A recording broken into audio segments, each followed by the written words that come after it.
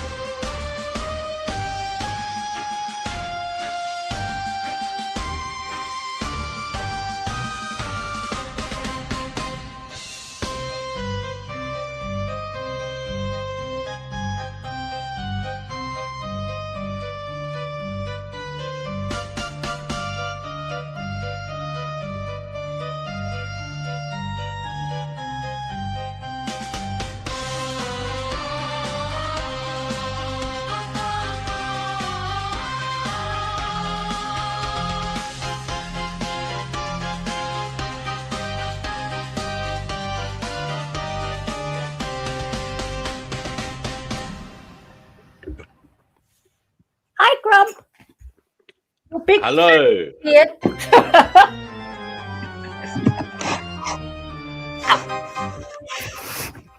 Hello. Welcome everybody to another Finding Gnosis show. We are trying to find out what is going on in this strange existence and what we should be doing here. Strange existence. I have with me Chickpea. Chickpea, you are the first person to click the link in the live chat. I know. You just popped what is it you'd like to say unto the world today? So no, you just popped up on my feed almost instantly. Well, it does come up fast.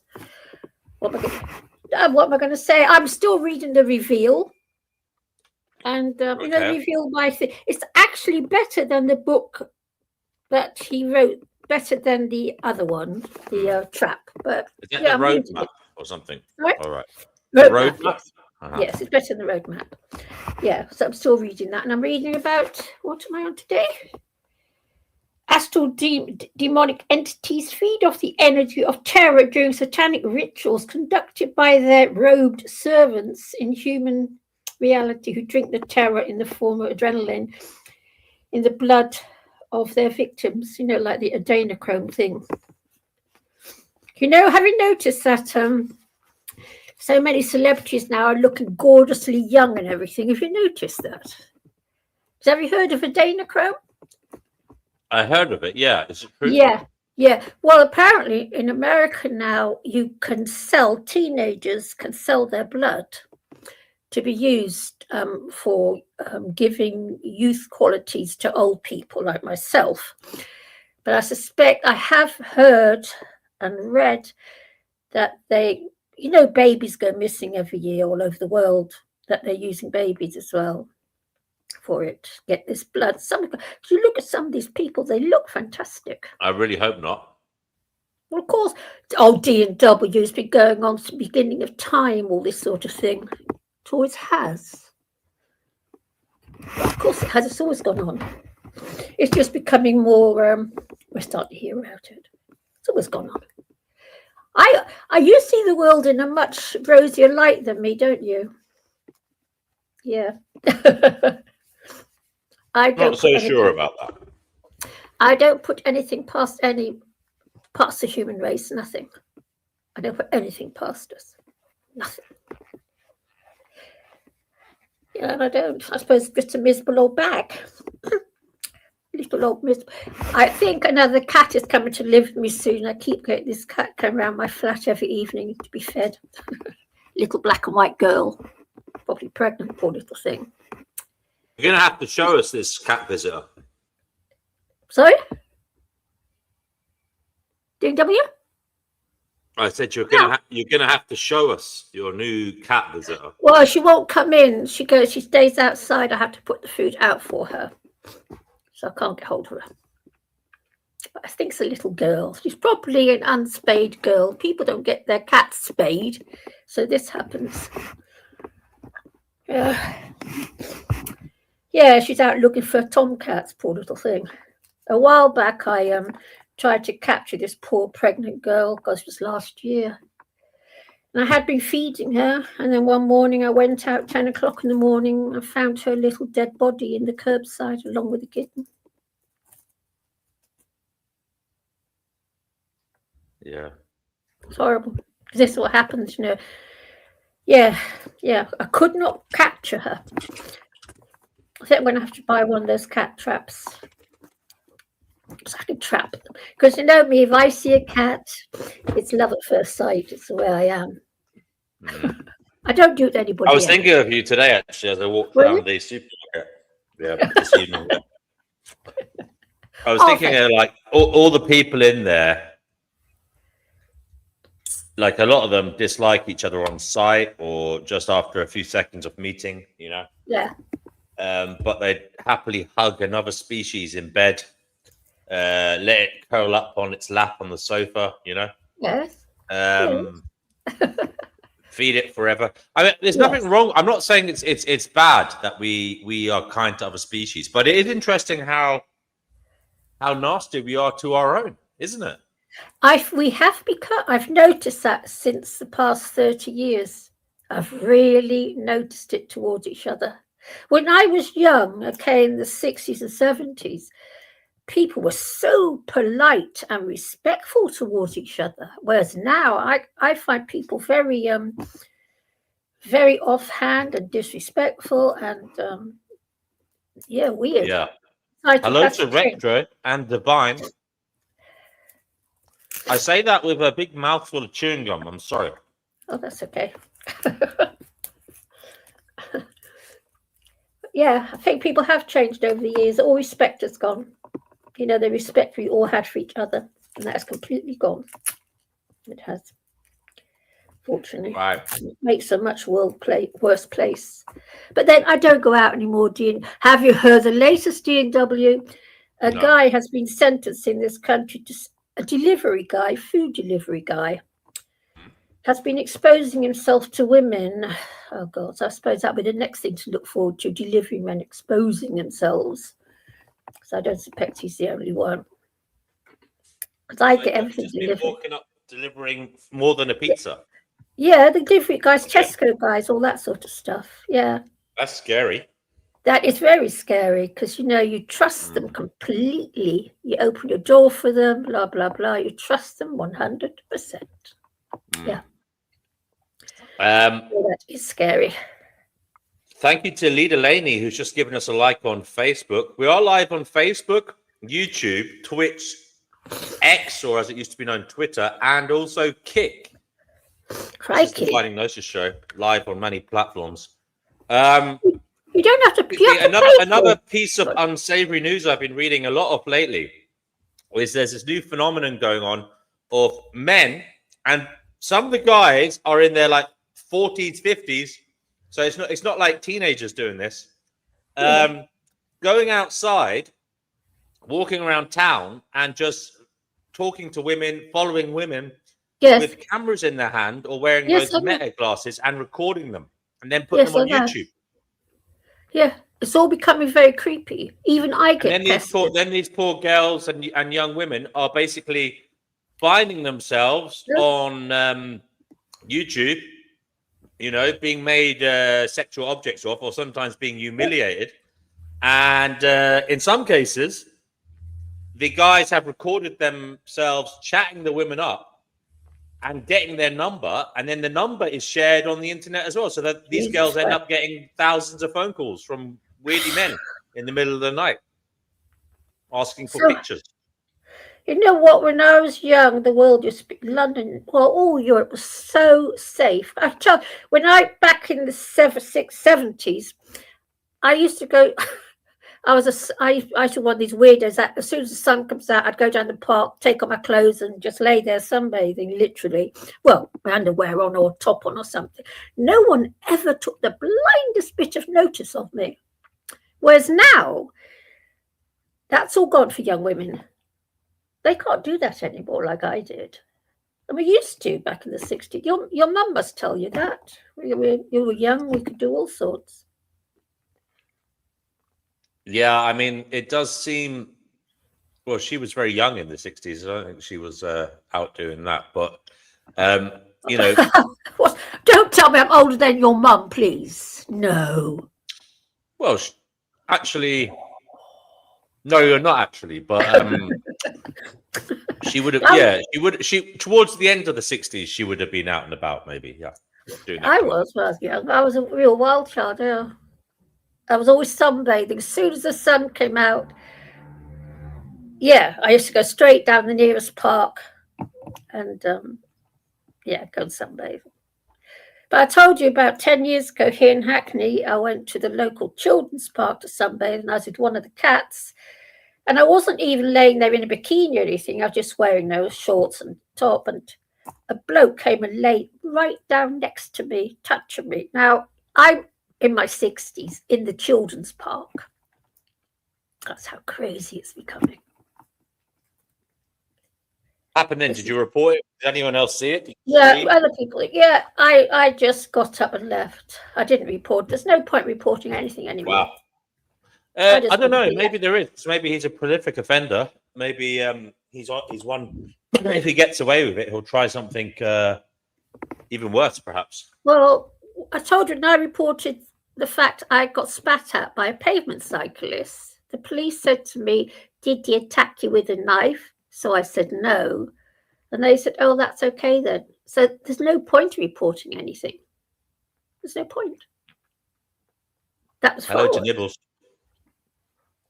I feel sorry. I feel really sorry for young women in this country now. I really feel for them, because I tell you something. Yeah, at least when I was young, I was free to have fun outside, and I made it was nice, actually. It was so safe.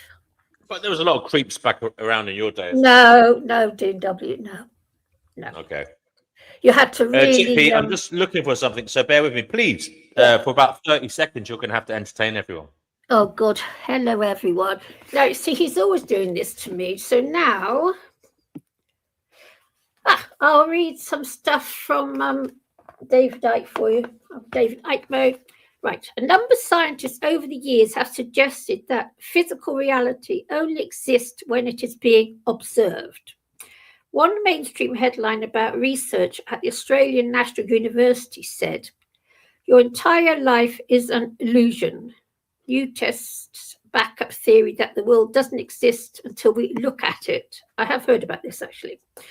This sounds utterly bizarre to the five-sense mind, but it is true. Take the example of a virtual reality game. What you experience through the headset or computer in each moment is only place. The game exists in that form. Elsewhere, it is a computer code, circuit, electricity, electronic magnet fields. Gosh, this is complicated. The game only exists as you perceive it when you are observing the part of the game, software program, that is being delivered to you by the headset, second by second.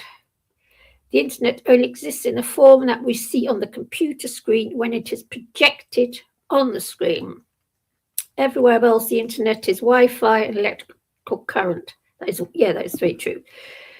Scientists who have postulated that experience reality only exists when we look at it have dubbed this the, quote, observer effect. It should really be called the decoder effect. The act of observation activates the decoding process of the five senses and the brain to transform waves or frequencies into electrical information, which the brain decodes into the digital holographic information that we experience as the outside world. It is not outside at all, it is inside the brain. What we make of that reality is decided by our perceptions of reality. I just see cats everywhere. We may all decode the same car passing by, but what we think of it will be different. I like it, I don't like it. The colour is horrible, I love the colour. God, W. Nobel physicist John Wheeler said that no phenomenon is a real phenomenon until it is observed, an observed phenomenon, or I would say a decoded phenomenon. Scientists, oh, you're back. Okay. I've been back. I've been letting you, rattle off that book you're reading. It seems to make you incredibly happy. Yeah, it's actually, I've had this book for ages. I just haven't read it, but I will be reading the review. It's actually, do you want a copy? Do you want me to buy you a copy? No, it's called The Roadmap, isn't it? The reveal. This is the reveal. This is one of its older ones. The roadmap. The roadmap's very complicated because I think I've missed a couple of his books in between, so I don't know what he's talking about. Whereas, because his books tend to go one book on the next, on the next, on the next, and so they build up almost, which is why I'm so stuck on that new one because I haven't read this one. But this one's. I've got a Bhagavad Gita here. It was handed to me some time ago. I went to the what do they call that Indian kind of celebration? Diwali? Yeah, is that we get it here where I live. Yeah. I went to that in Trafalgar Square this year, and it was quite fun actually. They're handing out these Bhagavad Gitas, as it is, books, and basically I've just opened it. It had some cellophane wrapping around it. So if you want, I can read a random page. I've never read this before, so if you want to pick a page between say 920 1 and 925. What, they gave you a whole book? Yes.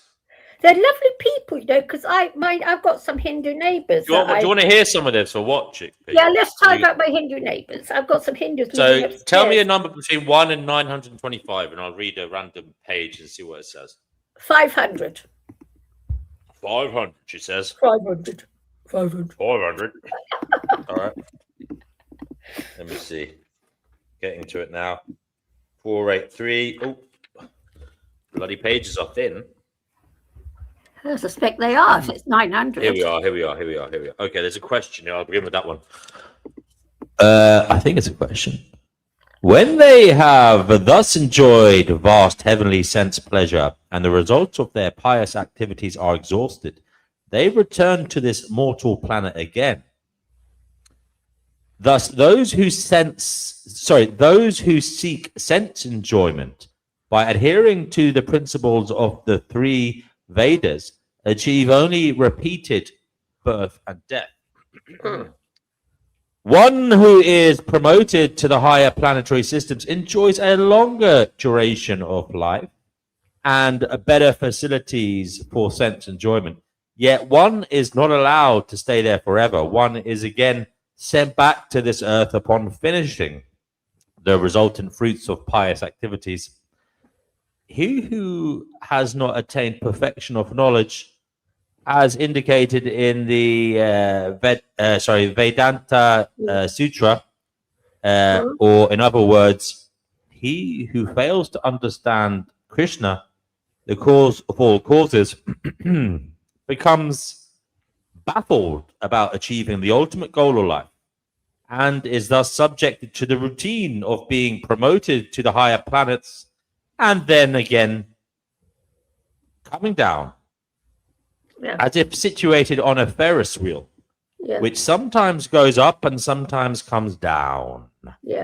The purport is that instead of being elevated to the spiritual world, from which there is no longer any possibility of coming down, one simply revolves in the cycle of birth and death on higher and lower planetary systems.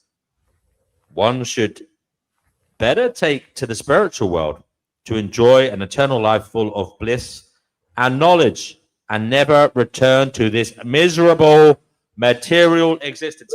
Chickpea, really what a page to pick. You picked that one.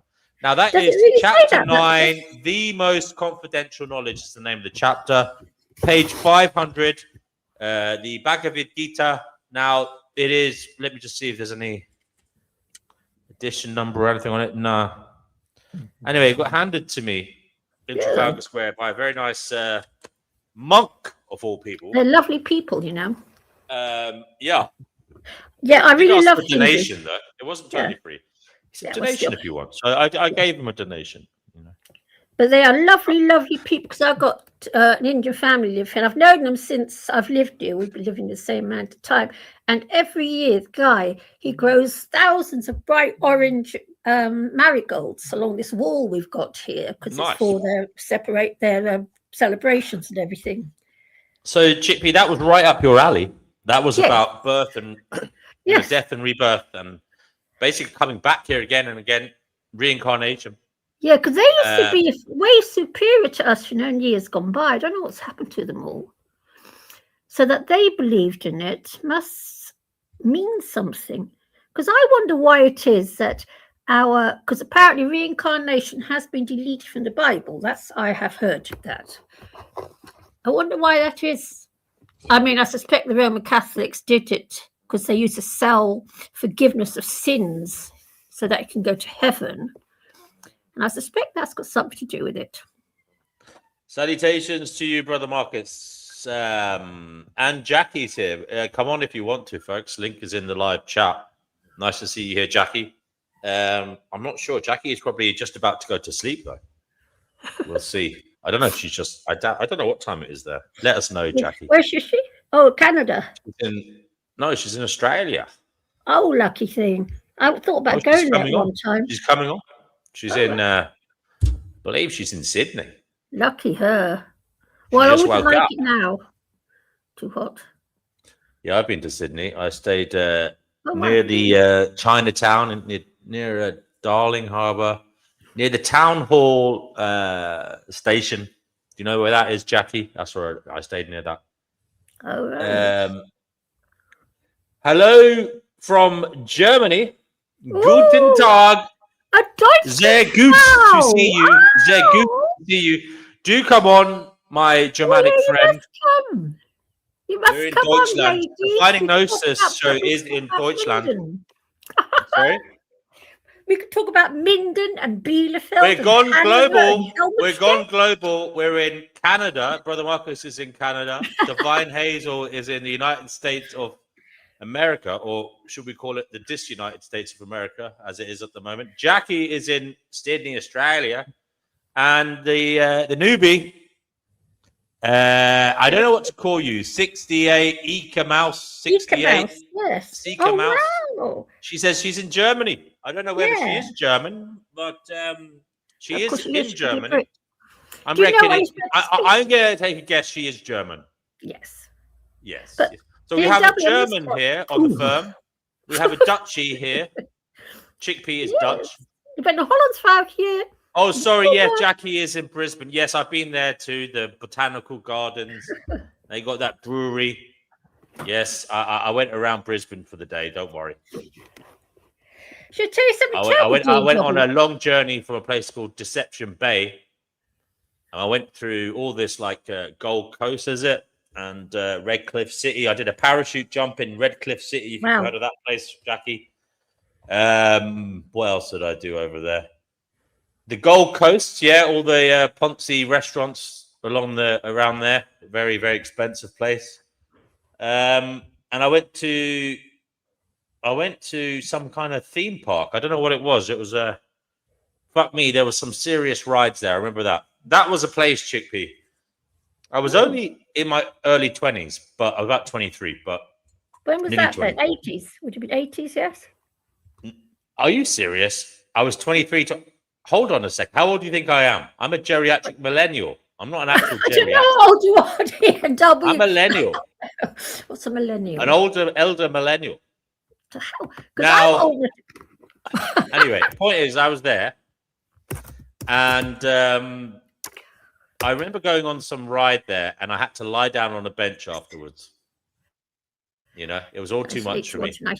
It was, if I remember rightly, it involved we were sitting in a row, and then suddenly, so basically there was a row of seats. We were all sitting together, tied into this thing, and then suddenly we were lifted up really, really, really fast, and we were dropped down really, really fast in a straight line, I must add.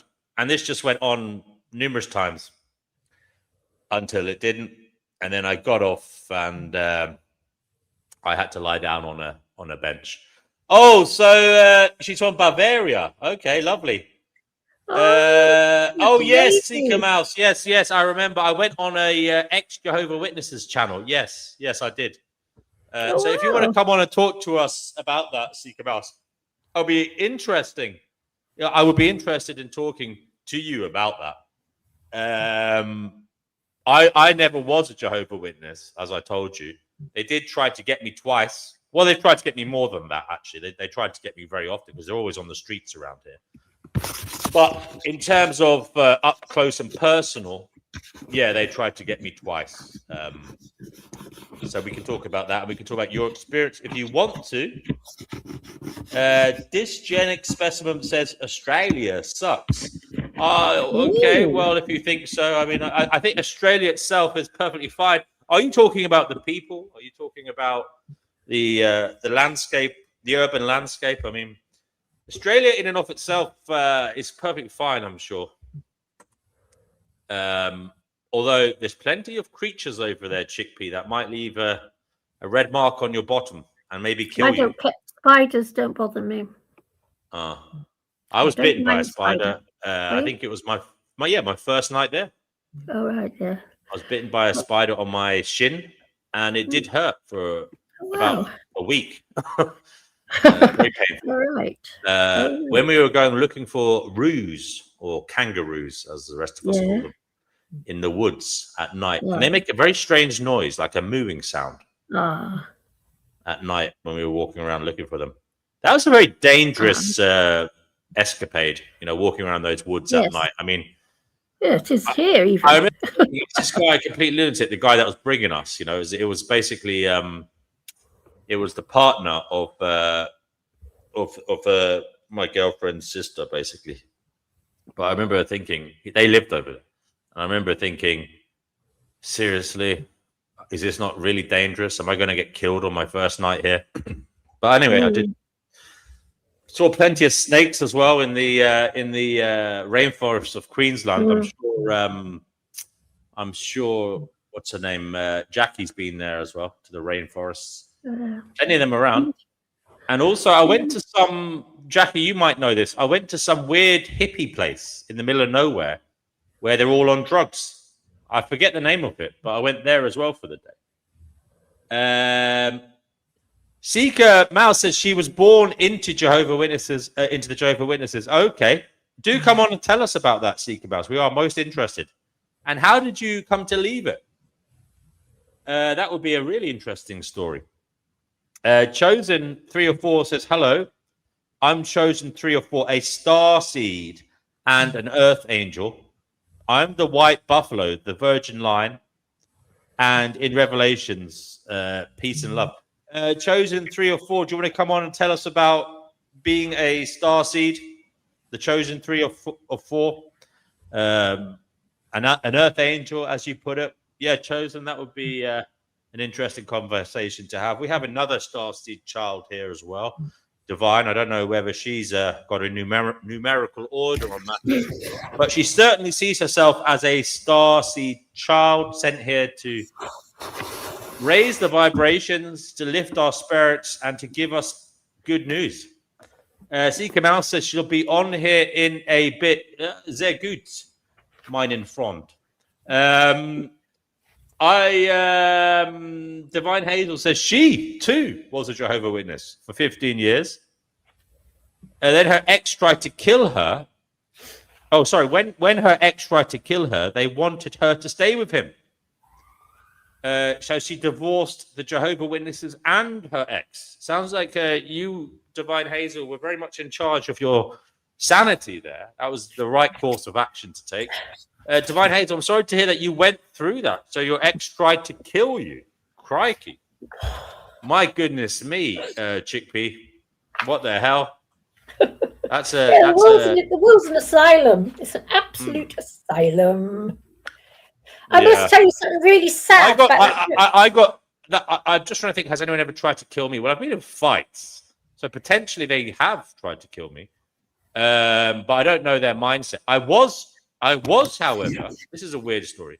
I was in the Cub Scouts. So they're the ones before the Scouts proper. So I don't know what age I was, like between 9 and, I don't know what age you are when you go to the Scouts. Maybe between 7 and 10 or something. I can't even remember. I was young.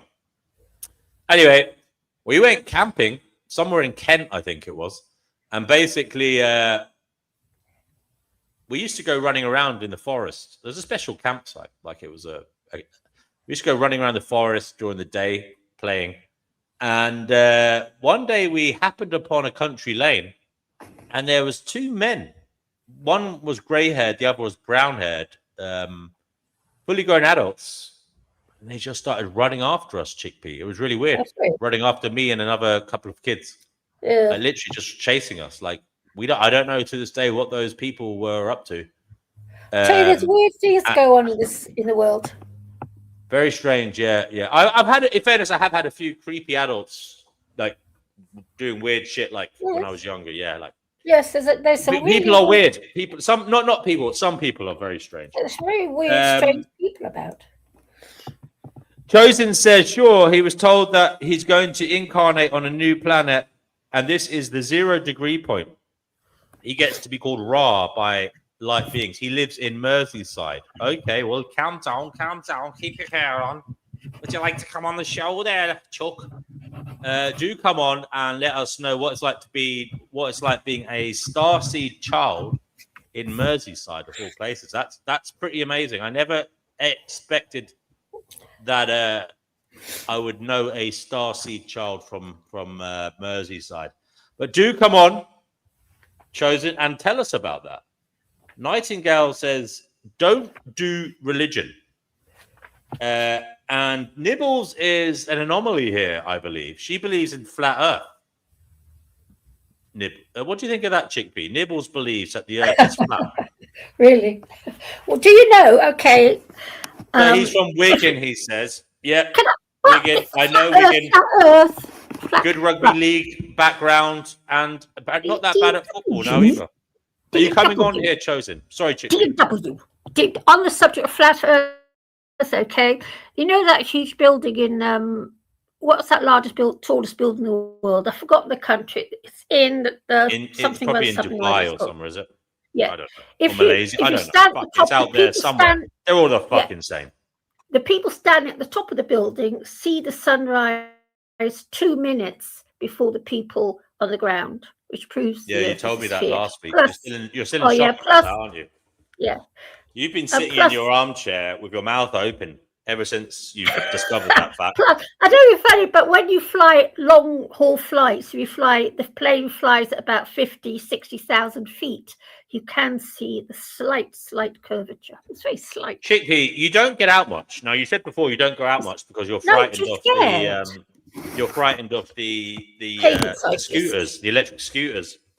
Yes, terrified. Yes, the Seeker Mouse, but the accounts are free, so it's simple to do. Seeker Mouse, you just go on to StreamYard, and I think you can even log in through YouTube or through Gmail or whatever you use. It's free. You don't have to pay anything. Don't worry. So, Chickpea, what was I going to say, Chickpea? Yeah. So you don't. Do you practice? Do you have an exercise regime at home? I used to when I was. You know what? Do you do a bit of step aerobics? Do you do maybe some armchair yoga? I don't know. I do the 20-minute dances that you do at home. You know, you get the 20-minute dance, the 1 mile dance, all this rubbish. No, I've been very lazy the past few years. I used to be very gymmy when I was young, and it still shows. The muscle is still there after all these years. Well, keep it up, darling. Well, you know, I know it's hard. It's very, very hard to stay motivated. I wish I could go out for a walk, but you know what? I've had so many close shaves with these pavement cyclists. I just daren't take the risk, because if I break a bone, that'll mean hospital. Oh, what about my 7 cats? Is it really that bad there? Wow. Yeah, pavement cycling is terrible. It is terrifying.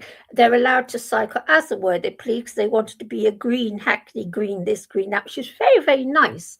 But it's being allowed on the pavements, which is not so nice. Okay. So yes, Chickpea, we're having people perhaps come on here today, talk about leaving religion. Is there anything you've been happy to have left behind you? What have I left behind me? Smoking and drinking. And you're happy to have left that behind, are you? Oh, God, yes.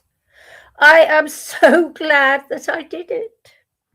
So glad. And I'm also glad that I had the foresight to be a vegan. I'm so glad. You remember the last drink you ever had?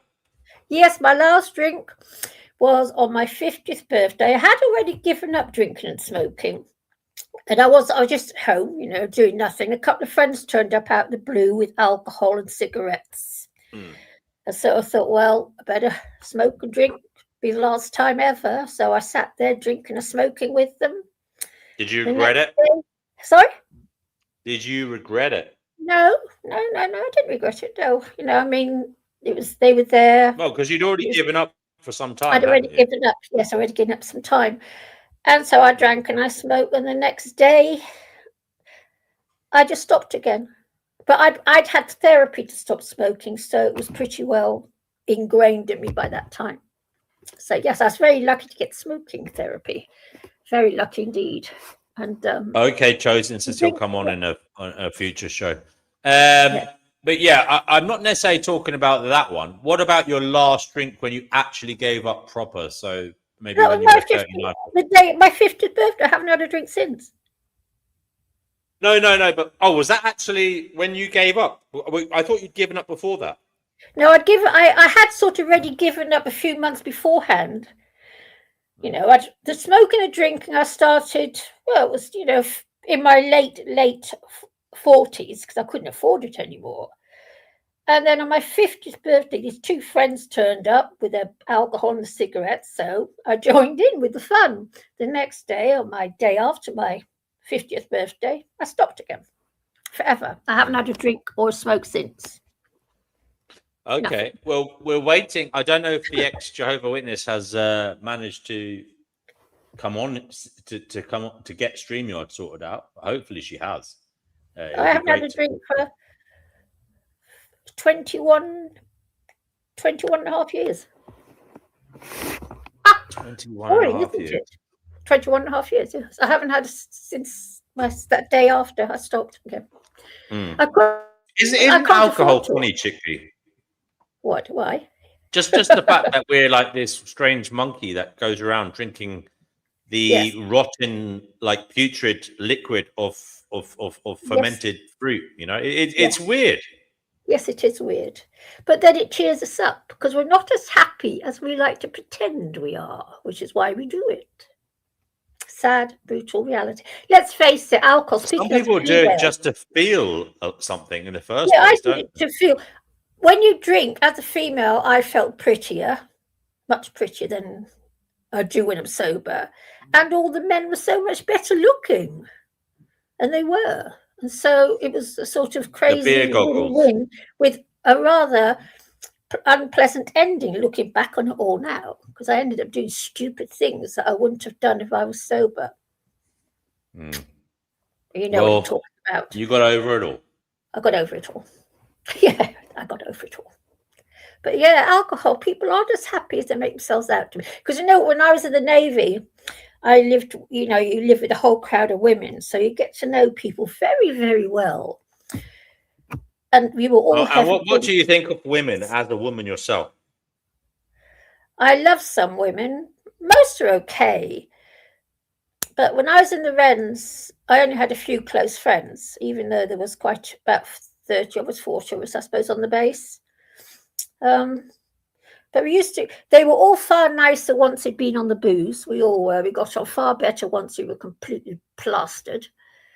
And we never fought like women do nowadays. Women seem to be so argumentative with each other. We never, ever had fights. I don't recall one fight with a Wren for the duration of that 3.5 years. Was there a lot of crying in the toilet, though? You know, women do that. Me crying in the toilets. I was the one crying in the toilet. I cry in toilets. Hello. D&W.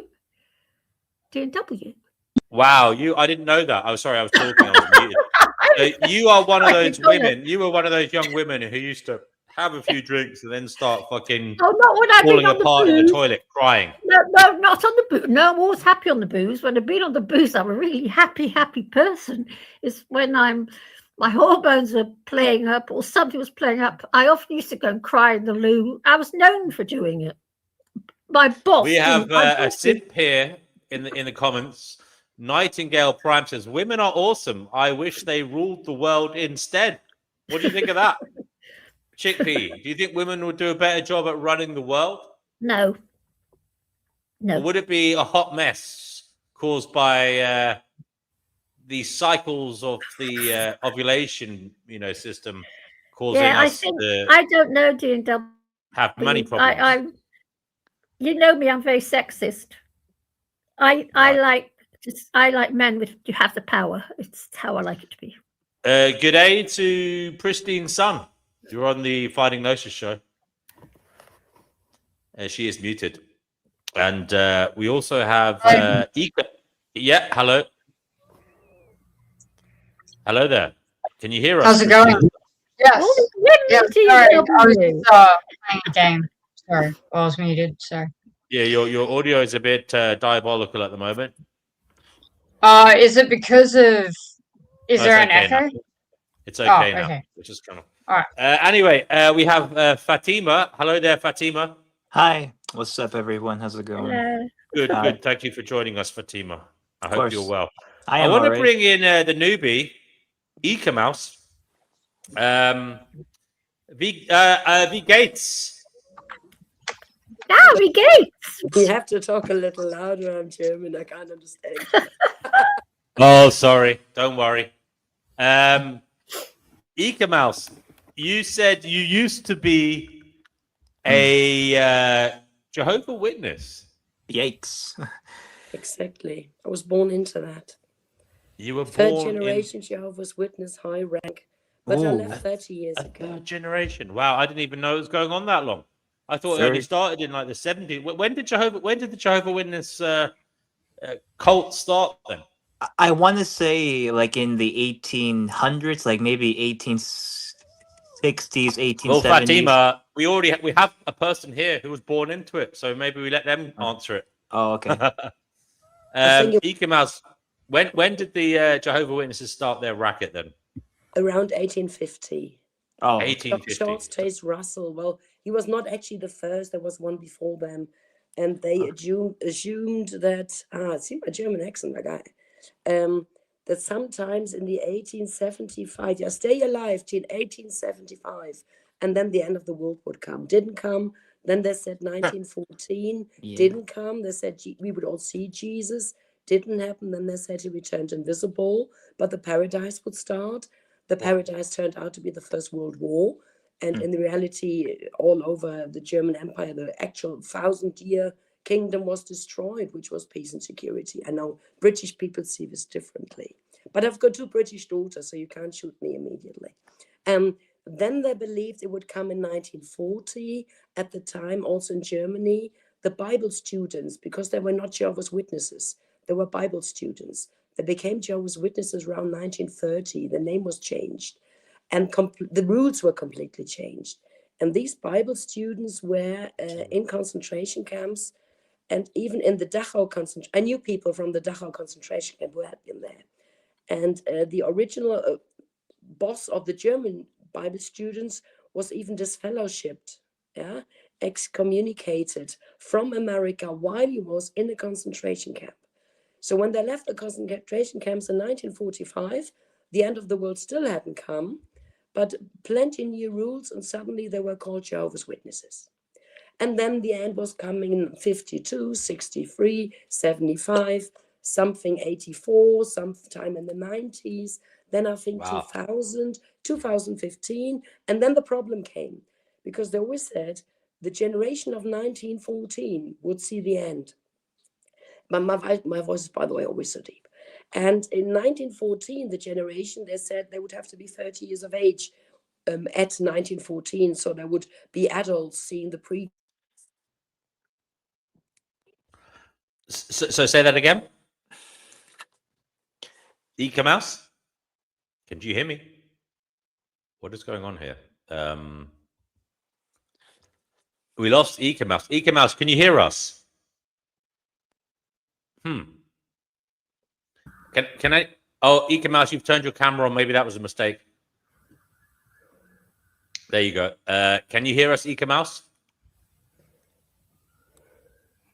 If you are having a problem, Ika Mouse, you can just come back, close and come back, darling. So you just close the tab and then open it again. Yeah. Is anybody else there? Can you hear me? I could hear you. Yeah, I can hear you just fine. I could always hear you doing W. Yeah, I think it's just her, like from her side of the end. Yeah. Fatima, were you raised religiously? Yeah, I was raised like you. I believe you said at one stream you were Catholic, right? I was raised for Roman Catholic. Yeah. Okay, cool. Oh, look, he's back. She's back, so we'll let Ika Mouse continue her story. So yeah, Ika Mouse, you were saying there became a problem because those who were alive in 1914 were meant to be the last generation, but they were still alive. And, they said you would have to be 30 years of age in 1914, and this generation would never die. And then that generation started dying. So they said, okay, 20 years of age, 10 years of age. Okay, you only have to be born in 1914. This generation will never die. And that generation, until 1935, every Bible student also was going to go to heaven. And then there became too many. So from 1935, they said only 144,000, Revelation, the 12 tribes of Israel, they would go to heaven. Every other one of them would be a second class. And these 140,000 were born from latest 1914, and it will happen before they die. And as per the Bible, you only become 70 to 80 years of age. So Armageddon had to come the latest in 1990. In the end, they said they can become 100, so it comes in 2015. But it didn't come in 2015 either. And now they've got a new rule. They call it an overlapping generation. It sounds completely crazy. It's Jehovah's Witnesses, not me. As long as somebody was born 1914, but you are born before this person died, so let's say 2010, then you could still become 100 years old for Armageddon to still be on time without a delay. And it's not German rubbish, it's actually American rubbish. Right. So Yeah, they seem to move the goalposts all the time. But Ika Mouse, you grew up. Well, tell me about growing up as Jehovah's Witness. What was it like? Were you scared? Were you happy? Was the world a terrifying place? Did you have a warm, fuzzy feeling because you thought you were one of the chosen people? Tell us what it was like growing up as a Jehovah's Witness. Quite honestly, if I told you everything that was going up, you'd probably have to close your channel, because all the things that you normally read on Telegram about pyramid people happens within Jehovah's Witnesses. So all the things we read about happening, what, sorry? Child abuse happens there, extreme violence on the side of the parents happens there. Oh, no. Wow. I experienced this as a child myself. Sorry to hear that. Damn. And then you can't go to the police because everything has to stay within the group. I mean, it's also with Mormons like that, as I heard. It's with most religions like that. Yeah. I'm really sorry to hear that. Yeah. And the other thing, violence is very strong. Just like the one woman wrote in the text, I can't read them now. I'm now concentrating on speaking English. But parents are very violent towards their children, and husbands towards their wives. Because the only reason you can divorce your husband is if he has sex with another woman and two people can prove it. Yeah? It's the same with child abuse. There always have to be two witnesses, otherwise it doesn't count. But I presume it's hard to prove that someone had sex with another woman, you know? Yeah, that's why they sneak after you. There are clear rules. If I was to visit you now and you close the door and we close the curtains, and for 2 hours we have the curtains closed, and two Jehovah's Witness elders are sitting outside watching us. They see the curtains have been closed for 2 hours. This means we had sex. Okay. So if you're quicker, if you do it in 10 minutes, it's okay. But we can't take all this time. If you and me are ever so tender and we take 2 hours time, they have us. So we'd all have to have quickies then. Well, half an hour would be fine. But 2 hours is the clear rule. That's it. Well, Chickpea doesn't even want to have sex, so we don't know what we're going to do with Chickpea. But Chickpea here, she hasn't had sex in 31 years, and she's incredibly happy about that. And I don't care. That's good. That's not true. I'm sad that I never found a man to love, and I never found that. That's what I feel very sad about, and I do, but I don't feel sad that it's turned out the way it has. It's all relative. It is. We'll go back to Ika Mouse then. Ika Mouse, I'm really sorry to hear about all that traumatic crap that happened to you. What about when you were going out into the big bad world? I don't know, when you left school, when you started like walking around town yourself and working, perhaps going to university. I don't know what you did. Meeting people. I'm sure people approached you as friends, or maybe they were trying to, ask you on a date or whatever, and they weren't Jehovah's Witnesses. What was it like as a young adult going out into the big bad world as a Jehovah's Witness? You had to protect your virginity. You had to make sure everybody was evil. Everybody is nasty. They tell you that the people in the world do all sorts of perverted things. And basically everything is there perverted. Even any other position than a normal position in sexuality. It's really extreme. But quite honestly, now you will all love me. With the British ones of you will love me for what I'm going to say now. I left Jehovah's Witnesses after I was forced into a marriage with a very violent husband. And 3 months later, I simply ran off. And my doctor said, people in Munich? No. What do you know people nowhere? I only know Jehovah's Witnesses. Well, I know people in Birmingham in England. They go to Birmingham. And so I was 20 years of age. I had my little car. I bought a guitar and went off to Birmingham. And I was completely afraid of the people outside Jehovah's Witnesses. Now, many British people are afraid of the Brummy people, But in Birmingham, I met so wonderful, loving, caring, beautiful, gorgeous people. It was ever such a nice time. And I loved it. And I loved the people there. Now comes the problem. I fell in love with a man who later turned out to be homosexual, which I didn't know at the time. And he wanted to become a Jehovah's Witness. And due to him, I returned to Jehovah's Witnesses.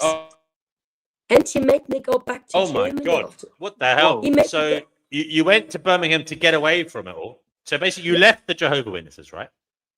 Yep. So you left the Jehovah's Witnesses. Then you met this guy who you fell in love with, but he turned out that he was a closeted homosexual. Oh, it's even And worse. then he said to you he wanted to be a Jehovah's Witness. No, it's even worse. I actually fell in love with another boy, as a Cambridge student guy living in Birmingham. He was always a bit posh. I fell in love with that guy, but he cheated on me too. So I left him, and then afterwards I met this next guy. But my big, huge love had also cheated on me. I was never really lucky with English men. They always cheat on pretty women. I don't know why. Or is it because they cheat on German women? That's why Don't worry, we are Eka Mouse. I'm sorry to say it, but I cheated on women before when I was younger. Oh, really? Oh, It is unfortunate. Some of us are sex addicts. Some of us do it because we're insecure. Some of us do it literally because a standing cock has no conscience, and some of us do it simply because we can. You know, there isn't any. It's no reflection on you, Eka Mouse, or any woman that's ever been cheated on. It is the man doing it literally because he wants to, and he's got an insatiable appetite that he can't control. It's nothing personal. You know what? I never stuck around long enough to be cheated on. Also, we are programmed to spread our seed, Eka Mouse, unfortunately. yeah, we are. And, you know, we can't throw them all into one bucket because biology doesn't want us to do that. So there you go, Eka Mouse. It's unfortunate, but Mother Nature's a bit of a bitch like that. Yeah. You know, she made us this way. What do you think, Eka Mouse? I don't really wish to comment on that. I mean, you're taking on this. Everybody can hear my comment for the rest of my life. No, anyhow. I hear you. So I hear you. me Birmingham husband then took a job in my hometown without asking me, signing a contract. And I just was highly pregnant with our first daughter. So we came back to my hometown where he also wanted to be a Jehovah's Witness. And we returned to Jehovah's Witnesses shortly, 2-3 years, where I gave birth to a second daughter. And in that process, I had to refuse a blood transfusion because you're not allowed to take blood. And in my case, it was so that I was basically bleeding to death. Well, apparently not. I'm still here.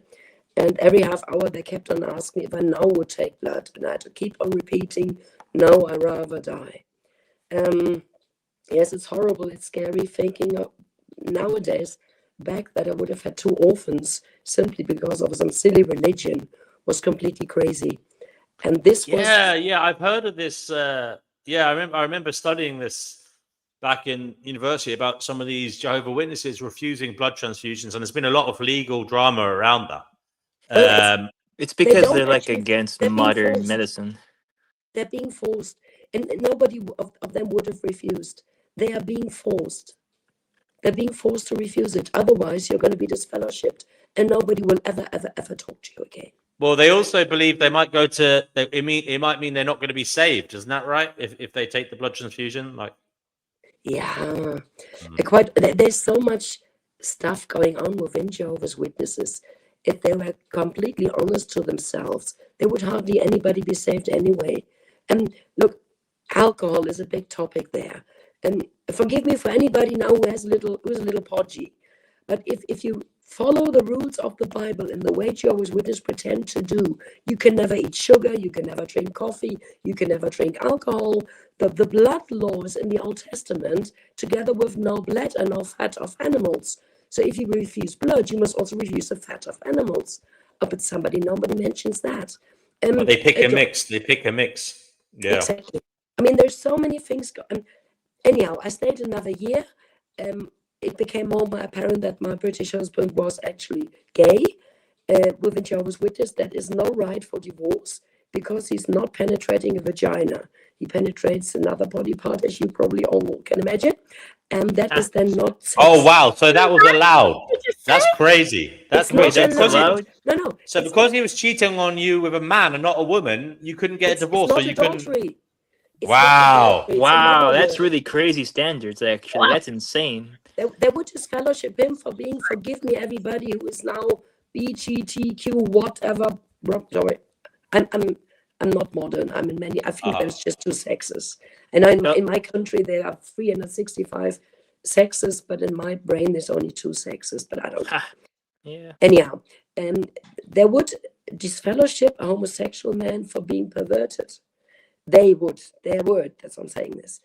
But it would still not be adultery because, in their opinion, it's not sexuality. Ika Mouse, is there any chance you could fix your audio slightly? It's coming out a little bit crackly, a little bit. Yeah, there are. It's not perfect. It's not perfectly clear, Ika Mouse. I don't know if you can fix that. I don't know. Can't hear me again. You know. Oh, we can hear you. We can hear you. It's just it's coming out a little crackly. Is that right, guys? Yeah, it's something a bit crackly. Yeah, that's a good way to like describe it. Yeah, like a bit like choppy. Yeah. I don't know. Are you? What type of a microphone are you using, Ika Mouse? I'm simply using my Apple tablet. Oh. Yeah, I don't know. Have you got a Bluetooth headset you could put on, perhaps, or something? Apple microphone. What do you call them? Does that have and the Apple headphones? Do they have a microphone? Oh yeah, they do. The Apple. Yeah. We'll let her sort them out. Mind you, I anyway have a Marlene Dietrich voice, as you can tell. Pristine's son, were you raised religiously?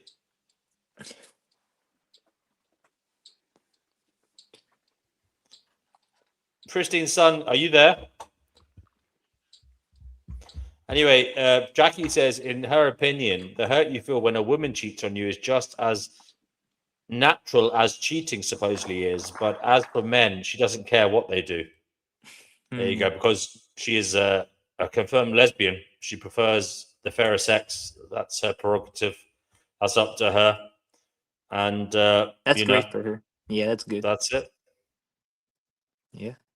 I could say all manner of things, but I've tried to avoid the stereotype of being a creepy man talking to lesbians and saying all manner of uncomfortable things. Yes, Ika Mouse, you are talking. Can you talk again? I'm making a test. Can you hear me? Yes, that's a bit better. Thank you. I'm going to turn up the microphone, though. I can turn up my end so we can hear it a little bit better. Well, the reason might be I'm living in the Bavarian Mountains on a 700-meter height. Oh. And very close to the Bavarian Mountains. Okay. Very close to the Czech border. So my internet is not the best here, and it's so cold and the air pressure is so low that in the winter I have a really deep voice.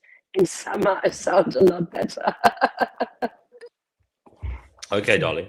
Well, you're doing fine. To be honest with you, it's not perfect, but it is what it is. We'll continue. We'll persevere. Ika Mouse, you went out into the big bad world. You met a gay who basically was shagging another Jehovah's Witness man, and you couldn't get a divorce from him because it was a man and not a woman. No, he was not shagging a Jehovah's Witness man.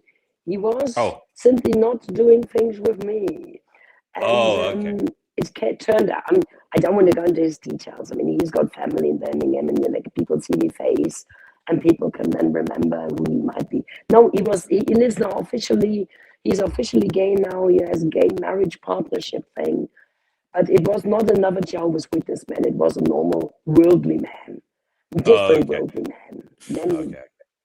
Nice. But he did try to become he was trying to become a Jehovah's Witness at this time, was he? Yeah, well, no, he studied with them their books, and he never stopped smoking. He never. Yeah. It takes a bit. What is it, Ika Mouse? Because you grew up in it, right? But obviously, you would have seen people coming and going like newbies who didn't grow up in it but came to it in adult life. What is it that attracted people to Jehovah's Witnesses, or was attracted a kind of strong word? Were they perhaps press ganged into it by the other Jehovah's Witnesses? Did they go out finding vulnerable people? Bring them in and indoctrinate people, former drug addicts, people freshly out of prison, women previously in a violent marriage, people whose children had just died in a car crash, people who had just suffered extreme scenarios, and usually on a very low social class and a very low educational level. Yeah, and suddenly they're told to buy a suit from Primark or Marks and Spencer's. No, far worse. They come to you, they clean your house for you, they babysit your children for you, They take you on a Sunday to go to the zoo. They pay the entrance. They do everything for you. Everything nobody has ever done before. They will clean your windows for you. And then they will bring you the dress. They will bring you the suit. They will bring you all these things. And they will treat you like a queen or like a king until you are baptized. And then they drop you. And then you got to pay the, what was it, 10% of your wages to them? It's not even the wages. And regarded as, I mean, you're a Gnostic group here. So you probably understand far more the psychology behind this. It's a time bank. They don't necessarily steal money. They steal the time. They steal your time where you could do good. Energy vampires. Exactly. Those are real. Did you, as a someone who's gone through life, you understand like the dark triad traits, psychopathy, narcissism, these types of things. Do you think you witnessed much of that in the leadership there? In the Jehovah's Witnesses? My father was the boss. My grandfather also was the boss. Yes, my two cousins of mine are in these Bethel things. Their printing shop, which is heavenly paradise for them. And yes, the narcissist. You've got two groups there: the narcissist and the victim, and you can choose. And at the same time, to become an elder, you have to be obedient, go from door to door, and be good in holding speeches. You can always tell a former Jehovah's Witness a very simple way. Low social class, usually very poor, but they can speak as if they'd been to Cambridge University. Yes, somebody's whispering your name. Okay. They can speak so fluently as if they've been, on stages all their life, but they usually are of a very low social class and very poor. Right. Interesting. And so is it kind of like a farming system in a way? They're farmed. They pick the good ones and they train them up and then they send them out into the world to get more people. Is that the way it goes? No, they pick the weak ones. They pick the weak ones so they can dominate them. Think of love scamming. Think of a pimp who picks his whore. He doesn't pick the strong ones. He picks the ones whom he can love scam and break and then put on the street for money. So literally, you take the broken people and you build them up into. You don't build them up. No. You keep them on a certain level where you can dominate them, steal their time, steal the little money they have, give the others the feeling we are becoming more. And now these people shall, from their Tupperware sales, now from their low social class, they have to bring further people into the group. Yeah, you said it's not for money, but it must be a big money earner for somebody. Yes, it's a lot of money, but the money the little people can give. I mean, I'm also a businesswoman. Yeah, I don't work anymore, but I've made my money. And quite honestly, I would not start a religion like Jehovah's Witnesses because there is too little money per person. But due to the amount of people, it's for them good money. But if you really think, like you and me, we would think, how can I make good money in 10 years?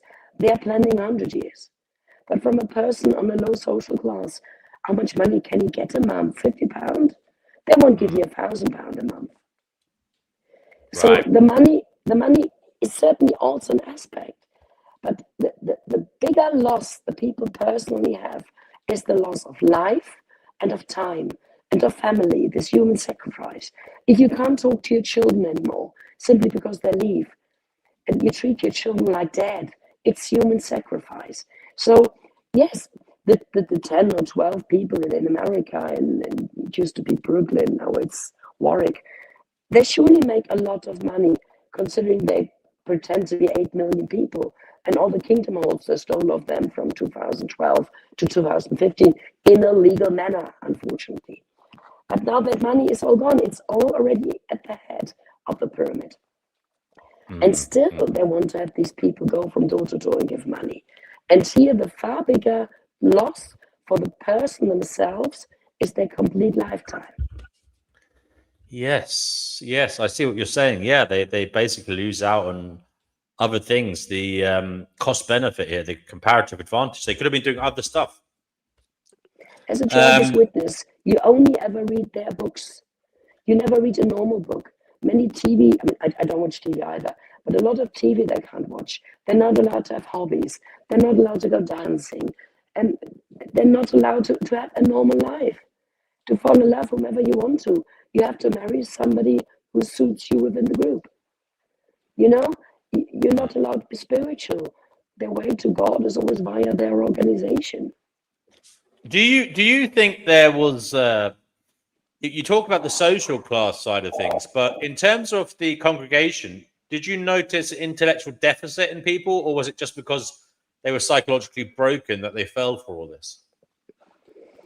And now they were dumb people. My father was a shop steward, car mechanic. My mother was nothing. My father already had a good profession, and I became a technical designer. It's not a draftswoman in Germany. It's a mixture between draftswoman and engineer technician, perhaps, and later secretary, and later I became a tutor, also taught at universities. I've made my way. I can quite clearly tell what went on there.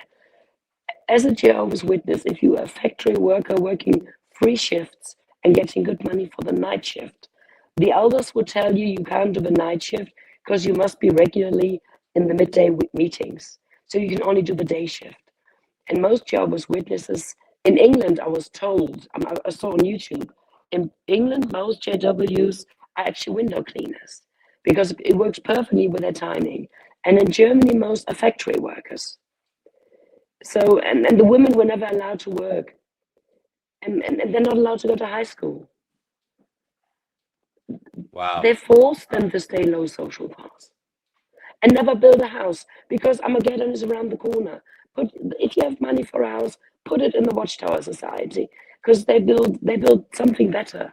But Armageddon is around the corner. When you go from door to door, you can pick a house. You can pick from the people who don't want to listen to you because they will die in Armageddon. Pick one of their houses, and that you can have then after Armageddon. Yeah, interesting. So going to the beliefs of Jehovah's Witnesses, I mean, I heard they broadened the net. It's not, they don't talk about the 144,000 or whatever it is anymore, do they? Or is it still that number that are going to be saved? Do you know? It's still a number, but new people can come in. New people can say that since I think 2012. I left 30 years ago. I researched all this. I mean, not what happened recently. But whenever somebody suddenly, we come to that point in a second. When somebody says I belong to the 144,000, there was a Watchtower article saying people who now suddenly believe they belong probably are mentally insane because they don't want the number to fill up again. And originally, the 140,000 were the spokesman of God on earth, and the governing body, 10, 12 people, since 1996, the governing body was installed. Yes. And they would then be the channeling the others. They were the channels. Yeah. And then later now they say, no, it's just the 12 people or 10 people. And the others have nothing to say anymore because they should actually be dead.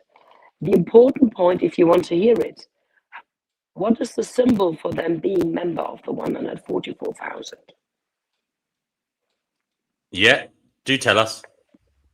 Once a year, on the Easter time, when there is the Laubhüttenfest, how do you call it in English? It's the and the feast. The Jewish people celebrate the having been freed out of Egypt. And not just the Pesach, which is being celebrated every Friday night, but on this special full moon, when Christians have Easter celebration, the full moon before Easter, Pesach, as a Pesach. I only know the Jewish word, I don't know the English word for how you say it. It's when they break the wine and when they... Is it the Passover? I don't know. Exactly, the Passover. When they break the bread and drink the wine. The Jehovah's Witnesses celebrate that, not at Easter like Christians, but on the full moon like Jewish people. But here everybody sits in a row and they celebrate it now like Satanists do. From the front, there's a 1-hour speech that Jesus said, do this in remembrance of me, drink my blood, it represents my blood, drink it represents my flesh, eat it, I've died for your sins. And then they say, but we do not do this, only the 144,000, and they have long been chosen. And then they pass the wine through all the rows of 100 people, everybody touches it, and everybody passes it on. Just like the Satanists, no, I'm not taking Jesus' wine, blood. No, I'm not taking Jesus' flesh. And then it goes through, everybody has refused it, and then the ceremony is over. And if you were belonging to the 144,000, you would now drink and eat. But all the others do this big memorial to make a big show that they refuse the sacrifice of Jesus. Can I ask something, Eek? Can I ask you something about the 144,000? Because I've had lots of rows with this over people. Because my Bible says quite clearly that the 144,000 are the 12 Jewish tribes. That's what my Bible says. And it even gives all the names of those tribes. And it makes me die when I hear people in America say we're going to be raptured. Now, you're talking about the 144,000 as well. How people... It says quite clearly what is going to happen. People make it up to suit themselves, don't they? Well, I have a German Bible. Now, what do you think a German Bible says about the 144,000? It says, my oldest Bible is 1700. Yeah. The 12 tribes of Israel, 12,000 yes, of each of these tribes yes. of Israel. Tribe yes. Benjamin, Judah, each yes. one, David, everyone. And all the tribes, 12,000 of each. Yes. There is no doubt about this. There are certainly movements that are saying the tribes of Israel were actually tribes in mid-earth, you know, in Midgard, and it wasn't really, not really in Israel. There are all these movements. But one thing is clear. It is 12 tribes of some original culture, and not people from America or somewhere. Yeah, they all come up with this stuff, don't they? I have this discussion so often. Because Russell said they are the 144,000. And Rutherford noticed in 1935, oh shit, we are too many, the number is full. I have to invent something new. And then he invented the new great crowd, because the number was full. You can always invent something. Yeah, it's interesting though how I've noticed that people in the world, the Christians, Catholics, everything, Twitter and Twitter about this rapture thing. And I think to myself, no. It says quite clearly who those 144,000 people are. And it's not you, sweetie, you know. And it amazes me how they all are. They believed in the rapture in 1925. There was a group of Jehovah's Witnesses in America who were actually wearing white clothes and waiting to be raptured. Yeah, I know. You hear about this. I tell you one thing. I unfortunately know the Bible by heart. Yeah, I know the Bible so much. This happened again recently. They were all moaning about it. Sorry? I know the Bible so much by heart that when I left in the 90s, I did not touch my Bible for more than 10 years, and I still knew it by heart. Wow. I know quite a lot. On the funeral of my father, I went to their Kingdom Hall for the first time, and whenever that said a Bible verse at the front, my Bible quite opened itself automatically, always on the right page. It was scary. So, since I unfortunately know the Bible by heart, I can tell you one thing. The word rapture is not to be found in the Bible. The only thing they're mentioning, Jesus, I don't quite know where, Jesus says somewhere in Matthew, the house of my father has many chambers. Another translation says, the temple of my father has many rooms. And others say the heart of my father has many chambers. Yes, it's all different things. Yeah. But nothing says there is a skyscraper in heaven, and at some stage anybody says, "God, you beam me up," and it's rubbish. You know? Yeah, they come out. They come out. All this weird stuff, people. It's incredible. If anything, so, sorry, go ahead, Ika Mouse. Sorry. You're agnostics here, I believe. At least you mentioned that on the JW channel, that you're agnostic host. Yeah, we're not agnostic. We're Gnostics. Well, she's Gnostic, I'm agnostic. But anyway. Oh, you're agnostic. I'm agnostic. Okay, my opinion is, if you look at the Bible precisely, it's the same with Lazarus when Jesus resurrected him after 3 days. And it's the same with Jesus himself. If you really look at the Bible, if you delete your brain, delete your programming, and read the Bible, different version, not just King James. Have 2 or 3 different Bibles of different times. And whenever you read a Bible verse, read it in these 3 different Bibles. And if you're even more clever, then nowadays apps you can find where you find the original text in the possible translation. And then you will find that Jesus never in the New Testament called God Jehovah. Never. He always said, my Father. He even said, forget the Old Testament, I'm the fulfillment. Forget the Mosaic law. The new law is love. And the Mosaic law was always kill each other. Yeah. Eye by eye, tooth by tooth. Jesus then said, he died 3 days, then he got resurrected.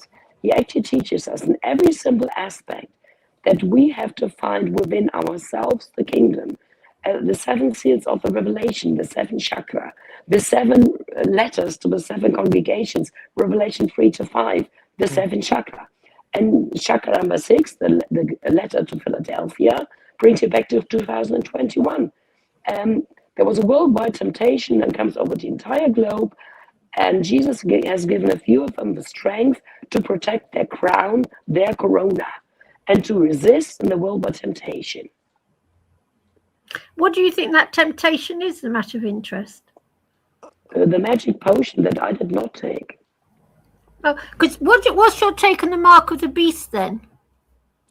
I mean, that's the Gnostics say 666 is simply the number of imperfection. Because I believe 666 is a barcode, basically. I've done binary. I know all about binary, and computers work on 1-0, 1-0. That's all they work on. That's what you give computer work. Then the computer then thingies it. I could give you a lecture on this. There are 10 different possibilities. No, I can't tell you. I'll tell you something. Like the barcode in binary, those 2 thick lines are 6s. I've done binary, so I know it's maths basically, and computers are operated on maths. And no one sees it because the corporation, they keep saying about this, this Antichrist being is going to come up.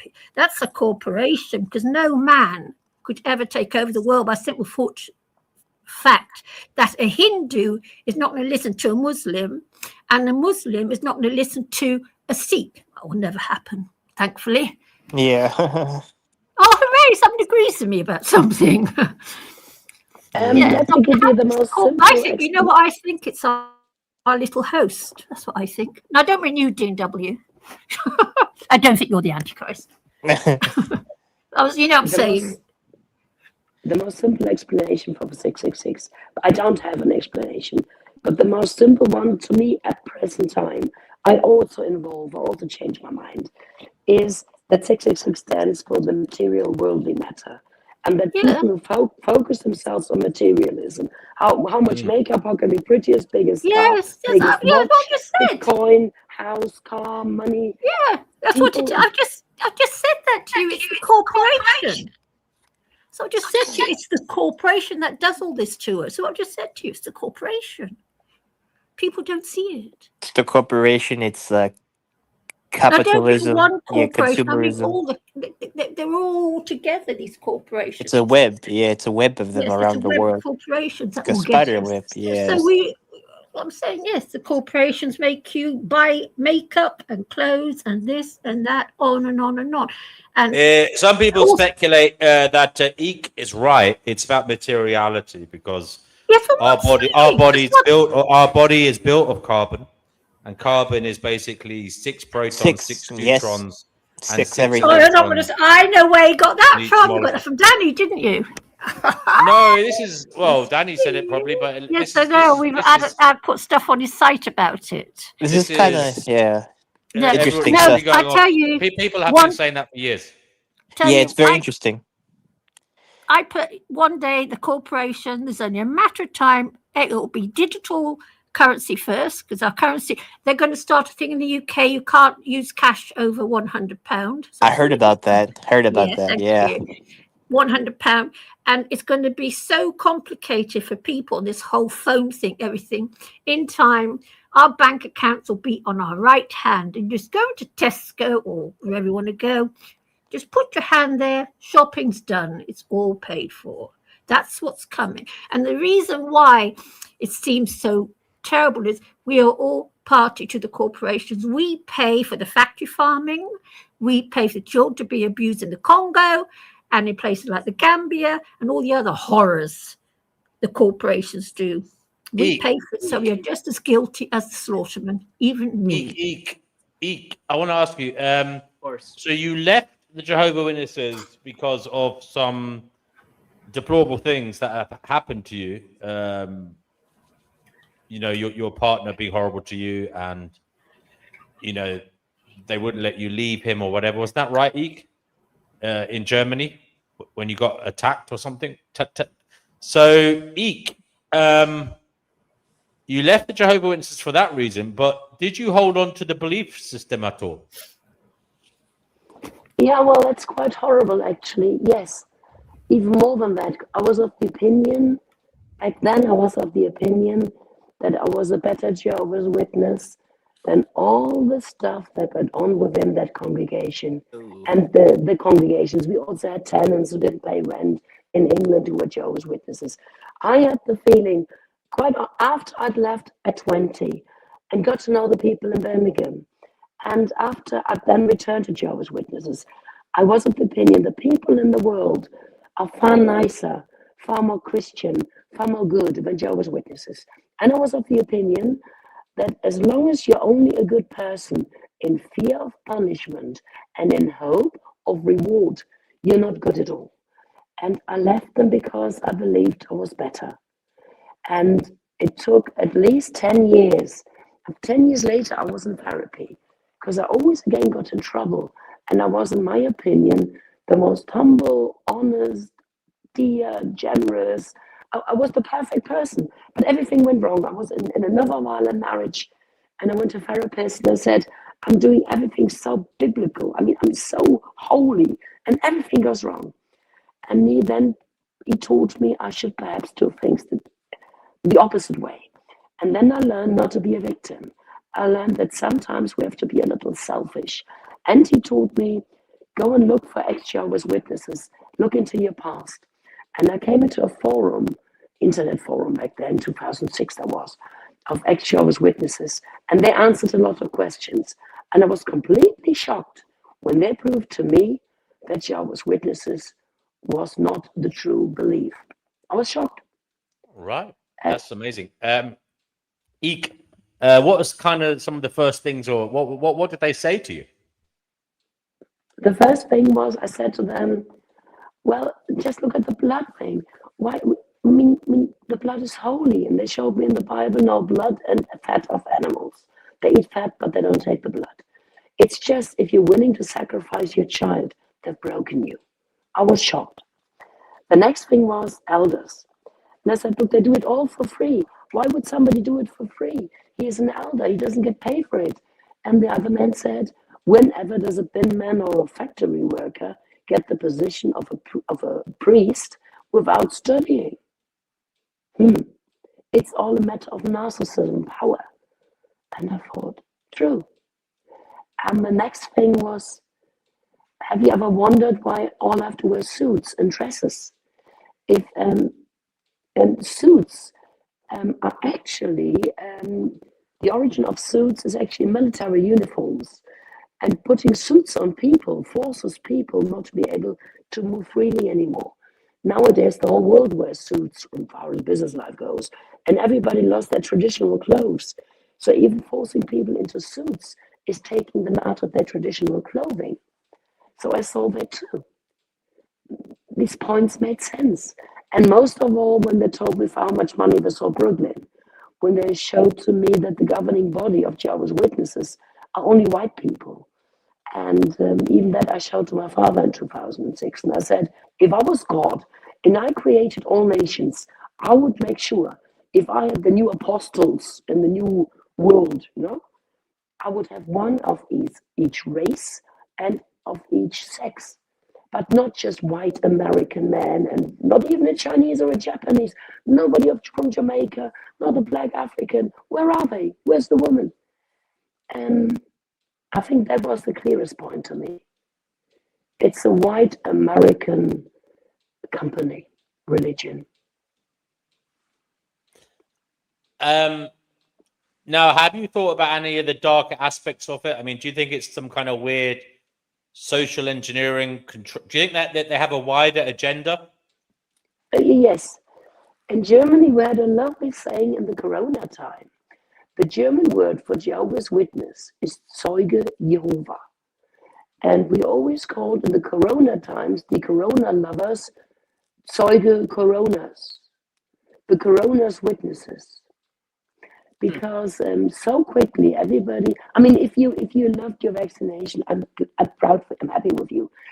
You know, everybody can do what he wants. Everybody can do as he pleases. Even if you have a chip under your arm, I don't care. But it seems in every aspect. The first time I heard of Schwab and WEF, World Economic Forum, the New World Order. I said, have you had New World Order and Jehovah's Witnesses? The new system, yes, Jehovah's Witnesses. You will own nothing and be happy. It's Jehovah's Witnesses. And the first moments, I thought, cool, the WEF is making the paradise of Jehovah's Witnesses. We're saved. And stop, Mickey Mouse. That's programming. I think it's the other way around. They were the test ball. They were the guinea pigs. They were the guinea pig group. How far can you go? Because what happened during the worldwide pandemic, the Jehovah's Witnesses were told to take the magic potion first and set an example for the rest of the world. Whereas many ex-Jehovah's Witnesses I know, we all refused because we thought that was the big worldwide temptation. Funny. Right. Eek, it's interesting because you seem to have retained some kind of religiosity. You are a believer in Christianity, mainstream Christianity. Is that right? Are you a believer in Jesus and I'll tell you, I used to say I was an agnostic like you. And then I was teaching English to notaries, and they were very bright gentlemen. And the notary said to me, do you know what agnostic means? And I said, yes, that I know there might be something, but I don't know exactly what it is. And he said, no. He said, agnostic actually means you know there is a God, but you refuse to believe in him. Okay, then I'm not an agnostic. I am a searcher. I'm still searching for the divinity, for the reason of life, for the creator, and at the same time, he, she, it, they have long found me, and they won't let go. But I still have quite not understood who they are. I've always so basically, you're a seeker, is how you would describe yourself, right? Call me whatever fits. I don't care. Call me Fatima. Okay, well, the main point is you didn't become a Lutheran, you didn't become a Calvinist, you didn't become a Catholic. You kind of you've walked your own path in terms of spirituality. I've got 3 sentences that describe my religion. I've invented them myself. Every selfless act of human kindness changes the world forever. So try every day one selfless act, and even if you pick up a worm on the rain from the asphalt and put it on the soil, yeah. Every smile you give a person changes the life of this person, and it starts a chain reaction. Point 2. Don't wait for paradise. Build your own paradise right now. And if it's just 1 square meter of paradise, if we all started now, we would long live in a paradise. And the third one is, don't wait for a miracle. Be the miracle. That's me. That's quite beautiful, Ika Mouse. So the miracle is basically being the person you wish others would be, is it? Yes. Create the world in which we want to live. If we all did that. I mean, for instance, everybody has a little bit something saved. But we would not have to have anything saved if we knew that in case of need, we could give each other. We could always give so freely. There is enough land for everyone. I throw so many apples away in summer from my apple tree because there's not enough people who can eat them. But I could do with cherries. Who has the cherry tree? Life would be so easy, but they shorten everything. They always make us needy. And because we're needy, we can't be generous. But the world could be a dream. I mean, I can tell Catherine you says, something. Eka Mouse, that was beautiful. Do you know? Sorry. I want to go for a cigarette, and the cigarette is downstairs in the cellar, and there I don't have internet, so I'll be gone for a few minutes in a minute anyway. Enjoy your cigarette, lucky your lady. cigarette. I want Shall one. I tell you a little German history that you probably won't like? It's from the before 1900, 1890 approximately. Okay, you can tell us after your cigarette then, yeah? We'll look forward to Okay. that. Interesting. Enjoy. I want one. I want. No, you don't, Chickpea. For the Hey record. guys, the link is in the live chat. Do come on. Divine says she used to be Jehovah's Witness. Why doesn't she come on and tell us her experience? Yeah.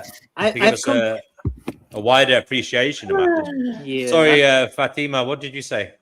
Oh yeah, I was gonna say just a couple of things. One thing I've noticed by a lot of like ex-Jehovah people, they turn out to be some of the more like open-minded individuals after leaving such a very strict way of life. Like they turn out like the complete opposite, when they grew up in JW. Because JW to me, based on how a lot of people describe it, it's a cult almost. It's almost on like the threshold of being a cult. So it's like a near universal thing to me that whenever I hear like an ex JW talk, they are like the exact opposite who they were. It's almost like they did a complete 180. It's almost like they rebelled against their past selves, which I find interesting. Yeah, what comes to mind is maybe we can rebel too much and be too open-minded. Oh, what? What'd you say? What I'm saying is, if you come from a very cloistered upbringing where you've been shielded maybe too much from the world, and you've been indoctrinated with some kind of dogmatic system, maybe if you do rebel against that, you can go too far the other way. You can become too open-minded. Yeah, of course. Yeah. So I think that can possibly happen. Like, and I've seen that a lot. People feel liberated when they leave, very, let's just say suffocating family systems. Yeah. And maybe they go too far in the other direction. So, of course, absolutely. How does one keep one's feet on the ground when you walk away? Oh, well, it's simple. You just follow what the master, the Buddha said. You just have to find the middle path, the right path, That's that's like a good template in my opinion, What does that entail? What that entail is that like it's okay to enjoy the finer things in life, but just don't overindulge yourself, but also don't like deprive yourself from those things, because the Buddha, after leaving at 29 years old from his fortress, right, he saw sickness, death, and suffering. He tried to be a very strict ascetic, and he starved himself. He almost died until he realized, I need to find like some type of medium, to balance out, and he did. By listening to a instrument player trying to tune his instrument, and you know how the tuning of the instrument goes. It's like if it's too hard, the string, it won't make a sound. If it's too slack, it's gonna be wobbly. And I think he took that as like a good like analogy and metaphor. But at the end of the day, like you shouldn't like cripple yourself just because you grew up in a very suffocating environment. But also you should have some like a common sense and not do anything that's gonna like cause more problems for you in the future. But I think that's your kind of philosophical outlook now. Do you have a spiritual outlook at the moment? Oh yeah, I was gonna say that kind of, but like it's more about like life itself. Like I don't pray to a god. I would consider myself, I'm not sure if you heard of these words. I consider myself an apatheist, which means that I don't care about the question if God is real or not. But what I do care about is how do I address things in my surroundings, if you know what I mean. Like so like if I find some new a concept that helps me, whether secular or spiritual, and if it helps me out for the time being, then I will incorporate it into my life. Yeah, and if it stays, it stays, and if it's outlived its use, then it will be be like, you know, like not like front away, but it will stay in the background for now. Yeah. I'm a very pragmatic kind of person, you know. I would say my spirituality is more pragmatic and more about action than like just thinking about it, if you know what I mean. Right. Okay. Panelists, do any of you want to share any of your experiences with perhaps Jehovah's Witnesses trying to recruit you? I mean, have you ever been approached by Jehovah's Witnesses? Have they ever tried to steal you once I did once. They once knocked at my door saying that, hey, do you know a Jesus? I'm like, yeah, but like I don't need you to like tell me about him because I already know him, you know. Because this was back when I was Roman Catholic. I stopped being Catholic when I was 14 or 15. I was 12 years old when they came to my door. Yeah, and I opened the door and I was like, oh no, I don't need that. I already have my own God, you know. And so I just like, you know, and you know, that was about it. Yeah, they usually go like door to door. They're kind of like the Mormons. The Mormons do the exact same thing. They go door to door. I still see I still see the Mormons like walk everywhere in my area. They have like their white shirts, their ties, and their black shoes and black pants. Yeah, they're everywhere. Yeah. Yeah, when I was little, I used to invite them in because I was. Oh, really? Yeah, when I was a little girl, because I was a religious minded when I was young. Oh, and interesting. we were living in Germany, and we used to get the Jehovah's Witnesses, Germans mostly, come to the door, and I used to let them in. My mum didn't mind, you know, because she knew I was a religious freak anyway. And they used to leave books for me, all different little Jehovah's Witnesses. But they gave me one called Paradise Lost and Paradise Regained, a big orange book. It was very nice. If it hadn't been for my parents not allowing it, I would have probably joined because I was such a religious little thing when I was young. I used to go to Sunday school on my own accord. No one had to send me to Sunday school. I went. I used to go to church on my own accord. All sorts of little things when I was little. Yeah, it was weird. But my parents are non-believers. Chippy, did you ever think of becoming a nun? Yes, I did actually. Oh yeah, cool. Yeah, nuns. Yeah. Tell us about that. Tell us about those thoughts. I toyed with that idea. Yeah, I toyed the idea of becoming a nun. What made me decide not to become? I can't remember what. What age were you when you thought about that? And did you think about it? Girl, 10 years old. Yeah, when I was a little girl, I thought about it. I think when I was 14, I started smoking and drinking. I was very young when I started the smoking thing and drink. And of course, nuns can't drink and smoke. So that put the end to that. But yeah, I toyed the idea. I also toyed the idea of being a priest. But it says in the Bible, women are not supposed to speak in the church. It's something that religious organizations seem to totally override. Yeah, they do. Says thank you. Women aren't supposed to speak in church. And because I'm a believer, I could have been, because I've got the A level. If I'd gone further, I could have been a priest. Yeah, I suppose. But Pristine son, you're very quiet. She's muted, but she might come back and talk to us. But TW talk. Sorry, I need to talk to you about this. This whole thing with the 6 thingies in the prisms of human something or others, because I know Danny was talking about this the other day. Now, the whole 666 is computer code. It's all 010101. That's how computers work. That's the binary code. Sorry? But it's binary.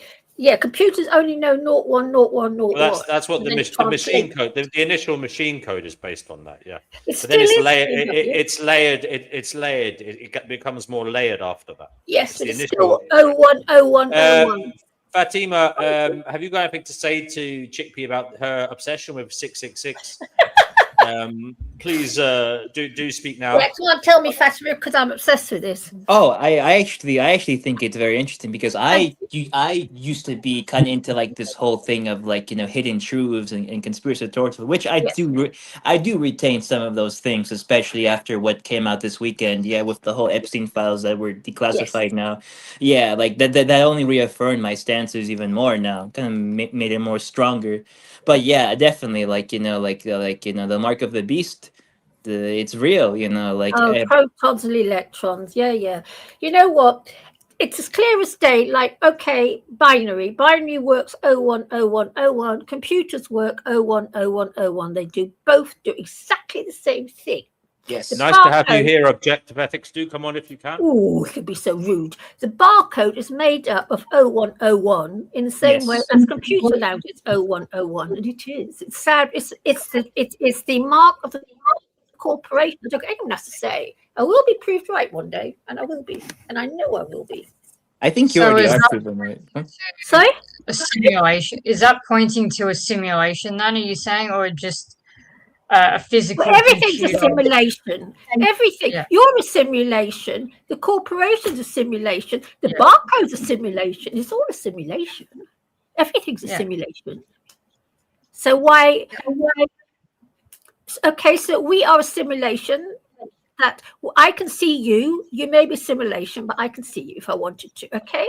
The barcode is also it's all a simulation. So what does that got to do with barcode? I'm just saying the barcode, everything we buy, everything we buy is marked by the corporation. Every single thing we buy. One day we will be marked by the corporations because they will do it to us. Some people argue we already are, because if some people took the vaccine, you already have like the mark inside. You have the chip, right? You know the chip thing. Yeah, that was the crazy. Who knows? Honestly, Yeah. But you know John O'Looney, that guy. Do you ever listen to John O'Looney on BitChute? And he's a undertaker, and where he found the blood of vaccinated people who had died had weird white strings in it. But this is now appearing in the newspaper 5 years later about these white strings that have been getting found in people. But him and some other people went to a graveyard, and they could track computer activity from the graves. Yeah. Fucking crazy. Yeah. No, I believe that the corporation is the mark of the beast, and that the corporation is the beast, the Antichrist. Artificial intelligence. Yeah, it is artificial intelligence. It's everywhere in a they're both the same thing. Like, it shows up, like it has like a supernatural element to it, because it can't just be showing up everywhere. Weirdly, it's weird. It's like, I think everyone knows the difference. Like the number 666 and 444 as well, and 111. It's like, no, 666 doesn't appears on barcode 666. Barcodes, yeah. Hold on. Let people, please. Pristine, what do you mean these numbers are appearing everywhere? Tell us what you mean. It appears everywhere all the time. Like you see it everywhere, all over the internet, emails, with advertisements, like just everywhere. Like on cars as well. Like 444 is like you walk out the door and like you just see a car. It's got 444 on it. At the right time. That's all to do with being. See like the amount of likes, the amount of comments, and then you go to your email. You check an email. You never check your emails. You never check that a subscription. You check it, and then you scroll down. You never do this, and then there's 444 Gulf of Mexico. It's like, what? Like, this stuff happens to me all the time. I'm seeing like this stuff all the time. I used to see 666 everywhere when I was a teenager. And even if you watch The Omen, I don't know if it's still a thing, but I watched The Omen, the 2006 movie, when I was a teenager, and they had like an extras part on it, like a separate DVD or whatever back in the day. And these guys actually like put this whole thing together where they were showing all the stuff in America that was 666 and their personal experiences with it just showing up. If you actually look at reality, stuff will show up supernaturally all the time. But numbers specifically, like 444 was never a thing for me until recently, and now 111 and 444 are both kind of competing. But it's on Twitter, I've like gone to like posts in the last week, especially. I've gone to like posts, and I've been 1112, so it's been 111, and then I've gone to like I've been like the 112th like person like all week for so many posts. It's crazy. But yeah, even there, 444 on the end of that person's name. It's everywhere, and it never used to be. Oh, on the people internet. put that themselves as part of their Yes, they do, but why? Why some would you put people- that? some Yeah. people believe there's this thing, but numerology, some people believe that if you have C444, one is some seeded star child. If it's 555, you are sent here by by God, the Jehovah God, etc. People put those numbers there themselves. Yes, people believe that, but I was starting to see it outside of people's names before I knew anything about it. I didn't know anything. I didn't know that people believed anything about 444 because it was never a thing. 666, yeah, that was a thing. 444 started, it's stalking me. It's in my face all the time. I can't get away from it. And so I said to these people I was on an open panel, I said, what's going on here? And then someone who was leading the show said, oh, that's actually my birth date or whatever, the 4th of the 4th of the whatever. And I was thinking, what are you talking about? What are you actually talking about? And then everyone started, I looked it up and apparently it's an angel number. I don't believe that, obviously. Yeah, but the number, I want to read it out to you. The number 444 is widely recognized as a, quote, angel number. The angel number, yeah, it's supposed to mean like protection, stability, protection, guidance engagement from the universal guardian angels. Well, good luck with that. Waiting for someone to guard you from the angels. Often, I don't believe that. I don't believe on the right path symbolizes harmony, balance, and need to trust the process. Yes, I've come across this before. Well, you know what? I'll say something about all this now. Why doesn't God look after the starving children that die every day? Why does God look after people who put, doesn't make sense to me. Sorry. It's a nonsense. Yeah, exactly. Oh no, I don't believe that. I never go by what the official storyline is. Like that storylines change all the time for me anyways, Mandela effect style. So I don't believe any of that. But I just think that there is something. So, like, I think it's just probably there to piss people off, if anything. And that's why I ignored it. I got to a point with 666 where I was just seeing it so often and all this other stuff that I just ignored it. And, I mean, 444 is like a level up. It's insane. Like, it's crazy. But, yeah, you just got to ignore it. You just got to ignore this stuff. I don't know what it means. I would love to know. But that's the thing, it irritates you where you're like, how is this possible that it shows up in how? Like it doesn't make any logical sense because it doesn't fit logical science. That's what I would like to. Synchronicities are on another level as well, apart from that. I had one last night actually. I was talking about these men who were complaining about a conference or whatever, and I was thinking, oh, they're being grumpy old men. And then about an hour later, I look at a news article and it says something, and it was posted. It was supposedly posted 4 hours later. I didn't see anything of it. I found it like an hour after I made a joke about grumpy old men to two people, and I said, "Is your husband becoming a grumpy old man?" or old man. I was like, I just thought it was hilarious. But this stuff happens to me all the time. It's crazy. Yeah. Well, that's how you catch it. Sorry.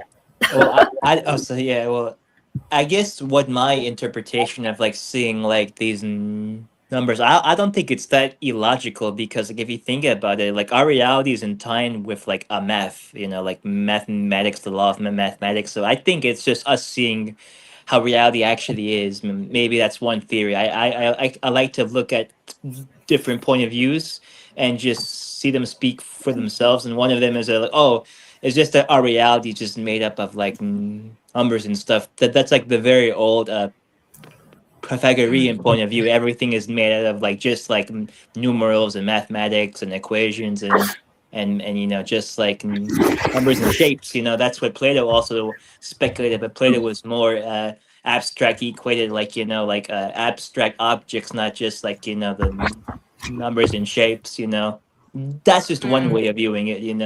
The fact, well, it's true, like we use math for like everything in our lives, even though it doesn't seem like it. And this is coming from a person that's horrible at math, but even I've recognized that, damn, like everything is kind of like intertwined with it. Like you look at a tree outside right now where like I'm doing, and you see like there's like the number of leaves on it, how dense is it, the circumference of it, the width of it. It all has a unit of measurement.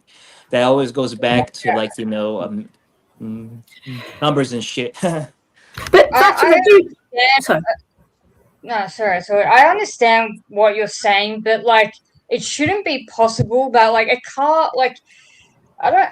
It's so hard to explain this stuff. Like if people were real, none of that stuff would happen. Like if reality was real, if people were real, certain things can't be possible because it would be random and it wouldn't happen to aim at you.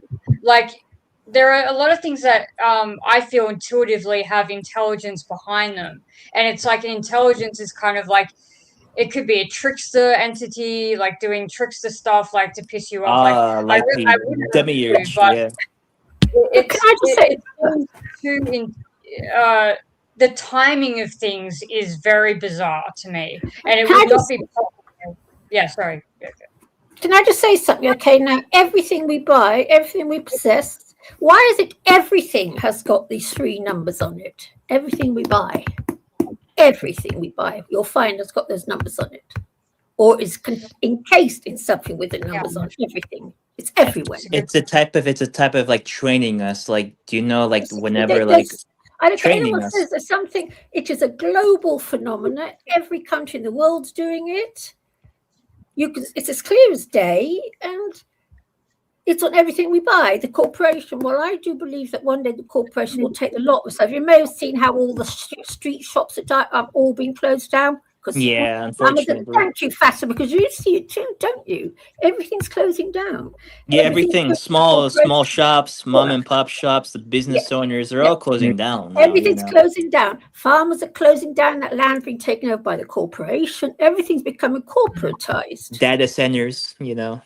You don't, when you buy something from a tiny little shop, you know, you get these little shops still that are, you know, owned by 2 people who make their own toffee and things. They don't put a big barcode on your sweets. They don't.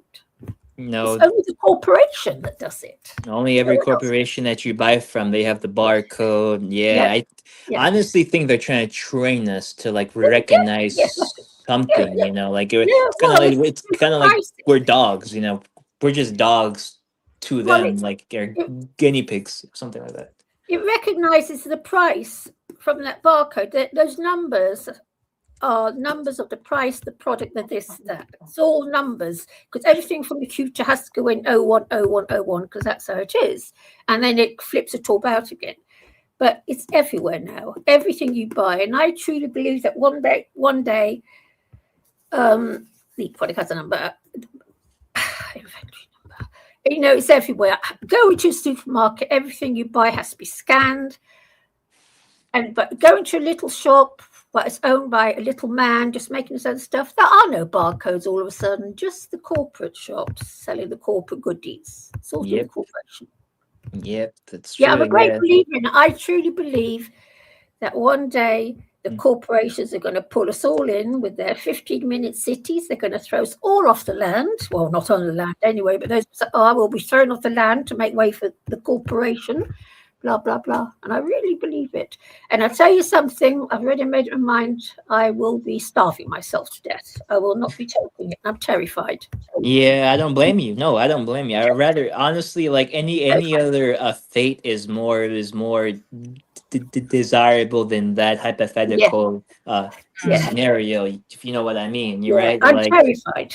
Yeah, the fact that you have to like live in a pod all your life, you have to eat like very, very I don't know, I truly, I think this AI, we're seeing the sort of fourth revolution, and this one is the biggie. I've been working up to all these years, and they're going to really get us. They're going to get our souls. Well, they've already got the land, they've already got all the animals. There's bugger all left for me, but they won't get me. It's not going to happen. And people think I'm mad. But you make sense, because like here's the thing: whenever these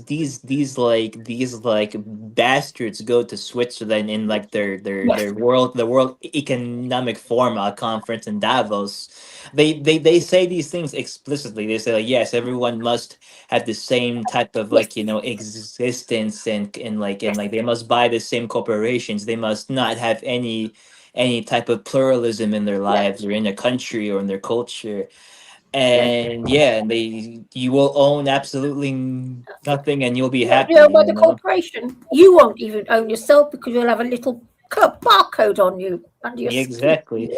I mean, I kind of argue we're already kind of like that. If you pay like the taxes, there's like a tax and there's like a social security number on you here in America. I'm not sure how it is over there in the UK, but here in America, you have to have a credit score. Yeah, thank you for seeing it, because I tell you, no one seems to see it. To me, it's as clear as day. I know it is. It's in your face because like you buy things from the store. Most people do, and I'm one of those people that are skeptical of like the rising a modernity that's upon us over the horizon. And like I just look around and I know everything is made up of like atoms and numbers, and now like what the barcodes. Yes, barcodes. It's all atoms, but it's still there. Yeah, of course, yeah. And they can souls are just atoms as well. They're not getting mine. They can nap off. To be honest, I don't know what like a soul is. It's kind of a very, very vague concept to me. A soul can be anything. The word soul can be used. Is your being. True, your soul is your being. You know you've got a soul, don't you? Feel your soul? Doesn't your soul go ping sometimes when you see something that overwhelms you and you think, wow, you can feel it in your soul? Yeah, of course. And then there's other times where like I'm supposed to feel overwhelmed and yet I don't feel overwhelmed. Yeah, I'm a very weird person. I'm very uneven with my emotions. Yeah, I'm very uneven with my emotions, but like, yeah.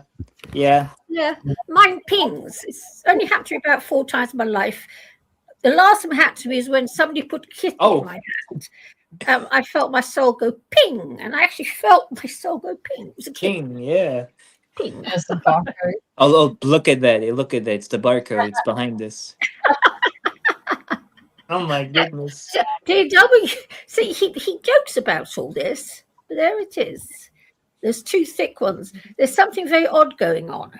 Yeah, you see, and that's in every product that you see. Yeah, I believe it. Do you think I believe it will happen in our lifetime, though? Do you really think that? I think it will happen in our lifetime. I think it's going to happen quicker than we think. They're already bringing artificial currency into the UK. Give it 2 years. Bitcoin. The Bitcoin. No, not Bitcoin. They want to bring artificial currency, but just artificial pounds onto our mobile phones. Lovely, lovely. What a good idea. Because in the UK, you can't carry your mobile phone on the street without being robbed from you. I know, right? On the bikes, right? Yeah, so how can you take your phone out with you to go shopping if somebody's going to nick it off you? So the next thing will be, Musk will say, have it in your hand. They can't steal it. Drop down. Yeah. Oh, yeah. Yeah. And you guys want to know? Oh, sorry.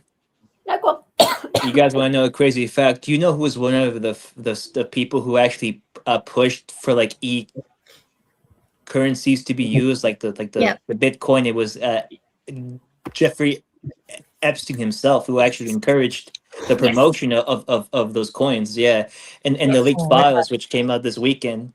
He's one of the biggest supporters of e-currency, the Bitcoin. Yeah, he's one of the biggest supporters of that. It's pretty interesting that a person like him would be supporting that, right? Yeah, it will happen. I can see it coming. To me, it's as clear as day. I could just see it coming. Yeah, I know it. And I just can't believe that we're seeing all this stuff that for a million years, like the whole conspiracy about these people being the way they are was like always just kind of a conspiracy. There was never any video evidence. There was some emails, but there was never like what we're seeing now. It's like the last few days. Yeah, and now it's like, what are they posting? What is all this crap? It's like traumatic. I don't. It's like we wanted this, but now that I'm seeing it, I'm like, I actually don't want to see any of this. Like, I actually don't. Yeah, it's nuts. Like, I don't want to see all this crap that they do.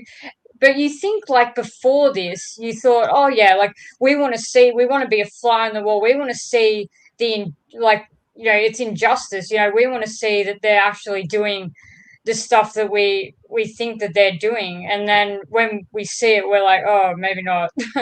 I don't know. It's weird. I don't know what to think about it yet. But anyway.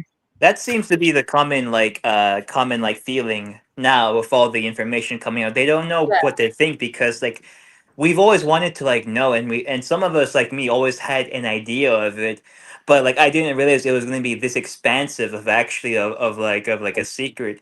Well, it's always been an open secret, but the fact that it's this big and I've always had an idea. I thought it was just like America and like the UK, but now it's going to India. Yeah. Uh, Yeah. yeah. It's everywhere. You know what else I don't understand, Fatima, about people, okay? Like the Revelation.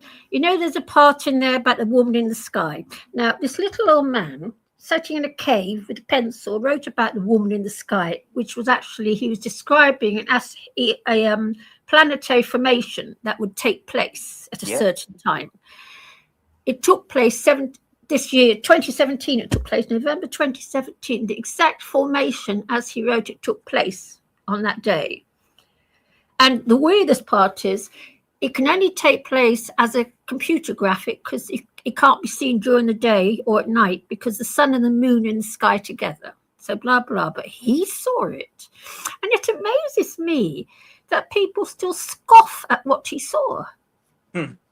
They just scoff at it. Oh, don't be silly. It's nonsense. Well, even scientists have said, well, and it only occurs once every 7,000 years. So how did that little man know this? I've always thought it so strange that he saw it. And the whole thing with Euphrates drying up. The Euphrates is drying up. River in Iraq, yep. Yes, thank you. How did he see that? How did he see that? People scoff at all this stuff. But I'm not so sure. I'm not so sure either. Sorry? Oh, I'm not so sure either. Like I think that these things have have very, very powerful symbolic powers. There's something he saw something, and we're refusing to see it. And we are. I'm not. To me, it's as clear as day, but most people refuse to see it. And the other things he saw about the invasion of the West. Well, cooey, it's happening. Oh, the what? He said that when the Euphrates dries up, an army of 200 million will invade the West. Oh, yeah, true. Yeah, well, you can blame like the Iraq war for making it kind of worse because like the Iraq war, like America and the UK, when they went in there, they pretty much it destroyed like all the oil fields, which caused like oil spills. Yeah, but environment. It's still happening. It's still happening, isn't it? Whether we do it or whether the Earth does it, it's still happening. Exactly. We brought the chips into being. The number 666, we brought that into being. So whether it's not God, we're doing it. Yeah, it's almost like we're like accelerating our own demise or like our own apocalypse. It's all us, It's all up to us now.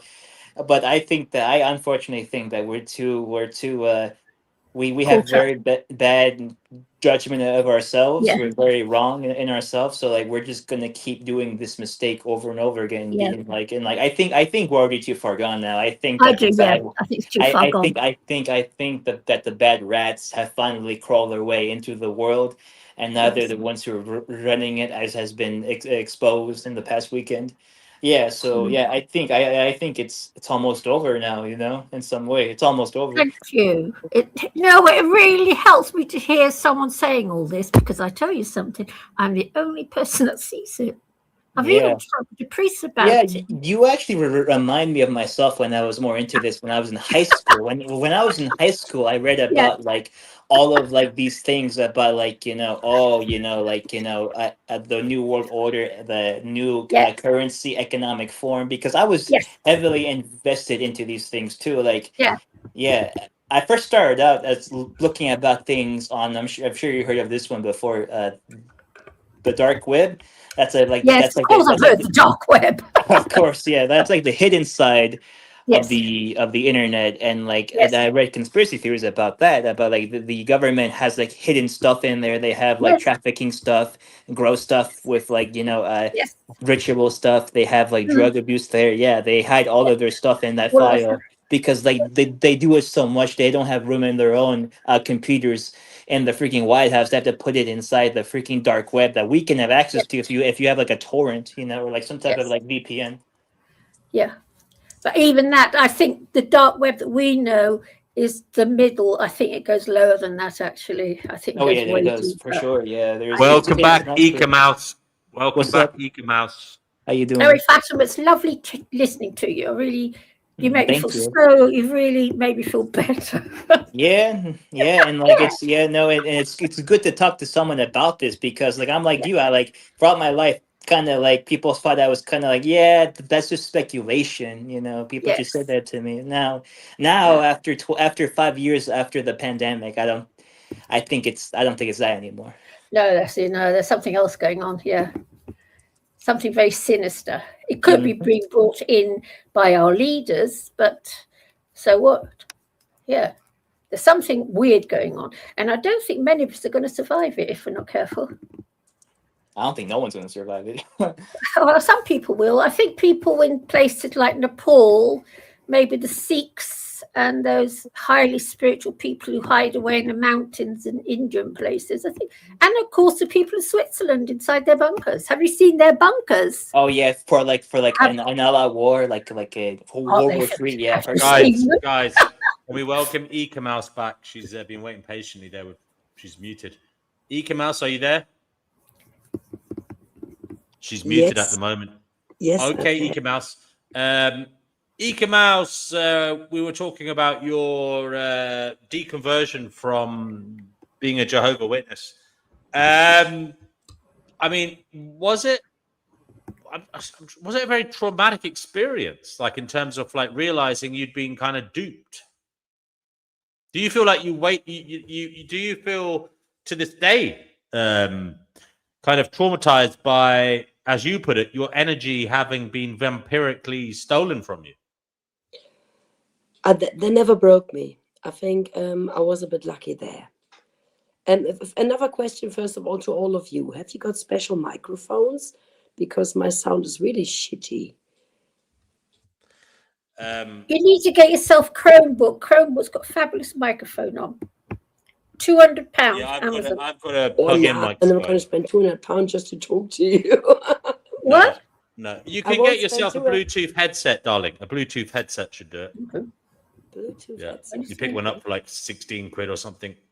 Okay, good. So, yeah. Your question is quite good. And I'm answering this to you, not because of me.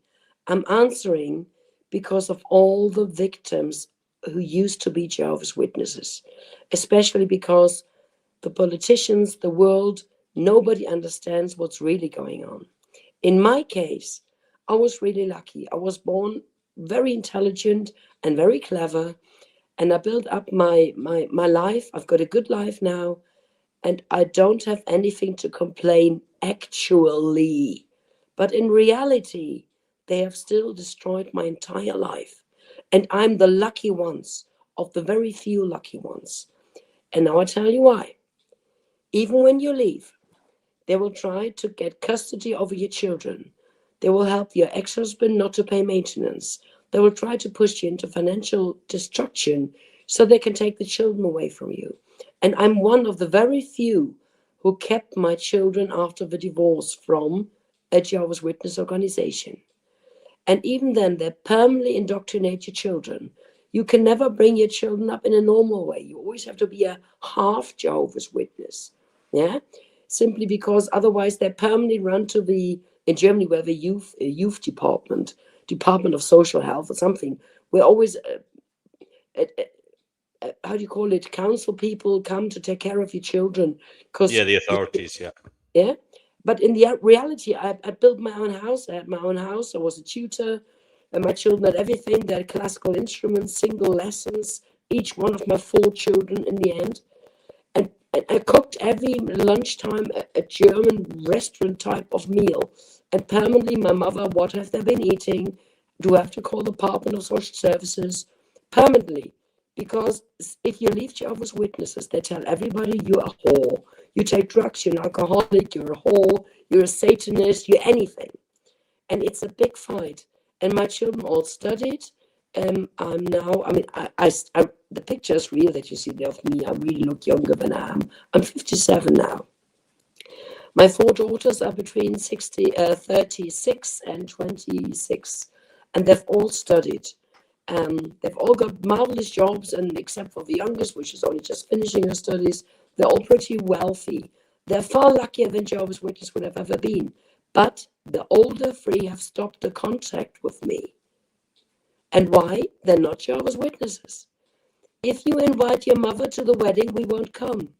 If you invite your mother to this and this, we won't come. If you have contact with your mother, we won't talk to you anymore.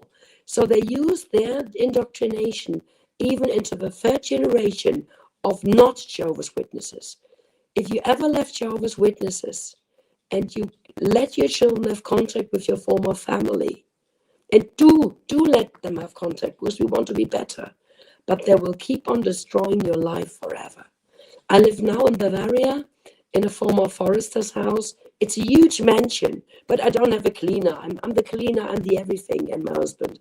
I mean, we live like kings, but we always look like the slaves, like the workers.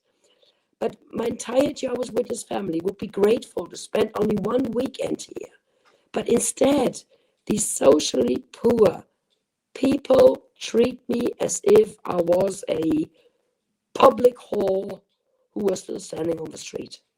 At the same time, to prostitutes, I don't disrespect you. There is a reason why you're doing this, and I have sympathy for you and I respect you for what you're doing. Finished.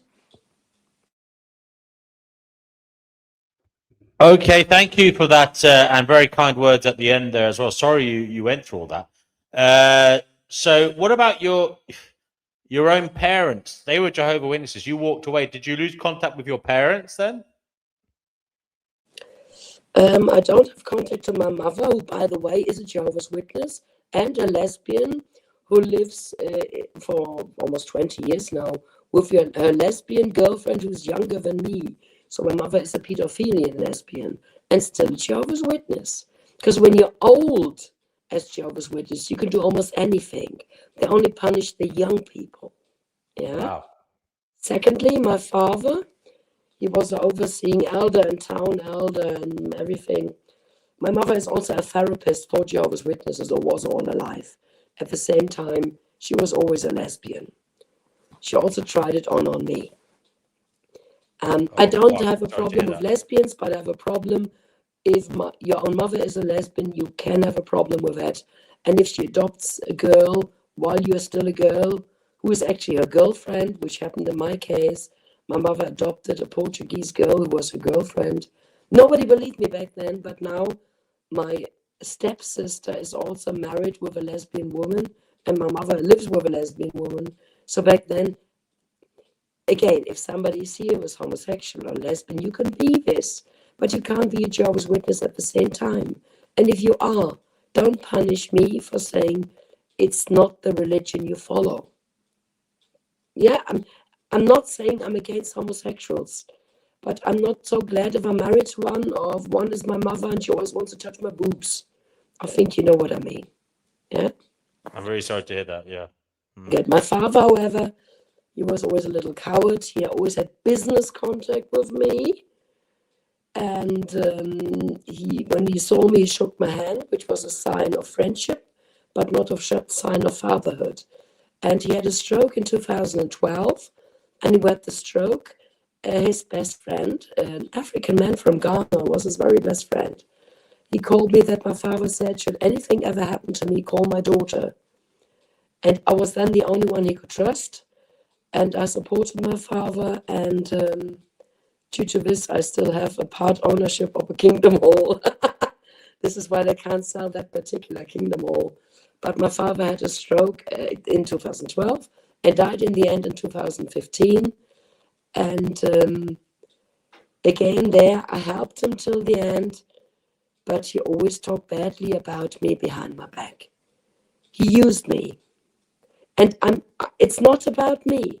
What I'm telling you is the story of every ex-Jehovah's Witness.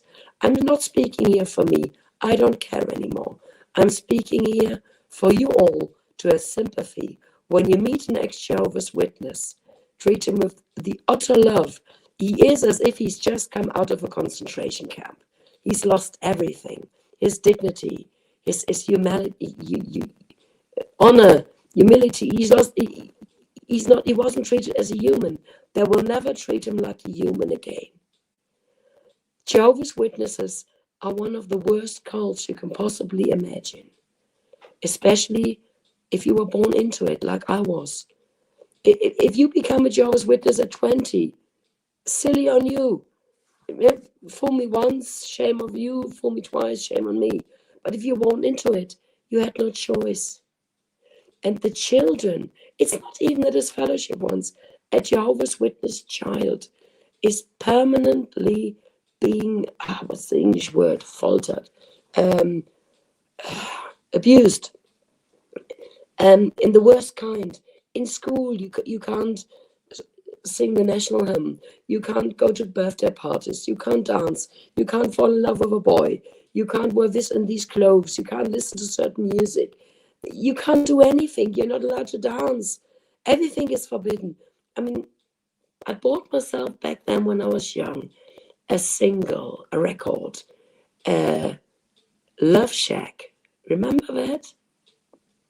Yes, yes. I know the song Love Shack. Yeah, I know. Yes. I played it one time, then my mother destroyed the record. She broke it in parts. This was our childhood. We had no childhood. And when you leave Jehovah's Witnesses, the age at which you've left is the time of life you've lost and you will never regain. I hear what you're saying, Eek. If it's any solace to you at all, I'd say the vast majority of us, if not all of us, have had some kind of trauma imposed on us in our childhood and in our developmental years.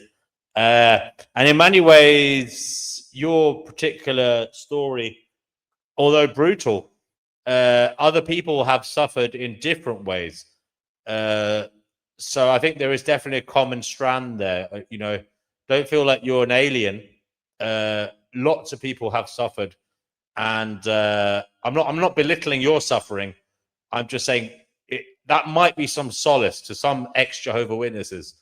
Don't think you're alone, is what I'm saying. There are these experiences that you've had as somebody who's been indoctrinated, who's been abused by a kind of tyrannical system. Lots of people have these things, and life is in many ways a journey to becoming someone who is okay in themselves and able to see through all the illusions, all the craziness around them, in their own family, in their own community, in their workplace, in their past, and step forward with a new beginning. You don't have to be religious or spiritual for that. It is, in many ways, a developmental, intellectual, psychological journey. It is life. But it does seem, of course, that some people definitely, unfortunately, have harder and more traumatic experiences than others. But sometimes they turn it around and they become people who live, let's just say, better lives in many ways than other people. I don't know why, but maybe they have a zest for life, a newfound hunger to, make their life worthwhile. And sometimes they go off like a rocket and do marvelous things. Eka Mouse, in your life, what do you think you did with your liberation from this past indoctrination? What do you think it did to you individually that maybe made your life better? I know that's a bizarre question because, it came from suffering, but is there any part of your life that perhaps you're thankful for, given what you've been through? Do you feel that you've got this extra kind of, segment of experience, of ability that others aren't able to appreciate? I don't know. It's just an open question. Just answer it how you want to. Thankful is the wrong word. I went through an extreme indoctrination called MK Ultra. Extreme. especially because I was one of the children of the 1975 generation. I was born in 86, 1975 I was 7, and they believed it was really then the end of the world, worse than the Second World War. Yeah. And what I especially went through was absolute extreme. Torture was the word I was searching for. They were also torturing us to prepare us for the torture we would go through later. And in my particular case, now it's not a matter of gratefulness.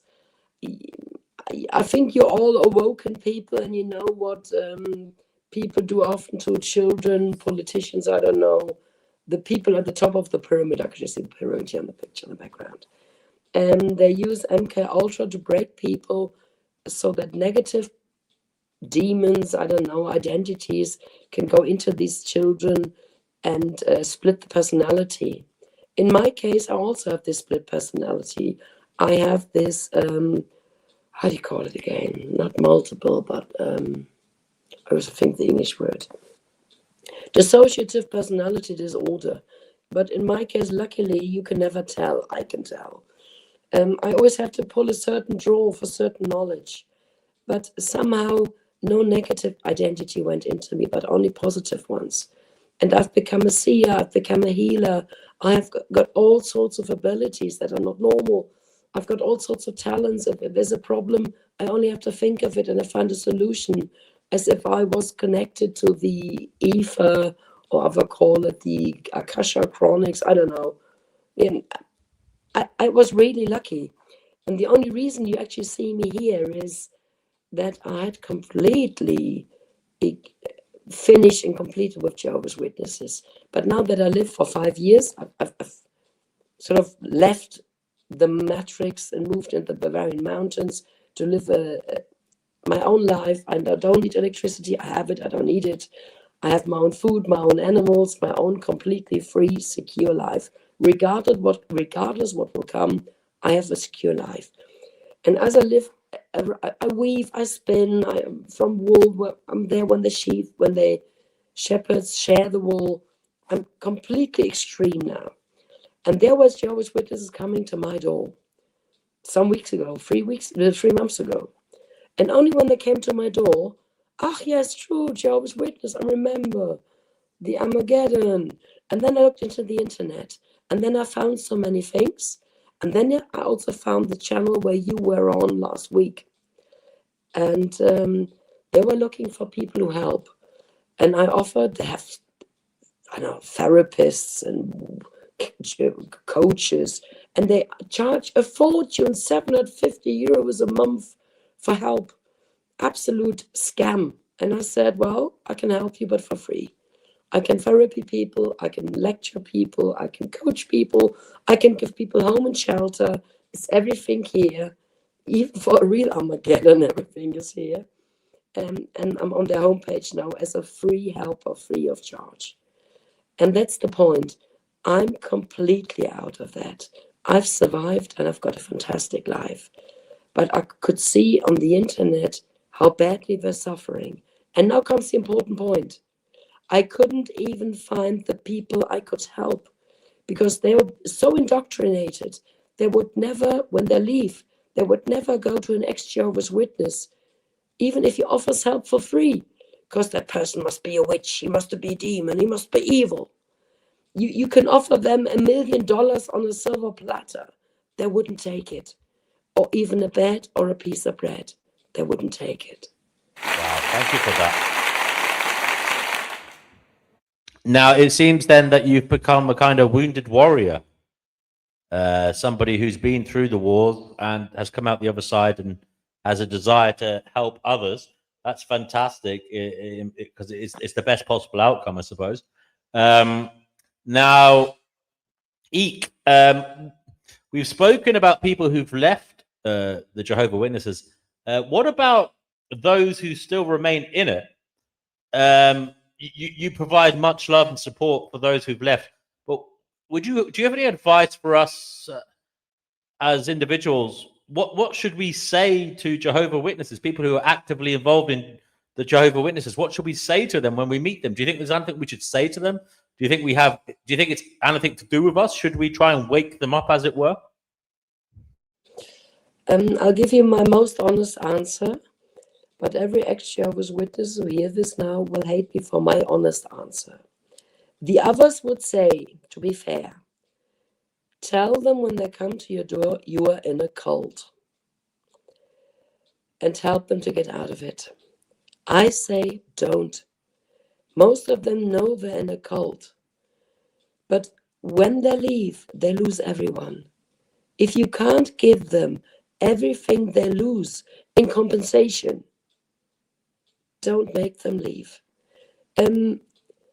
If I hadn't had my children, I would have better stayed within, because I've lost the people I loved, and I never learned trust and love again. I tried. People taken advantage of me. I've given whatever I could. But we were so naive. The children grown into that. If you're the narcissist, you're on the safe side. But if you're the victim type, the angel type, the pure soul, these pure souls can't survive outside. So, quite honestly, you can't help them unless if you fall in love with an ex-Jehovah's Witness woman, and you will give her everything she can possibly have, and you have a working family that you can give her, then help her. But the moment you make these people leave, it's like taking an African man to Germany and saying, go to Germany, you get here social benefits and a home, and you can rape every woman you want. You don't go to prison for that. Yes, you can do that. But you will never find a woman who does it for free. You will never find any landlord who will have him for free. He will never find a friend, because everybody knows that he wasn't invited.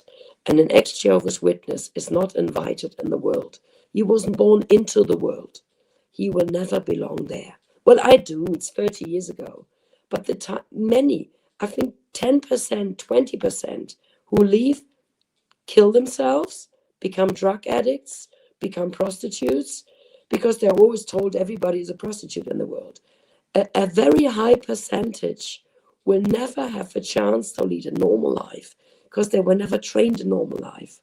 And whichever way you try to wake them up, the chances are far too high that you destroy them because you can't help them completely. Forgive me.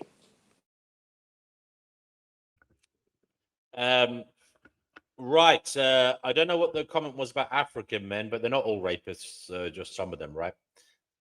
Same as any race, same as anybody from anywhere. But Ikemas, sorry, you were going to say something? I didn't say they all do it, but I said they have also in your country since the 1st of April in England. They, by government, are being treated differently depending upon their origin on court cases. So they have more freedom than a native, regardless which country the native within Europe is. It's just a new law. Right. Ikemas, have you ever, something we ask people on this channel, have you ever had any supernatural experiences, paranormal experiences? I'm sorry if that question is a bit strange, but we ask everybody on this channel. We want to hear about them. Yes, yes, and yes. And I don't know if you call it paranormal. The most simple one, everything I wish for happens. Unfortunately, I don't always put no, not everything. My children haven't returned. My two grandchildren I've never seen. But I often get magic experiences. Like my husband gave me some flowers last winter, which is magic in itself. My husband bought flowers in the supermarket for €3, 12 white roses. And I put them in a vase. And then I sometimes pray to, I don't know whom I'm praying to. And I prayed and I said, I don't always want materialistic signs of God. I want natural signs of God. And then this bunch of white roses bloomed for 8 or 12 weeks. I'm going to ask my husband here. Wie lange haben die Rosen geblüht? Interesting. Any other ones? I filmed them in the end. Always one rose stopped blooming, one by one. But in the end, for 6 weeks, and I didn't cut them. I sometimes gave them fresh water. These 12 roses, the last one was still blooming after 6 weeks. And these 12 roses were 2 or 3 euros in a supermarket. They weren't even from a florist shop. So these harmless, to me, super magic experience I have, but I also belong to these people who leave my body at night and my soul travels. And I have a lot of dreams which sometimes tell the future. I can read the thoughts of people, which is quite scary for my husband, because with other people I keep shut. But with my husband, I sometimes answer when he's completely shocked because he says, that was only thinking it. So yes, I can read the mind of people. Yeah, you said you've had dreams that came true. Is that right? Yes, I often know beforehand. In some cases, in one case, Jehovah's Witnesses, I dreamt that my aunt's granddaughter, and I had no contact with them for 20 years or 10 years, was pregnant and having a stillborn baby. So I called my mother and I said, Mama, can it be that Gisela's granddaughter is pregnant? How do you know? Well, if she is, then she'll immediately go to the doctor. I dreamt last night she has a stillborn baby. Send her, she must immediately go to the doctor. Oh, you're demonic. We're not going to talk to you. How can you say this? Who told you? 2 days later, she had a stillborn baby. What about ghosts, poltergeists, these types of things? Anything like that? No. Or no archons either. No archon ever touched me. Well, when I was within Jehovah's Witnesses, I always had demonic nightmares. The background to that is when you're being abused as a child, they tell you it's demons. Demons go into the bodies of Jehovah's Witnesses and rape you because you didn't preach enough or didn't go enough from door to door. So if you preach more and pray more and give more money, then demons won't go into the brothers. And if you don't, and you think you're being raped by a Jehovah's Witness, it's really a demon and it's just an imagination. Also, the physical effects is an imagination. Jesus Christ. So they actually say that to you. They actually say that to people. Whenever was another speech on stage on such a topic, I knew another child was raped. That's absolutely insanely, evil, that they do that to somebody. Whenever you are in a group that tells you not to talk to people outside the group, not to trust people outside the group, leave the group. Yeah. Good advice there. So going forward, Ecomouse, what are your thoughts on the world? Do you think we have a possibility to become happy clappy? Are you worried in particular about anything going forward, given, I don't know, all the different things that are happening in the world, AI, for example? Some people talk about climate change.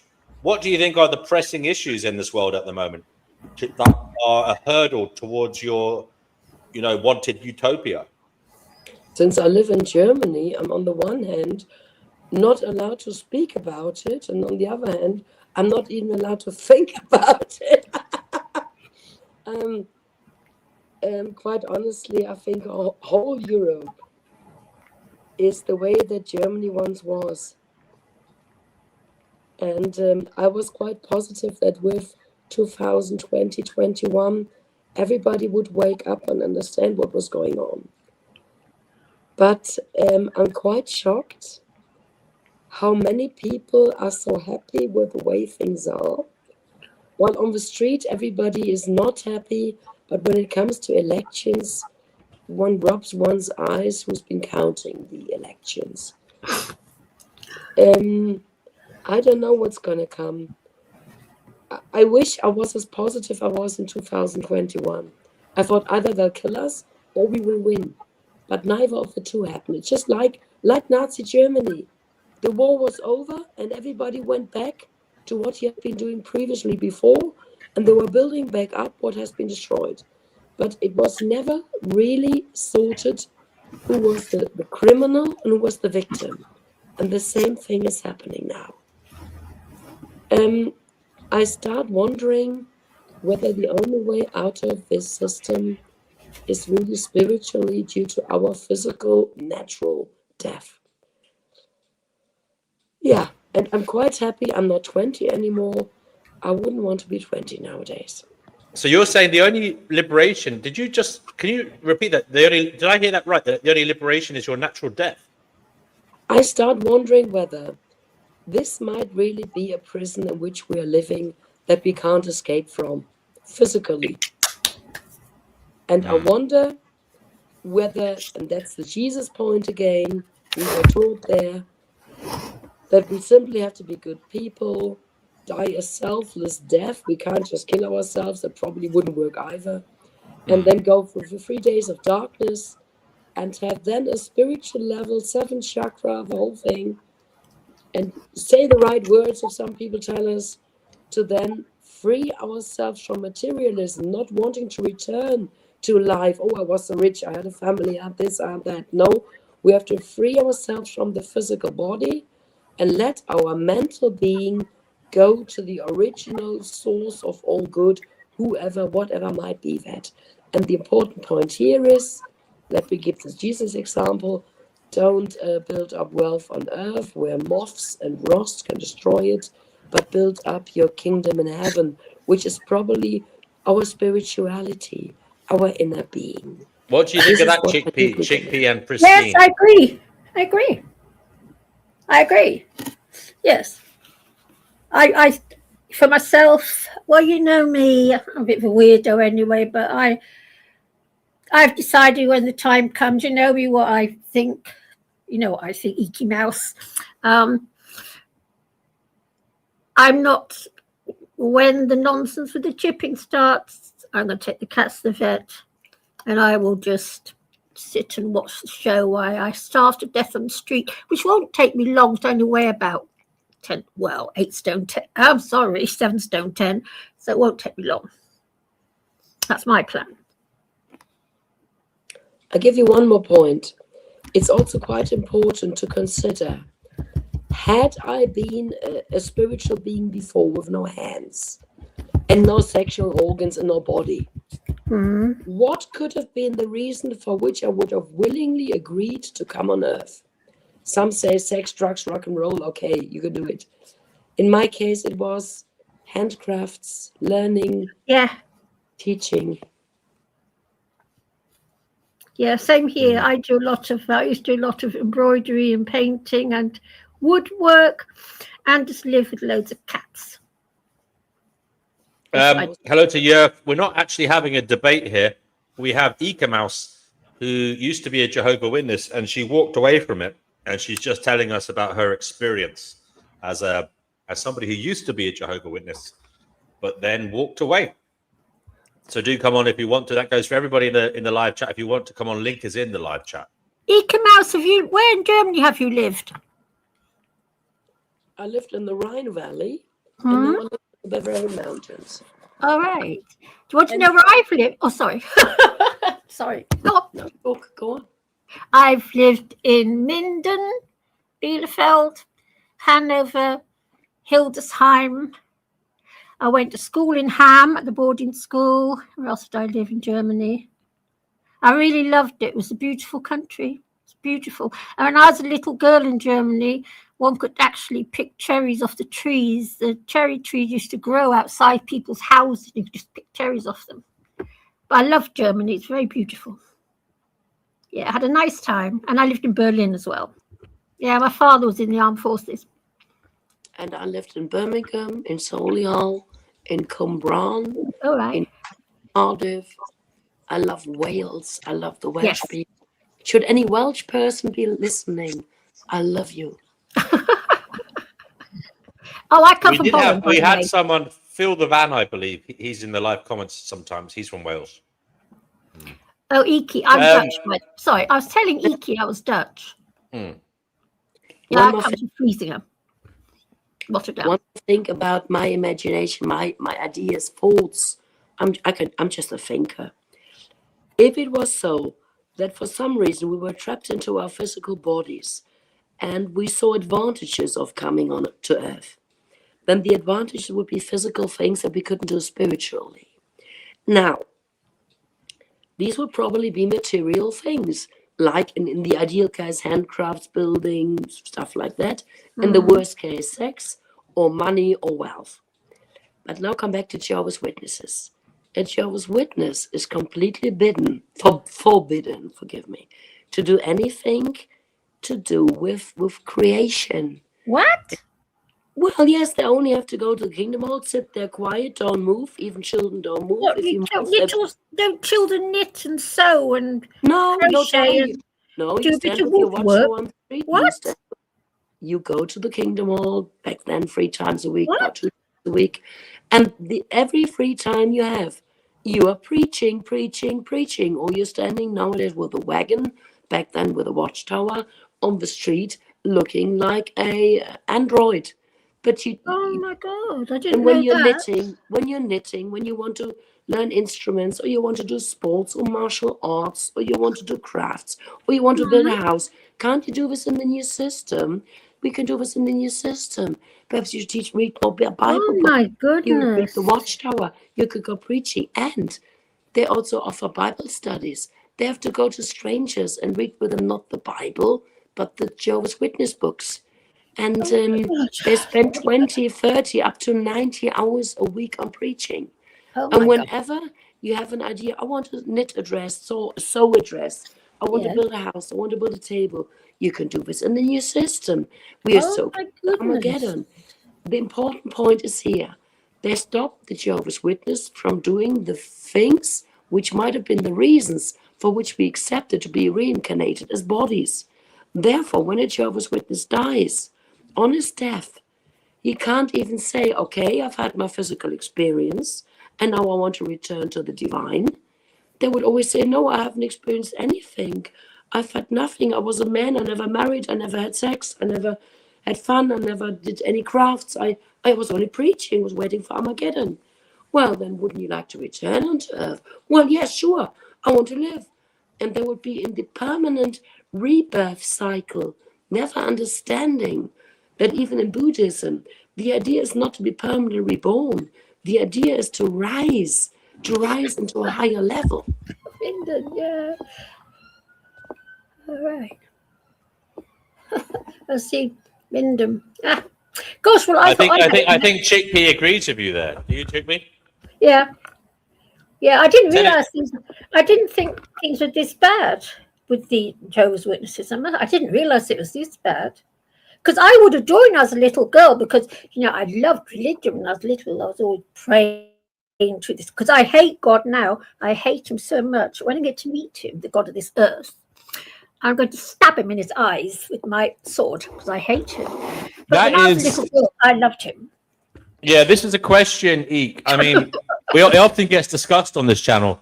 There seems to be a huge schism, a huge difference, gap between the God of the Old Testament and the New Testament, Jesus.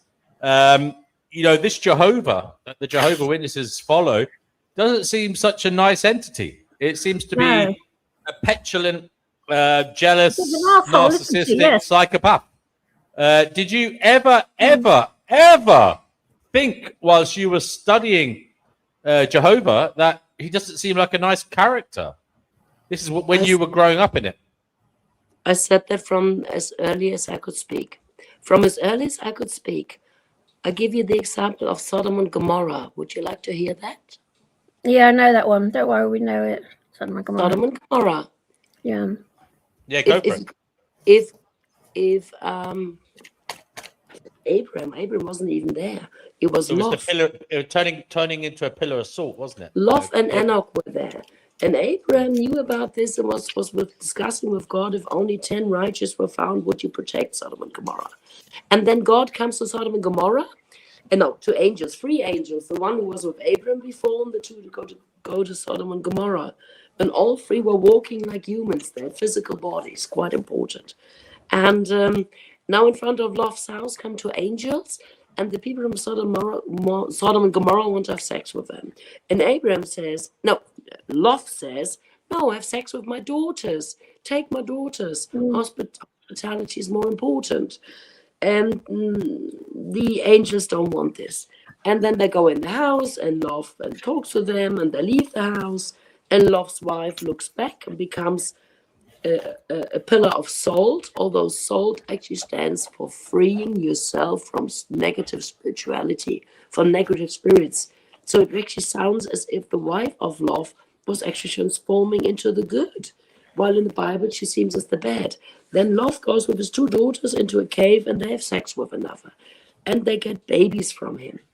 While in Sodom and Gomorrah, everybody was killed, even newborn babies, even animals, even plants. Same in Noah's Ark. And Noah had sex with his daughters as well. Absolutely disgusting. Exactly. So the God of the Old Testament was, in my opinion, the most evil being I ever could have imagined. And I said to my mother, and I said back then, we had circuit overseers. There were like holy people who always had certain circuits, and for 1 week every half year they came to your congregation. And if you were the child of an elder, the wife of a circuit overseer had also a Bible study with you for 1 hour. And so my mother said, ask her. And I said to her, why shall I obey a God who kills babies, who accepts abuse on children, and who kills everybody who doesn't believe in him? Because you can only be a good person if you're not afraid of punishment and if you don't do it for a reward. Freeness, a good person, is being good for nothing. If I give a beggar on the street £100 and nobody sees me, then he can't give back and nobody can give me blessing. Then I'm a good person. But if I go to the newspaper and I say I want to give $1 million to somebody, and they take photos of me giving the $1 million, I'm a narcissist, but I'm not a good person. So the entire story of the Bible, and this is what I always said, the moment I die, should I stand in front of Jehovah, I will stand upright with my head held high, because I've set an example in my life to that God, how a good person can be, and a God I expect to be better. And that Jehovah God is not better at all, not at all, and I would have no respect. And therefore, there must be a divine creator far above Jehovah. Yes. But be careful with that, because when you die, let's hope so. There doesn't actually have to be. That's the scary thing, does there? I mean, let's hope there is. I hope. Sorry. But Chickpea, tell her what you'd do if you saw the creator of this world. Well, when I meet him, if I ever do meet him, because when I die, I'm going to buy myself a great big long silver sword, a really long one with a nice sharp point on it. So I'm going to have a right hissy fit when I die. And I'm going to kill him. I'm going to stab him in his eyes. Yeah, hell yeah. I love the thought of stabbing someone in their eyes, some asshole. And stab him. Deicide, I think they call it, the killing of God. Yes. Deicide, yep. Deicide. But thing is, eke him out. You have to be very, very careful, because according to the Gnostics, we pass through a checkpoint. Then there's the tunnel of light, where you'll meet all the people you loved in your life and your pets and things. And the chances are you go toddling off down there because it all looks so lovely. Whereas in fact, you've got to go into the dark to escape. So it's all lovely. If you get to meet Jehovah, give him a good kicking. For me, and Yeah, Yahweh, aka the demiurge. What are your thoughts on? So hold on a second. Ike Mouse, you have a sneaking suspicion that there is such a thing as reincarnation, do you? As a big trap, yes. Yes, but to what the lady just said, again, think of the 666, think of the materialism, think of the Jesus principle. When you come to the point when they show you all the lovely people where you would like to stay, the question is, after your death, do I want to stay with all the people I would like to stay with, or do I want to improve the world for everyone? And if you want to improve the world for everyone, you can have a short time with all the ones you love, all the animals and people, and say thank you, but now I have to go to the original divinity. I have a few things to sort out for us all. That's what the point. And I've had that dream already. I had the dream that I wanted to go to the divine original creator. Divine things. Oh, I don't believe in anything divine.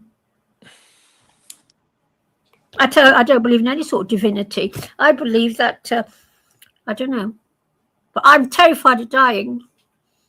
I think, yeah, same here. Even though I'm not a big fan of life, I'm kind of scared of death too. It's Yes, almost like I'm yes, yes, trapped in between a rock and a hard yeah, place, you know? yeah, exactly. Because like I Like, look at life and I see it's full of absolute, like, complete social Darwinists who just want to, horrible, isn't it?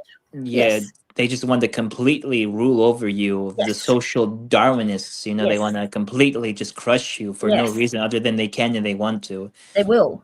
Yeah, Yeah, I know, exactly. it's So I pitfall. don't know what the fuck am I For supposed to. for progress, for progress' sake. Progress. Do you not believe in progress? Me? You don't call skyscrapers progress, do you? I mean, they're a sign of modernization, but I don't believe in like a positive progress. The only type of momentum I see is the one of just that time is gonna end, and things are gonna end. I do. I have a deep fascination with Philip Mainlander.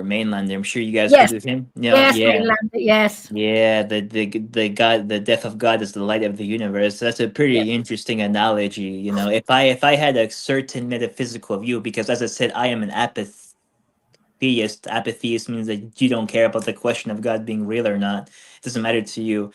But like, if I had to choose like a closest like metaphysical belief, it would be that followed by the Gnostics and the Buddhism. Yeah, Theravada branch mainly. Yeah. Mm. Yeah, Yeah, but I like, just I find it all very disturbing, I must admit. And what life? Yeah, life, and also death itself. They're both one and the yeah, same. They but both it's just, occur. there's no end to it, is there? No, there's No, just no end to it at all. and some people say that death is like a. Some people say death is separate from life. No, I think death is a No, part of life. They're no, both it's there. part of it. Yes. That there is no a division between them. The line between them is very, very thin and blurred. Yeah, it's a checkpoint. Definitely a Yeah, checkpoint. I read that somewhere in the Gnostic Lardy Blast. It's just a checkpoint. yeah, it's a checkpoint, exactly. Yeah. So like, Mm. if so life is short already. Life is short for all of us, right? Life is short compared to like a lobster that can live for over 500 years, or like a If we let tortoise or them, a yeah. turtle that can live 180 years, 200 years, or like the Greenland shark can live for Yeah, 600 years. The Greenland shark. yeah. If we let him, because we seem to Huh? kill everything in sight. Wait, what? You might We come back kill as a everything in Greenland. You sight. might come back as a Greenland shark, Chippy. What would you say to that? Oh no. No, Or I a don't tortoise? like eating meat, D&W. You know that. I know, but that may well be the. I'll be the first vegan shark. That'll Yeah. be funny. Yeah, Greenland, the first vegan Greenland shark. That's a cool, and that's a pretty interesting concept right there for like a story or something. I'll be the world's first vegan shark. Yeah, you Yes. see, look, I actually agree with objective ethics. Social Darwinism is a fundamental misunderstanding of what survival of the fittest actually means. We are a social animal, therefore cooperation is paramount to human. Yeah, exactly. Like these people back in the late 1800s, they like used Darwinism horribly to like justify imperialism and slavery, and not only that, but also laissez-faire, the capitalism. They all, there's a competition inside the economic system that you have to be a Yes. part of. No more like a welfare state, no more like a type of Yes. communal state. No, you just have to competition. I Competition. always look out for Competition. Yeah. yourself. Yeah, Yes. Still survival of the fittest. Yes. yeah, that's why I'm against social Dog eat Darwinism. dog. you know Yeah. It's all dog eat dog. dog, exactly, and that's what everyone in power promotes, the evil Yes. ones, the elites. So whenever I see a Corporations. corporation, so like whenever I see a commoner like support and defend it, I want to be a part of it. I just want to like, are you okay? Like, do you have any standards at all? Do you have any principles? Do you have a soul? You know what I mean? Like, do you have anything going for you in your head other than you just want gratitude, and me? Yeah. I granted everyone's selfish, but like, you have to be lucid enough to like know that like, I think everyone just needs to look back at themselves and be honest with themselves, and like, yeah, us humans are not the best species, but Yeah. like, We're not. it's up to some of us to like correct it for ourselves, and maybe other people can look at us or like, have an effect by us, and they're like, maybe I shouldn't, be as much of a asshole. That's just me though. I don't think that's No, gonna work out in the long run though, no, I but don't think that's going to work. No. No, but I'm going to implement that just for myself, though. So I But can. sorry. This planet is designed for dog eat dog. It's all fight to the bitter end because that's how it's been designed. Unfortunately, yeah, I exactly. love lions, and the lion is the king of the jungle. But so it's all been designed. It's all designed this way. It can't be any other way, I don't think, because it's the way it's been designed. It can't be any other way. It's a horrible place. Yeah, it is a horrible place, unfortunately. That's why. That's why, if there is a God, if there's a God, I would know for certain. I would hate him on it. Like, there's no other way to defend that. Like, I don't think you can beat that. Because I hear other streams on the show D&W, and I think who said it before, like Steve Godfrey was talking to one people that was like a Christian fundamentalist. I forgot his name, but he was pretty extreme about it. And he said some things that was true, about if there was a God, your God's a worthless piece of shit. That was Danny. That was Danny who said that. Oh, Danny? Weren't they beautiful words? The way he said it. Didn't you love it? Yeah, I think it so. Fabulous. Yeah. I remember it. Yeah. Beautiful words. The way he said it. Loved it. Yeah. That was, I think if I remember rightly, Yerpa said the same thing. Yes, lovely. Recently, and in the past, he I think there was a guy called Brandon Irish, if I remember rightly, who's some American fundamentalist. Yeah, Christian. him. Yeah. That's quite a time back though. Yeah, that was quite heated. I believe it might have carried on. It might have went into more than one stream, although it was a very elongated conversation, very heated. Very It was very eke them out. Do you want to invite other ex-Jehovah's Witnesses on here if you know any? Because it'd be a fantastic way to explore the subject. If you know any that are willing to come on and are free, that'd be great. I think you did already mention on Joan Friend's show. Yeah. Happy Thoughts will come on. I don't know. Okay. From my private life, I wouldn't know anybody. No, I'm not asking people from your private life. I meant on your online contacts. Yeah. The problem is, and some would come on to help. Others would come on because they're narcissists. And quite a few would only come on to make money. And if I can't make money with you, they won't come on. Are you telling me you've noticed narcissists amongst the people who walked away? Sure. Yeah. Tell us. That's an interesting angle here. So sometimes, tell us about that and what happens in those situations. There is the victims who leave, the innocent people like me. They leave and they want to be better people. And then there are those who are being left. I mean, you don't just leave; you're being chucked out. The perpetrators, the criminals, the not even criminal, the narcissists. And they leave, and then they want to make the big show, the same show outside Jehovah's Witnesses. I offered a year ago, to a German ex-Jehovah's Witness group. I have a big house, I can give shelter to ex-Jehovah's Witnesses, I can teach them, I can help them, I can tutor, I can coach them, I can even give seminars, all free of charge. And they said, no, you can't do this free of charge. You can give us a donation, or we will sort it then. And you can do seminars with us for a few £1,000. And after, what do you want to teach me? I'm out for free for 30 years. I'm a tutor. I've studied at university.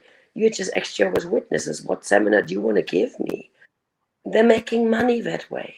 And you will find in many ex-Jehovah's Witnesses group. And I found out in the group where I'm a free of charge therapist, there's a woman, she charges $750 for free time, 4 times, 1 lesson of helping you to get out. Nobody else. Yeah. Do you know what that reminds me of? My narcissistic cousin who does rapid transformational therapy. It's a load of bollocks. It's a psychological therapy that says it will cure you of your mental health problems in 1 session, and he charges about the same apparently. He went to he studied it in a weekend at one of these fucking online courses probably. I used to relentlessly troll him because I saw it as basically evil what he was doing. He was basically, by the power of suggestion, he was leading vulnerable people down a garden path, desperate people looking for happiness and even just basic peace. And he was making extreme amounts of money out of that. And I used to troll him because he didn't have a psychology, qualification from a university. But the last I heard, probably because of my trolling, he went to one of these crappy online universities, somewhere in the UK, but they offer degrees online. And he got himself a psychology degree. Now, if he is listening, brother or cousin, unfortunately, you're a long, long way behind, brother. I mean, you're a fucking narcissistic bullshitter, and your qualification is a joke.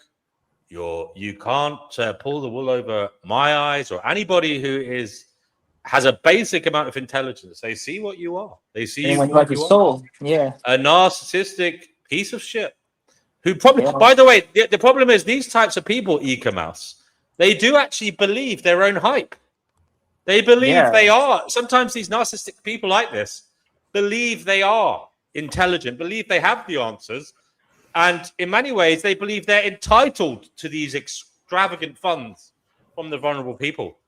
There's different strands to this. Sometimes it's like a cat and mouse thing. They see the person as, well, surplus requirements, a pawn in the game that they can use for their own enjoyment, because they don't have empathy.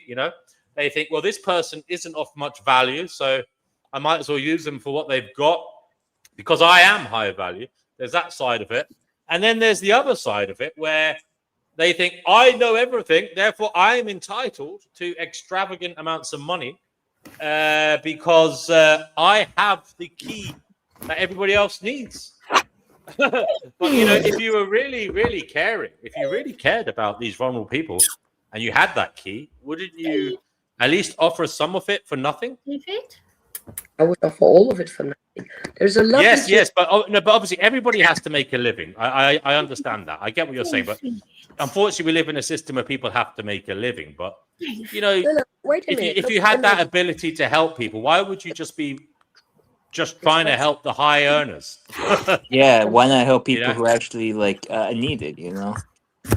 We won't find the high earners within Jehovah's Witnesses, and if you do, they don't need your help when they leave. But the point is this: if I'm a magic healer, and if I can heal you from a disease that you had, that you've been suffering extremely from, I don't have to charge any money. All I can tell you is, I'll heal you, and when you find I've healed you, give me what you can. And if your suffering was really extreme, you will give me whatever you can once I've healed you. But if I tell you, give me 100,000 euros and then I heal you, now don't give him a penny. Because a healer, somebody who can really help, doesn't need any money. He's so good. So many people have given him so much gratitude already that he doesn't need any money. I don't need any money. But if another woman there offers the magic therapy and wants a fortune, $200 the hour and else, then she can't be that good a healer. Otherwise, she would have long earned the money, and she doesn't need it anymore. If she still needs it, she can't be that good a healer. Interesting, and well put. Yeah, thank you for that. So, Eka Mouse, you're a very interesting person. What about those around you at the moment? Do they in any way, I mean, this part of your life, I mean, your current partner, if you have one, I take it he had nothing to do with the Jehovah's Witnesses. Did you find little segments of your experience related to him in some ways? I mean, do you think in many ways we were all members of cults in some way or other? Some people say the family is a cult. That if it's toxic, a lot of us come from toxic families, and in some ways we do. Yeah, it can be a tyrannical regime where you're not allowed to question things. I suppose, Eka Mouse, what I'm talking about are cult dynamics. Are you more overtly aware of cult dynamics in society? Oh, she's gone. I do hope she comes back. I was going to ask if she's more aware of cult dynamics and that kind of thing in life, in the workplace. Yeah, the armed forces is the best one. Oh, really? You come out of the armed forces, Oh, especially if you've done 20 years or whatever. It is so hard to adapt to civilian life. A lot of men have terrible problems with it. I didn't have it that badly, but I've heard of men having terrible problems. oh yeah, men in the army when they come back, especially after war, like there's a You ton can of, like, click on the link again, Eka Mouse. I don't know. I didn't chuck you out, so just click on it. You can re-enter, darling. Yeah, but like trauma post like the army is very real, and still people don't really care about like those people suffering. Yeah, it's very hard because I was dragged up in the army. Then I spent 3.5 years in the Navy. And when I walked out of the Navy, I walked out because it made my hair fall out. I had no idea how civilian life actually worked. And it wasn't for the fact that I managed to get a job very easily. I don't know how it would have ended up. Don't like to think about it too much, but I've heard of men doing very badly when they leave the armed forces. Yeah, they do. You get no training, no nothing. Eka Mouse is back. Eka Mouse, did you hear my question? Are you kind of more overtly aware of kind of cultish, the cult dynamics? Do you see it around you? Have your eyes been open to this type of, socialization, or let's just say this unfortunate scenario in society? Do you see it around you? That's what I'm saying. I'm basically somebody who could sniff truffles on 100-kilometer distance. Oh, yes, really? you become ever so sensitive. Even with people, I can sense people. You can be ever so charming and smiling. I can sense your soul. It has become really extreme. Yeah. You're hypersensitive. You're kind of hyper vigilant to it. You've got this intuition now. So how often do you see these unsavory characters in real life? They walk amongst us. I mean, these types of the worst kind of case individuals, do you sense them a lot as you walk around? The good ones are the minority. There are many people who are like zombies. Yes. And there are very few who are really evil. But it's not just being evil. I can read minds. I can really read minds of people. If you spend all night watching YouTube porn in the extreme form, then your mind is not free. Your mind is not clear. No. And I can see a lot of filth in your mind. And I don't want to see it. And I don't want to have these emotions. But due to what I've experienced with Jehovah's Witnesses, and since I always had to self-protect myself all my life, I wish I wouldn't feel what people think. I wish I wouldn't feel the auras of people. I wish I wouldn't feel all this, but I do. And therefore, I try to stay away from people. I live a very insulated life by my own choice. But when I go out, I often have to afterwards detox, also emotional detox, physical detox, shedding detox. There's so much detoxination nowadays. Yes. And the good ones hide. Yeah, because D&W keeps saying to me I should go out more because I don't like going out anymore. And it's not just the fact there's idiots on the pavement. I just find the vibe so horrible. A really horrible vibe. You mean going out nowadays? It's a horrible vibe in London. The vibe is horrible. I don't know. And then there's no pleasure. There's no birds singing because there are no birds anymore, apart from a few pigeons, and it's grey, and I just don't want to go out anymore. There's nothing. Only I go out sometimes at 6 o'clock in the morning. Then it isn't too bad because all the men are out walking their dogs, so that's quite nice. But any other time, it's just so unpleasant. It really is unpleasant to go outside. So I hide away indoors all the time. I don't blame you, honestly, because you live in London, right? Yeah, that place is kind of yikes, sometimes. It's gone downhill. Yeah, it's gone downhill, and I think it's always like I've seen like stories about it back then, when like the sewage was open there and like during the Victorian era, like whenever. I wasn't there then. I know, but like I've been hearing stories about London. It's gone downhill terribly. It's been completely destroyed. Yeah. Well, the market says the vibe on the internet is better. Personally, I wouldn't say that. I say sometimes it's much worse, but at least you can switch it off. That's why we want it.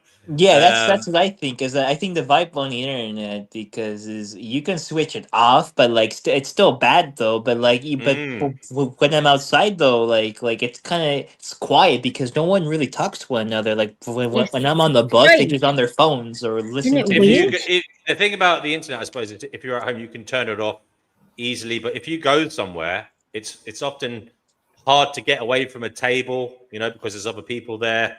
You're kind of trapped in a lot of social situations. And as I said, there's the geographical problem of trying to get away from a situation. Sometimes it costs money. Sometimes there's the time element as well. It causes problems sometimes going outside. Chickpea, I do appreciate that. I'm not telling you to keep, I'm just saying sometimes I believe we have to go outside sometimes, Chickpea. That's what I'm saying. Just for the kind of... to break things up a little bit, to have new experiences. I mean, look, it's not all. What I'm saying to you, Chickpeas, it's not all bad. Surely you could go to a little cafe and do a bit of people watching. Watch what's going on. You don't have to talk to people, do you? I don't like sitting in a cafe on my own. I don't like it. No, fair enough. No. It's because, like I said to you, the thing is, London has changed and it's become a place where people like me are used to a different sort of world. I don't want, if I'm sitting on a bench in the park, I don't want some bloke come to sit right next to me. I don't want that to happen. It never used to happen, but it does now. That's how it's all changed, dear W. Maybe you don't see it where you live. Really? Shall I tell you something, Fatima? I'll tell you a story, right? About 10 years ago, I was 60 years old, okay? And I went down to the children's park where I live, where there's just children and mothers, right? To sunbathe. And I took my cat with me and I was just laying on a towel with my cat and blah, blah, blah in the sun. A man came and laid right next to me, touching my skin. What the? Yeah, exactly. He wasn't a member of the indigenous population, I would say, because London used to be such a free country. You could just lay around wherever you please. Nobody bothered you. But this is how London is, because I used to like to go out sunbathing with a cat. That's what I used to like doing. I can't do that Quick anymore. question for you, Chickpea, from Brother Marcus. He says, how is Chickpea's gratitude? Oh, no, he's got such a good memory.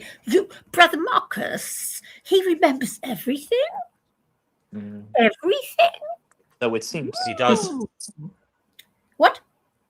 He does. Yeah, he does. So answer the question, Chickpea. Which one? But the laying in the park something? No. But Brother Marcus's question: how's your gratitude journaling going? Well, the book's laying on the floor. Okay, there you go then. I have been that says it. That says it all. You've been thinking about it. But Fatima, and I say to you, right, I'm a little old dear laying on the floor and laying on the grass in a female's children's park. Men not even supposed to be there, and. He actually laid right next to me. He was touching me, touching my body. There's an interesting comment here, Chickpea. What? Objective ethics. He says Chickpea doesn't like happiness because happiness makes her unhappy. Oh, give it a rest, okay. And I'll give it another time with Fatima, right? This is the honest truth. I was sitting on the pensioner seat in the bus, little old lady. There was my 60s. A man came and sat next to me and started playing with his willy. What? Yes, I don't know where Eka Mouse is. Eka Mouse, do come back if you're around. Exactly, Fatima. Do you wonder why I don't go out anymore? Because I'm blonde. I'm very blonde, and yes, I can. Well, it seems as though is people are harassing you almost over there. But I'm not the only female they do it to, but I seem to.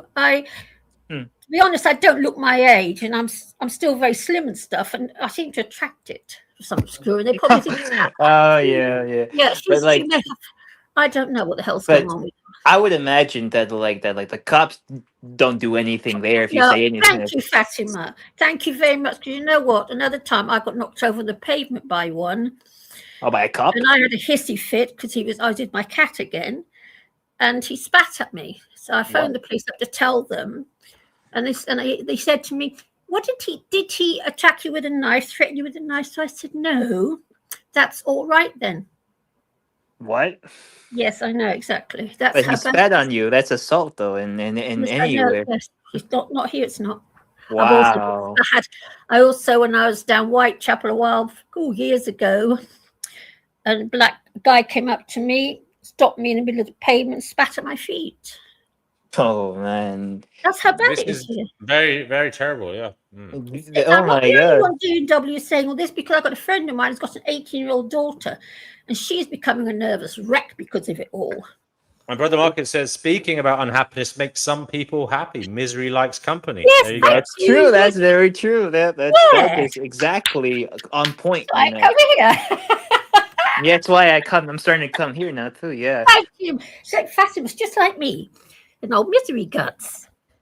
Yeah, of course. Like it's just my natural reaction to how I react to like things in the world. Like I don't react anywhere. Anything else, like any way else. Like I react to it, and people think I'm like pessimistic or miserable. No, I just see it how it is. You see it how it is. Yes. Yeah, like I try not to alter reality in any way, not trying to reinterpret it. Yes. No, like I think I do a good job of accurately Yes, you do. describing things. Yeah. Yeah. That's just how it is. Will we do another random reading of the Bhagavad Gita? Yeah, go on. Oh, grump. What page, Chippy? What page do you want me to? What page do you want me to read now? Do 501, the next page. 501, the next page. Okay. Okay. Let me see. But those who always worship me with exclusive devotion, meditating on my transcendental form, to them I carry what they lack and I preserve what they have. One who is unable to live for a moment without Krishna consciousness cannot but think of Krishna 24 hours a day, being engaged in devotional service by hearing, chanting, remembering, offering prayers, worshipping, serving the lotus feet of the Lord, rendering other services, cultivating friendship, and surrendering fully to the Lord. Such activities are all suspicious and full of spiritual potencies, which make the devotee perfect in self-realization, so that his only desire is to achieve the association of the Supreme Personality of Godhead. Such a devotee undoubtedly approaches the Lord without difficulty. This is called yoga. By the mercy of the Lord, such a devotee never comes back to this material condition of life. Sima refers to the merciful protection of the Lord. The Lord helps the devotee to achieve Krishna consciousness by yoga. And when he becomes fully Krishna consciousness, the Lord protects him from falling down to a miserable conditioned life. Get doing your chair yoga. I told you, Chickpea. Get in that chair. D&W, I sit in this yoga position about 5 hours a day when I'm reading. What, the old crab? What's it when you cross your legs over like a Buddha? What is that called? No, when you just cross your legs over. I sit like that. Yeah, I know the one you're on about. I can't remember. Yeah, I sit like that naturally. I just call it cross legs. Yeah. What about the cat? Do you ever do that one? The what? The cat. No, I just do this one and only. I'm not a meditator, D&W. I've told you I don't meditate. The warrior pose? No, I only do this one. I just do because I'm reading or doing whatever. Yes, D&W. Yes. I should go down. Well, I won't go down the gym because I'm scared kids get pestered, to be honest. And I'm just too frightened. I used to go down. Have you ever thought of, because the thing about you, Chickpea, is although you say you're 71, it's hard to believe you are. Yes, because your mind is fully engaged with reality and very quick-witted and, etc., etc. So I was going to ask you, do you ever feel like going down to like an old people's club or something and hanging out with some of the old fogies? But I imagine that would be torture for someone like you, who is, as I say, young at heart and young in mind. Yeah, it would be torture. Yeah. Yes, it How would be. it make you feel, Chippy? How did it make me feel? I don't know. I've never stopped to think about it. Because I did discuss all this in my GP. I did discuss it in my GP, and you didn't think it was well. I don't know. I don't know what's happened to all this. I said, can we have an old people's support group? I'll be the hostess if you want. I'll do it all. I haven't heard any more from him, but yeah, I tend to mix with people younger than myself. When I was young, I used to mix with older people. Now I'm old, I tend to mix with younger people. So it's reversed. What? So it's been flipped. It's been reversed. Maybe you gained the wisdom from the masters, and then you became the master. No, it's to do with them having children. When I was young, most of my friends had children, so I didn't want to be with them. As I got older, and the children, blah blah, it's all to do with the fact they had kids, and people got. Does anybody else want to come on? Link is in the live chat. And, please do come on and expand the conversation with your conscious awareness. But you forget, Ginger, I've got 7 cats to love every day. They take up a lot of time. And there's an 8th one coming now and again at the moment. Have you given him a name yet? I think it's a little girl. It's a little girl. I'm sure it's a little girl. And I've got loads of pot plants to care for because I grow stuff outside and actually never. The lotus pose, yeah. No, so go ahead. You never guess. I bought myself 12 golden ivies plants, variated golden ivies. 12. Where are you going to put them? In pots, windowsill, living room, hanging outside because I hang plants outside. I'll hang them off the window. You talk to your plants, don't you? Like King Charles. I kiss them. King Charles III does that apparently. Yes. Yeah, I kiss my plants. What do you say? What do you say to them? I just say you're beautiful. Mwah, mwah. I kiss them. And what do they say back? Not a lot. A bit like the cats, really. I say to them, "You're beautiful." Kiss them, and I get no response. Okay. Did you ever try saying these things to your ex-partners? No. No, I didn't. So you spoke.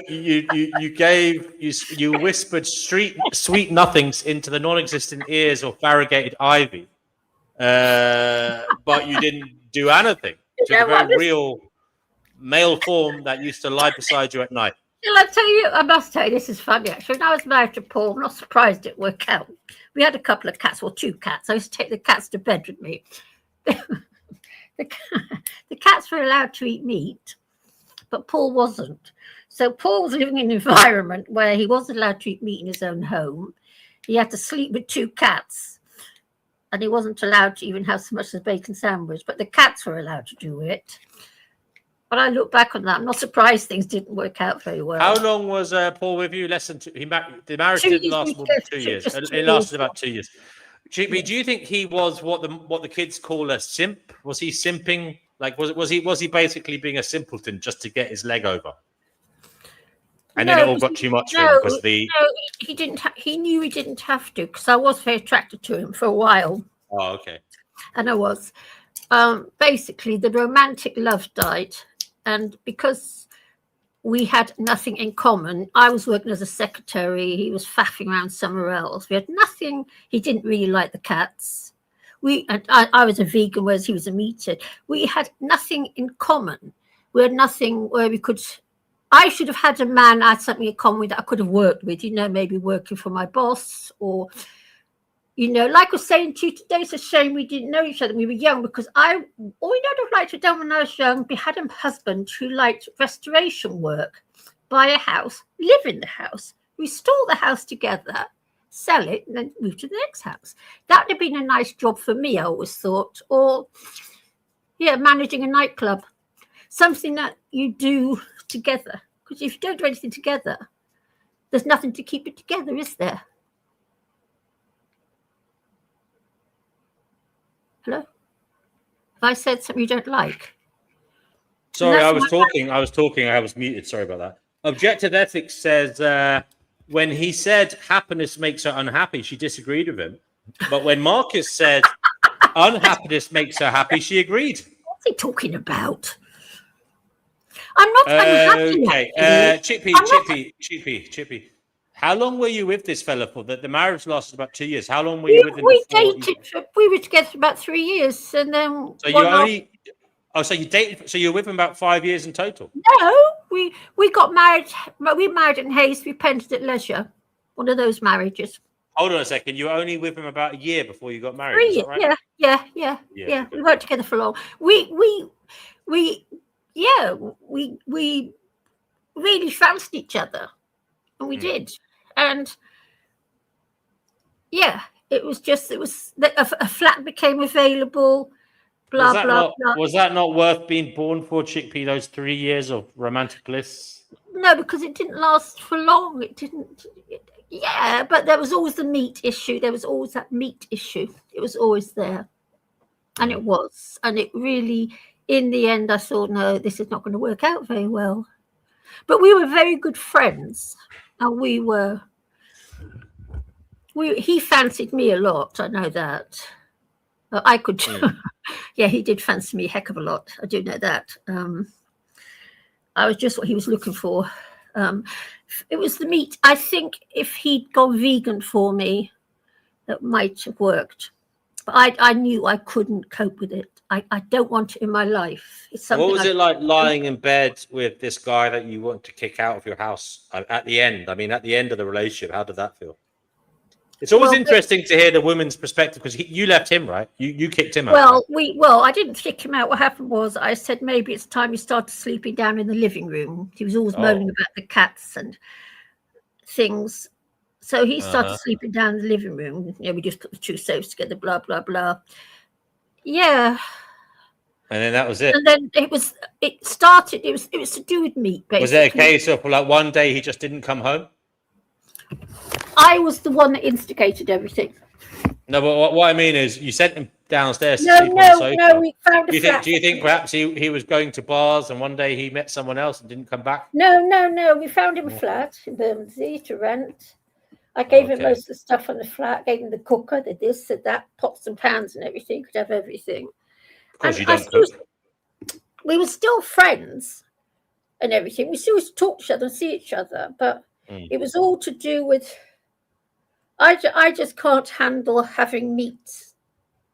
I don't want to deal with it. I don't want to smell it. I don't want it there. I can cope with it if I'm an animal. I can handle that just about. No, because it's in a tin. But I can't take it. Did your friends and family try to dissuade you from leaving him? They didn't think we should have married anyway. His parents didn't like me one little bit because of my veganism. Yeah, because a couple of times I went to stay with them, in their house in Wales, Christmas and another time went.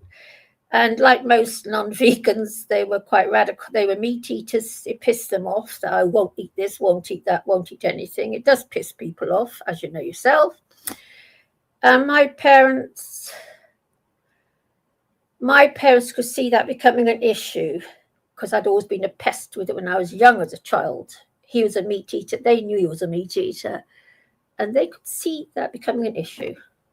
Well, because you can, it doesn't work. I had a friend upstairs, a guy living upstairs, and she was a meat eater. He was a vegan. And I thought to myself, that's not going to work. A year later, he moved out. It doesn't work very well. It doesn't. It was all to do with the meat eating. Plus we had nothing in common. I don't want kids. His parents wanted to be grandparents. That was another problem. And did he go on to have them with someone else? Do you know? I don't know. All I know about him is that I left Bermondsey about 18 months later, and he went back to Wales, as far as I know, and that was the end. Yeah, it was all very transient. So basically, he wasn't your soulmate, but no. But you believe your soulmate was a cat, right? Chickpea. No. I mean, have you ever? You've kind of alluded to that fact before. I feel very sad. I feel very, very sad that it never happened to me, and I really envy people who find it. I got an aunt and uncle who've been married they were together for 70 years. Yeah. It does go right. It does go right sometimes, but it does seem to be going right less and less. Less and less. But I really envy those people who do find it. I think it's the most lovely thing to have. I met someone recently who basically they were with someone and they broke up for 7 years. Yeah. And now they're back together. They've been back together for 6 years. Yeah. And I thought that's quite you don't hear that happening much, people breaking up for that long length of time and then getting back together. Yeah, it can happen, I suppose. But for me, it was purely the meat issue. I don't want. Maybe you'll get back with him, Chickpea. Maybe he's a vegan out there somewhere in the world. Maybe he's antinatalist, Gnostic, vegan, cat-loving, Davidite spouting, antisocial, misanthropic recluse. And maybe he's just waiting for you to ring his doorbell. Do you want me to ask the universe for him to come and see you? Thank you. Okay. Pristine Son, you're being woefully quiet. You get Billy Idol come knock on my door if you like, but apart from that, don't bother too much. So I'd tell you a funny story, JW, actually. You're going to love this one. Like I was saying about, I was living in this flat, and then my neighbours upstairs moved out, and a new couple moved in, right? And so I got chattering to him to find. He was a gorgeous, tall, skinny, blonde guy. Just what I wanted. Yeah, that's your type, isn't it? Yeah. And he was a vegan as well. And there he was, 25 years younger than me. So that was, and I thought, isn't it bloody typical? Isn't it just typical? Here I am, 60 years old. Oops, young bloke moves in upstairs. Well, we were 50 years old, I suppose. Yeah. Are you telling me women of 60 still lust after young, strapping men? Well, of course. Well, if I see young, absolutely, I do. It's kind of like, listen. I know women in their 50s do, but when does it ever stop? I mean, Chickpea, do you find yourself? You're 71. Well, then again, you've been spayed, so you're probably not. You know what? If I see, are you telling me there's 80-year-old women walking around lusting after like 25-year-old men? Yeah. I worked in the nursing home. Absolutely, they do. Oh my god! Yeah. Oh my so god! Because the desire. You're such a handsome young man. Oh, now that fucking takes on a whole nother meaning. When you think that they're just trying to be nice, build up your confidence, but really they're trying to fucking get you into bed. Oh my god! If I see a good-looking guy on the street, and it's a young guy, I still grin at them. I grin, my little way. Oh my god! Oh my days! When does it ever end? And a while back, I tell you what I did a while back. It was me thinking there was only old men perverts, but there's old women perverts as well. I was walking down. WV. I'll tell you a funny story. No, Chickpea, I'm not doing that. You've kept well. You're not that old either. You're only 71. Sure. Life begins at 71. Life begins at 71. I was walking down Homerton High Street and I saw this young guy with his mate, and he looked just like Billy Idol. He had dyed blonde hair, all sticking up in the air. What's this fetish you have for dyed blonde hair? What the fuck is that? I found myself saying to a total stranger, "Oh, I love your hair," to this total strange guy. And what did he say? Oh, thank you. I grew it myself. Thank you. I grew it myself. I tried myself. Pristine Son. Are there any perverted old lesbians around, like 80-year-old lesbians trying to grab a hold of you? Not at the moment, but back in the day, when I stopped straightening my hair, I'd be walking around the shopping center and sorry. Can you explain that to me? Straining your hair. What do you mean? Straightening my hair. Sorry. Oh, straightening. Okay. Yeah, my hair's naturally curly for some reason. We don't know where it came from, but yeah, my parents didn't have particularly curly hair. But anyway, I got curly hair. So when I stopped straightening it, because I did that as a teenager, the whole emo phase of 2008, whatever. When that got ditched, I'd be walking around the shopping center, and old women back then, I don't know what old women are like today, but back then, older ladies really liked my hair being curly. They loved it, so they just grabbed my hair. Like I have no idea who they are. They just come up to me and touch my hair and compliment me in the bathroom, just walking down the shopping center, at church, because I used to go to church. And old ladies are like obsessed with my hair. But not like that, I don't think, because they're obviously straight. I think it was just like they wanted to have curly hair and they liked my hair, so they touched my hair. There was a lady in New Zealand, because I lived in New Zealand for 2 years, and we're in the elevator, and she asked me if she could touch my hair. So she actually asked for permission. So it's getting a bit more. I mean, I remember old women propositioning me when I was younger in nightclubs. You know, like much older women. You know, like in their 50s and 60s. Yeah, there would be. You get the occasional granny who go into nightclubs. I don't know what it's about, but they used to go in there. Yeah. In actual fact, there used to be some of these nightclubs in London. They call them meat markets or grab a granny, because like there's a lot of like, older women. Yeah. Basically, that's the kind of places that you might find. Anyway, what was I going to say? Yes, Brother Marcus, if you want that, we can read these short pieces of work that you want us to do. That'd be interesting. But yeah, I mean, I also have had some strange experiences with like weird creeps as well. I remember years ago when I was in what age would I have been? Maybe 26 or something. I was swimming, and basically what happened was swimming pool I went to at the time, because I used to swim a mile a day back then. Yeah, that was kind of one of my things I did. Well, actually more than a mile, because I used to do 70 laps of the 25-meter pool. That was kind of my therapy every day for myself. But I was about, I'd say 26, 27, around that age. And I remember one evening I went there, the adult pool was closed. Okay. Maybe they were doing maintenance on it or something, or chlorinating it or something, cleaning it. Anyway, they made us, all the adults, this is at nighttime, so maybe at 8 o'clock at night, they made us go into the kiddies pool.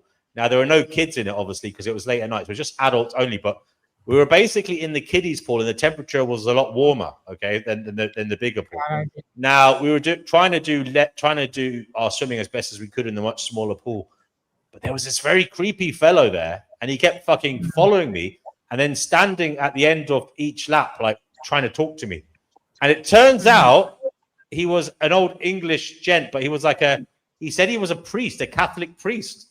And then he started trying to tell me how to swim. And I was like, fuck you. I've been swimming since I was fucking 7 years of age, you prick.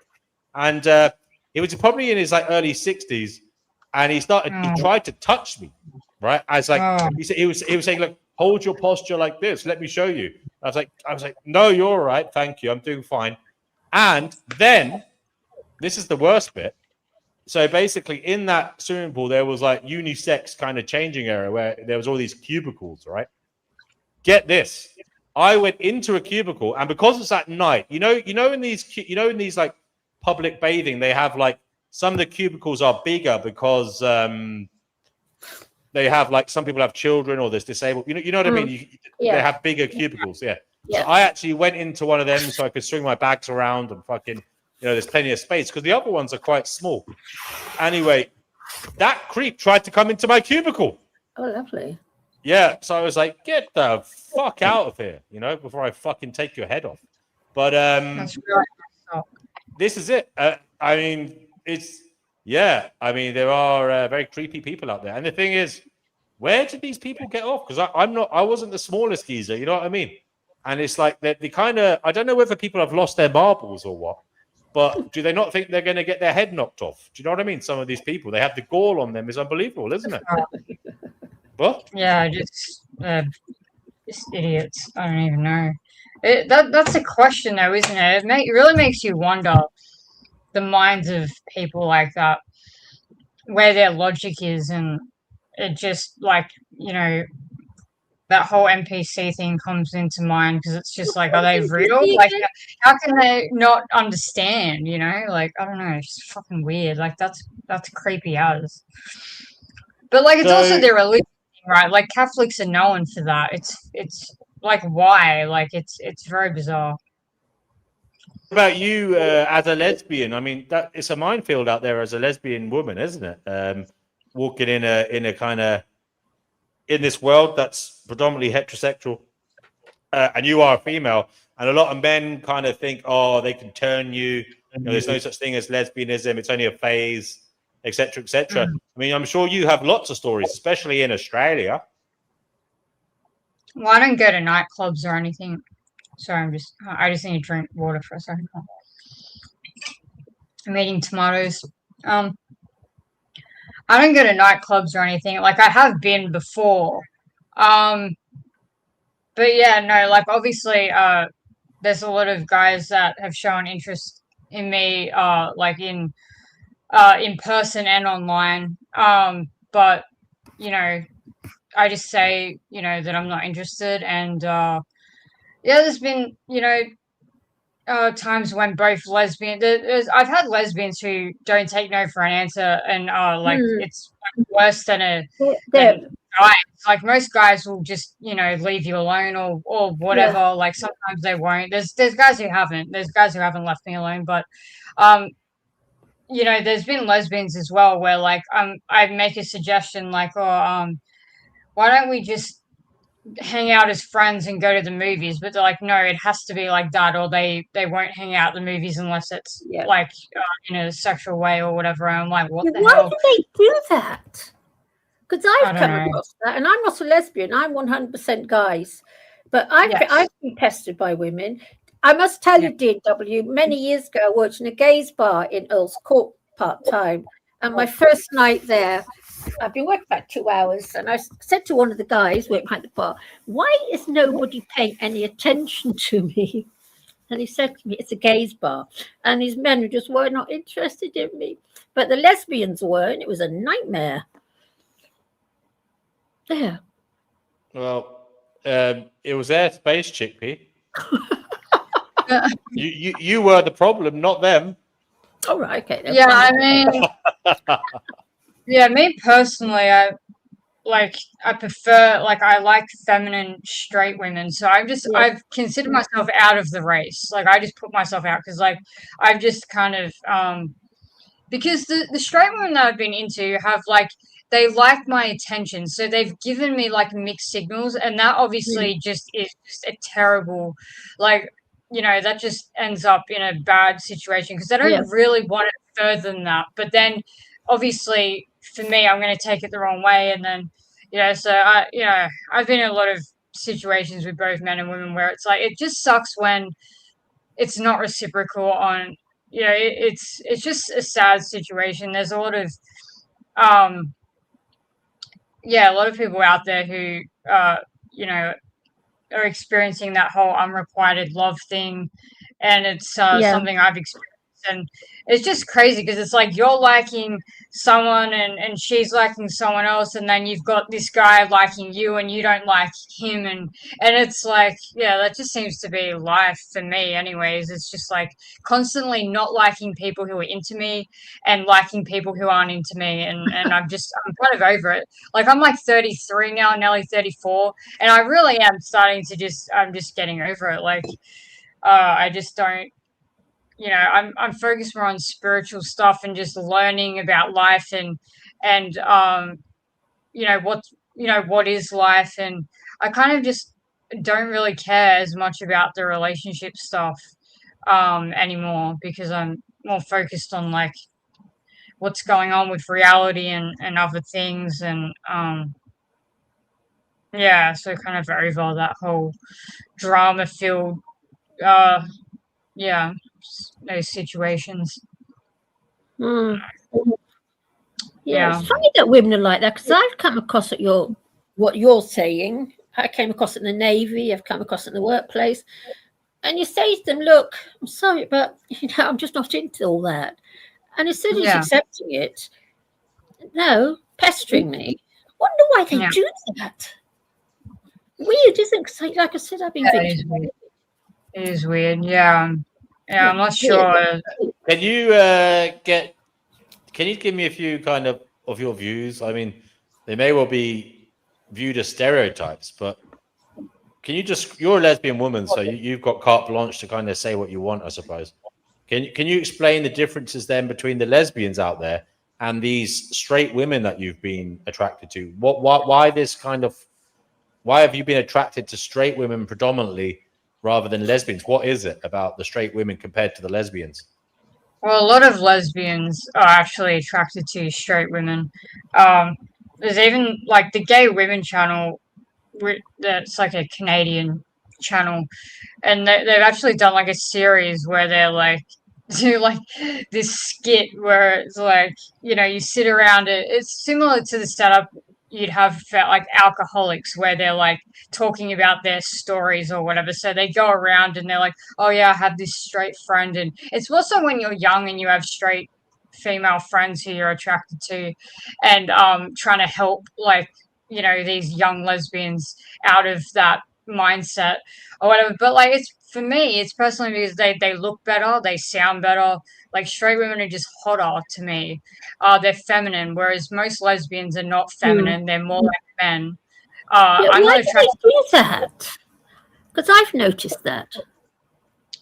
I'm not so feminine myself. I think for me, like, I don't dress like a full butch or anything, but like I don't wear dresses, and I don't I don't, yeah, I'm not feminine really at all, like in appearance.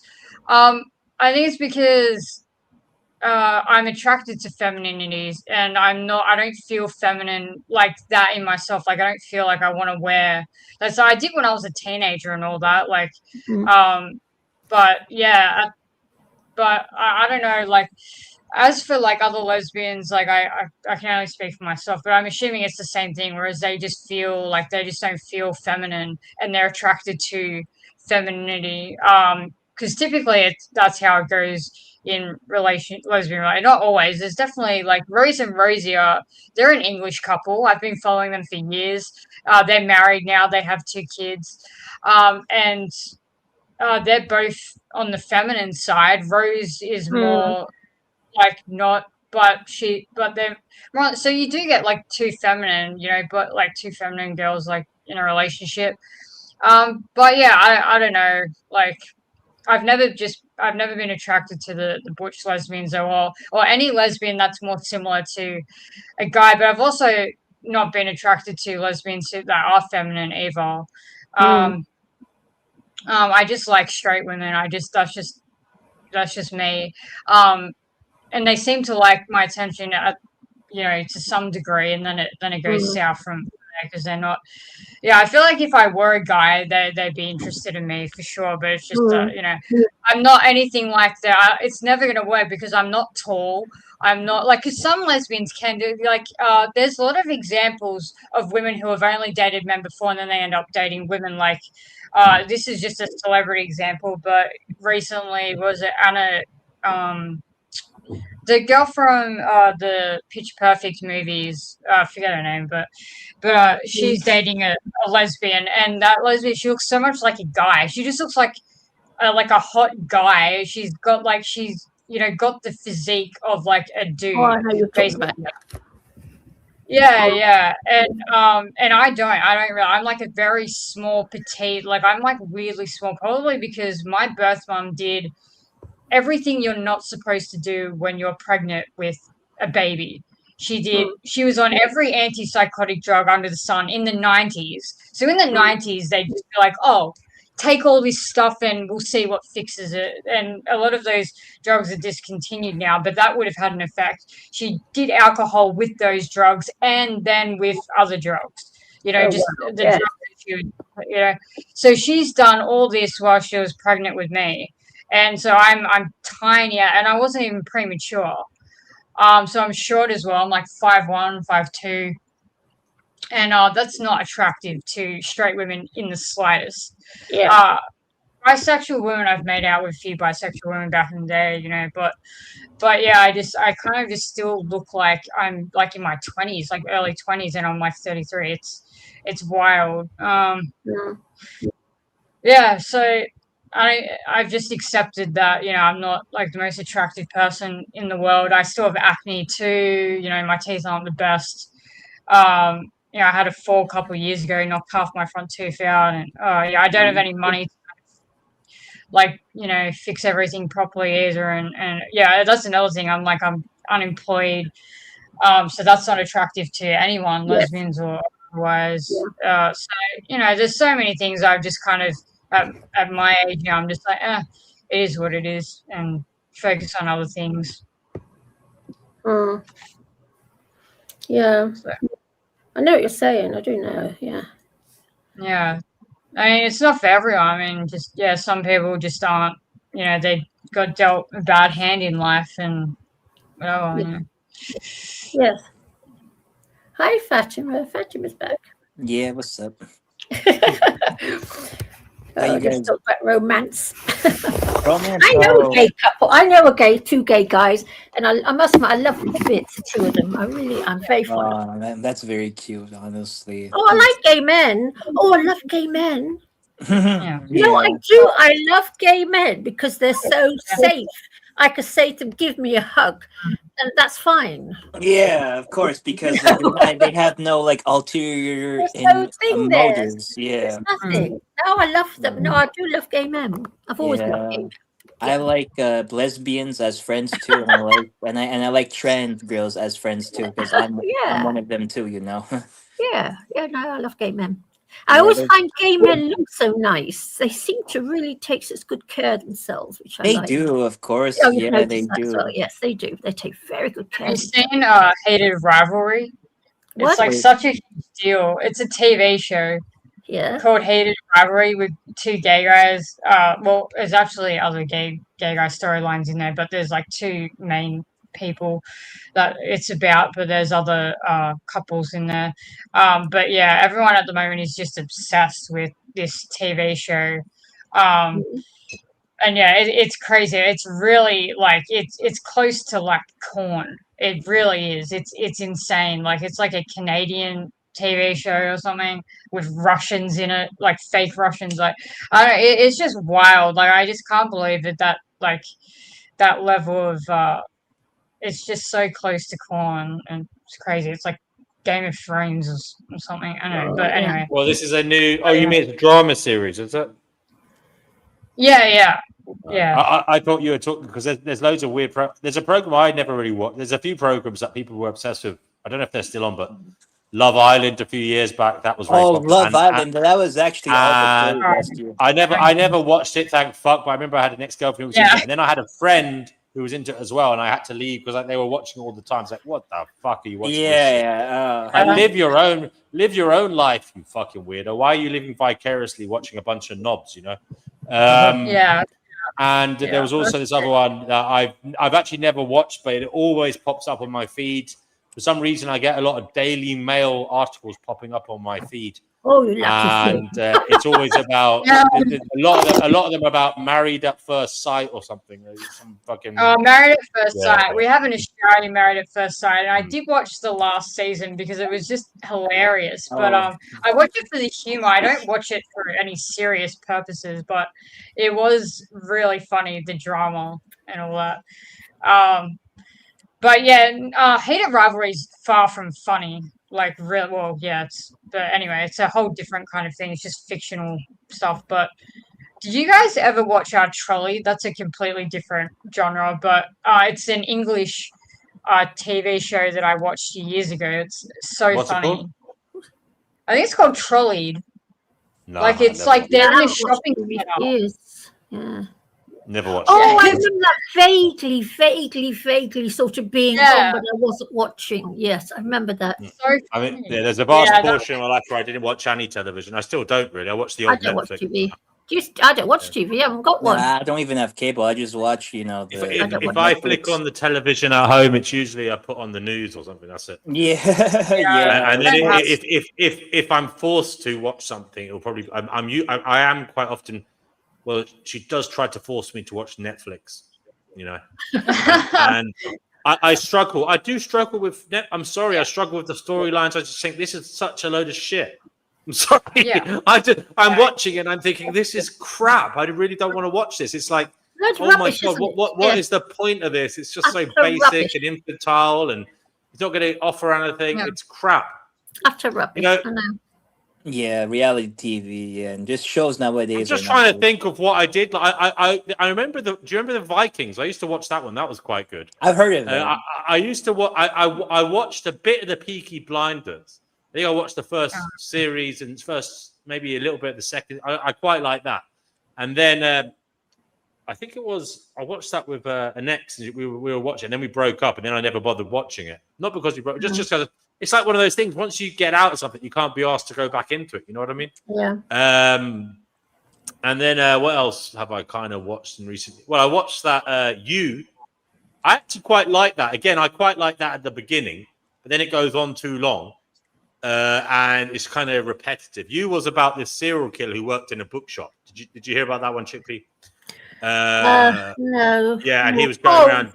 Yeah, he was killing everybody, and basically, it showed him internalizing the kind of morality of everything. Like it showed that he thought it was necessary and it was good and it was okay. I haven't watched that yet. And it was quite good, but then it went on too long. It went on for like 6 seasons. It goes on too long, doesn't it? Yeah, I get fed up. Because there was another one I did try to watch, but I don't even know if I could.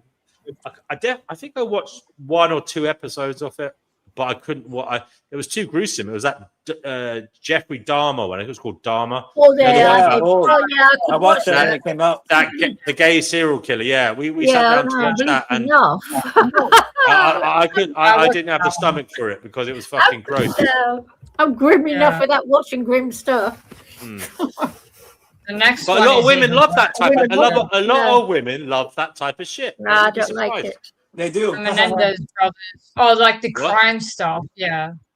Like are you saying like women like the true crime type of stuff? Yeah, that was one thing that baffled me. Like when I was a young adult, like you hang out with women and they're kind of glued to these serial killer programs. And when you go to that. Yeah, I remember I was between homes. I moved out of one and I was waiting for I basically signed a lease for another one. And I ended up staying in digs for a few weeks in between. And basically the lady whose house it was I was staying in for the few weeks, she used to honestly for 10 hours she used to stay watching these serial killer programs. She used to get home from work.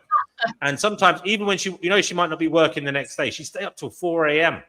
watching fucking programs about serial killers. And then she'd fall asleep on the sofa. Wow. And then she used to do that. As I said, she used to watch. That's what she used to do when she was at home. She used to eat her dinner and watch programs about fucking serial killers in fucking America in the 1970s. Wow. You know what I mean? Yeah. No. Like women are like obsessive, like true crime and like forensics and stuff like that. Yeah, we are. Yeah. I'm guilty of that.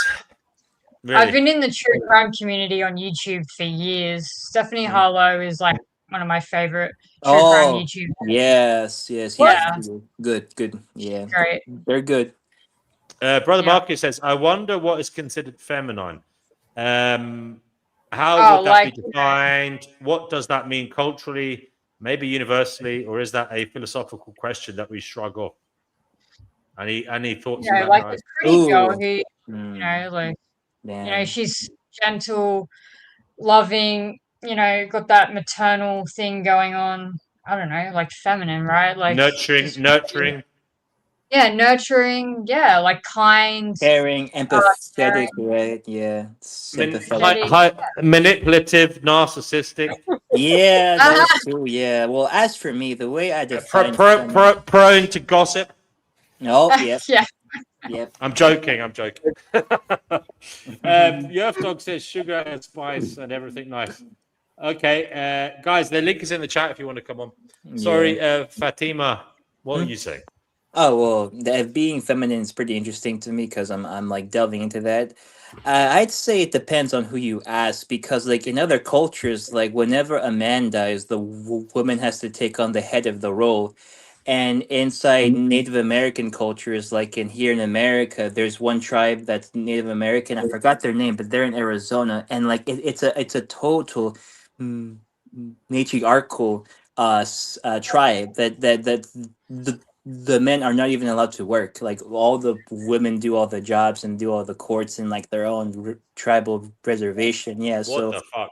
Yeah, I swear to God, what the fuck do the men do all day? they do what we think inside Anglo-American culture as what the women should do. They take care of the homes. They grow the Well, garden. they can't breastfeed, can they? D&W, no, No, that's What, starting Chickpea? where I live. That nonsense. huh? Where Sorry? I live. Fatima, that's starting where I live. I know 2 men stop working. Their wives go out to work. The men stay at home, and I don't know what the hell they're doing, to be honest, because their children are grown up. Really? Yeah. Yeah. Well, Are apparently, they retired, Chickpea? No, they're in their 40s. Okay. They've got children, teenage children. The men have stopped working. The women go out to work, and I don't know what these men are doing all day. But yeah, there's 2 guys here. There's only a small block. yeah, but like apparently that kind of lifestyle has been a thing for these tribes and these clans for thousands of years. It's pretty interesting how the social roles in other places often So what about the wars? Are you telling me they don't have any wars? they don't have any wars. That's interesting because a lot of tribes do have wars, but I think that tribe is more isolated historically. Always has been more isolated, so they don't. But I think that even the men, historically back then, they would also be used for like a type of like the canon father of the tribe, if you know what I mean. It might be Which- interesting if we just let women go to war with each other. Maybe Right, they could yeah. maybe they could oil up or something before they did it. Pristine, what do you think of female UFC fighters as a lesbian woman? I like those. I UFC. don't. I'm not into it. They're a bit too macho for you, I imagine. Are they? A bit too big and Yeah, strong. absolutely. Yeah, I'm not into wrestling at all in any shape or form, and those types of women are not attractive to me in the slightest. So yeah, yeah. The less feminine a woman is, I'm like, lose interest. Yeah, they got to be really, really feminine. Yeah, I like to watch. Yeah, I mean, I'm sure a lot of people are into that. Sure, I mean, I think even guys are probably into like straight guys, maybe, but not me. Yeah. Another sport I watch that's more. You must see this grumpy little thing now. You know what? This little girl sitting here. Hold on. Are you gonna see the? Are we gonna see the Look cat? at this little girl. Oh my god! Oh my god! Yeah. So Yes, precious. Poppy He the looks grumpy. grumpy. Ooh, grumpy cat. Needs a grumpy mom. Wouldn't you be grumpy if Chickpea was your owner? I mean, she never stops complaining. Yeah. Oh, Poppy is spoilt to pieces. Poppy, spoiled little girl. Is she? No, is Poppy trained to do her business in the human toilet, or is that the other one? No, Poppy. Only Dave does that. He was doing that before he came to live with. I've got YouTube, Pristine and Fatima. I tell you what, there's nothing worse. Yeah, there's nothing worse when you go to a cat person's house and you go into their bathroom and there's cat shit in the shower or in the fucking sink or in the bath. Yeah. Actually, don't tell me. Anyway, and on a warm summer's day or when the central heating is turned on Oh no! no! It goes up your nasal fucking cavity and fucking down into your throat. Actually, but YouTube. God. I've got a tomcat. Came to me on my 70th birthday last year. He's actually 8 years old now, and he goes to the loo like humans do. Does his wee wee. But it took him about a year to settle down here. What kind of cat litter do you suggest people use? I use a silica one, the paper one. Silica, made from paper. Okay. Ricardo, welcome. Good to have you here. Do come on, links in the live chat. Do you know about cat litter then, D&W? Yeah, of course. I mean, it's How do you know about cat litter? Well, I've looked after cats before. Have you? Believe it or not, yeah. Oh right, I didn't know that. Well, they are common. They're very common, aren't they? I think there's definitely more cats than dogs around. So yes. Yeah, they are. But they're very good. So they bury their. The reason I didn't like cats when I was younger was because if you die, your cats will have a tendency to eat you quicker than a dog. Yeah. That's okay. But now I'm not so bothered about that now. Doesn't bother me in the least. Yeah, it doesn't bother me either. No. Doesn't bother me in the least. You know what? Feast away. Enjoy it. Yeah, if they want to feed me to lions or to invite your friends. Invite your cat friends. Yes, all the cats can eat me. Imagine don't Chickpea about 50 cats going tucking in, you know. You won't get much to eat, though. Your ghost will be looking down, smiling, going, "Oh, they're so cute." Yeah. Yeah. I think we should actually feed our dead bodies to the lions and everything, and to the sharks. The vegans would like all that. Just imagine. Imagine you could have a lineage of like bears or something that you know. This is our family's bear. Yes. This bear, our grandparents, our parents, our great grandparents, our uncles and aunties, and that whole family of bears are the canines that eat our family. You know, so you could have your own family bear, family of bears to eat your own family when they die. Yeah. That sounds like a good idea. Actually, I might have to invest in that. Right, that's my apprentice idea. I'm going to go on with the apprentice and say everyone should have a bear in their back garden that eats them when they're dead. Yeah, or just throw some shark. You can go out. You can look out your window and say, "Oh, look, Granny lives on in the bear." Yeah.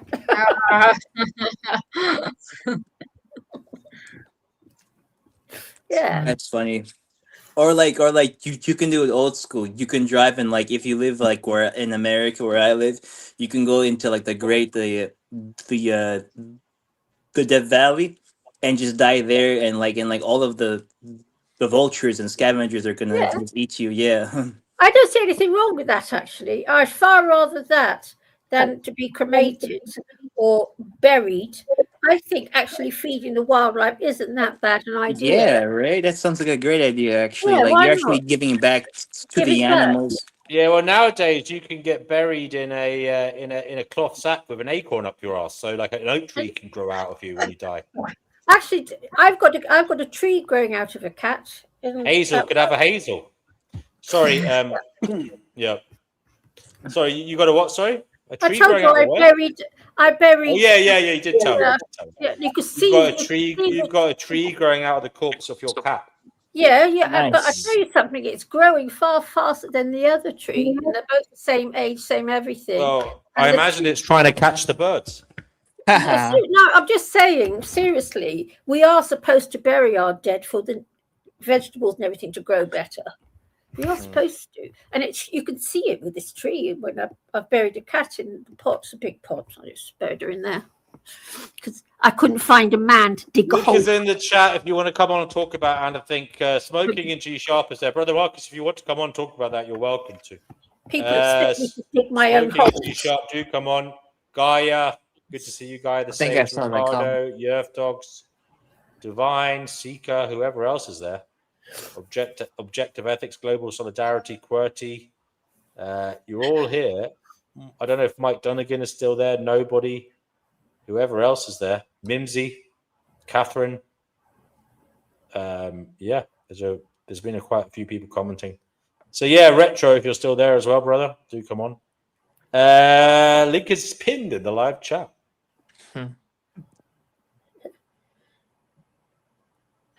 Do come on and tell us about that. Smoking in G Sharp says all they can say is over there they are screwed, and they're in the United States of America. Yeah, we are royally screwed. You know, we have federal agents that are shooting random people on the street for no good reason.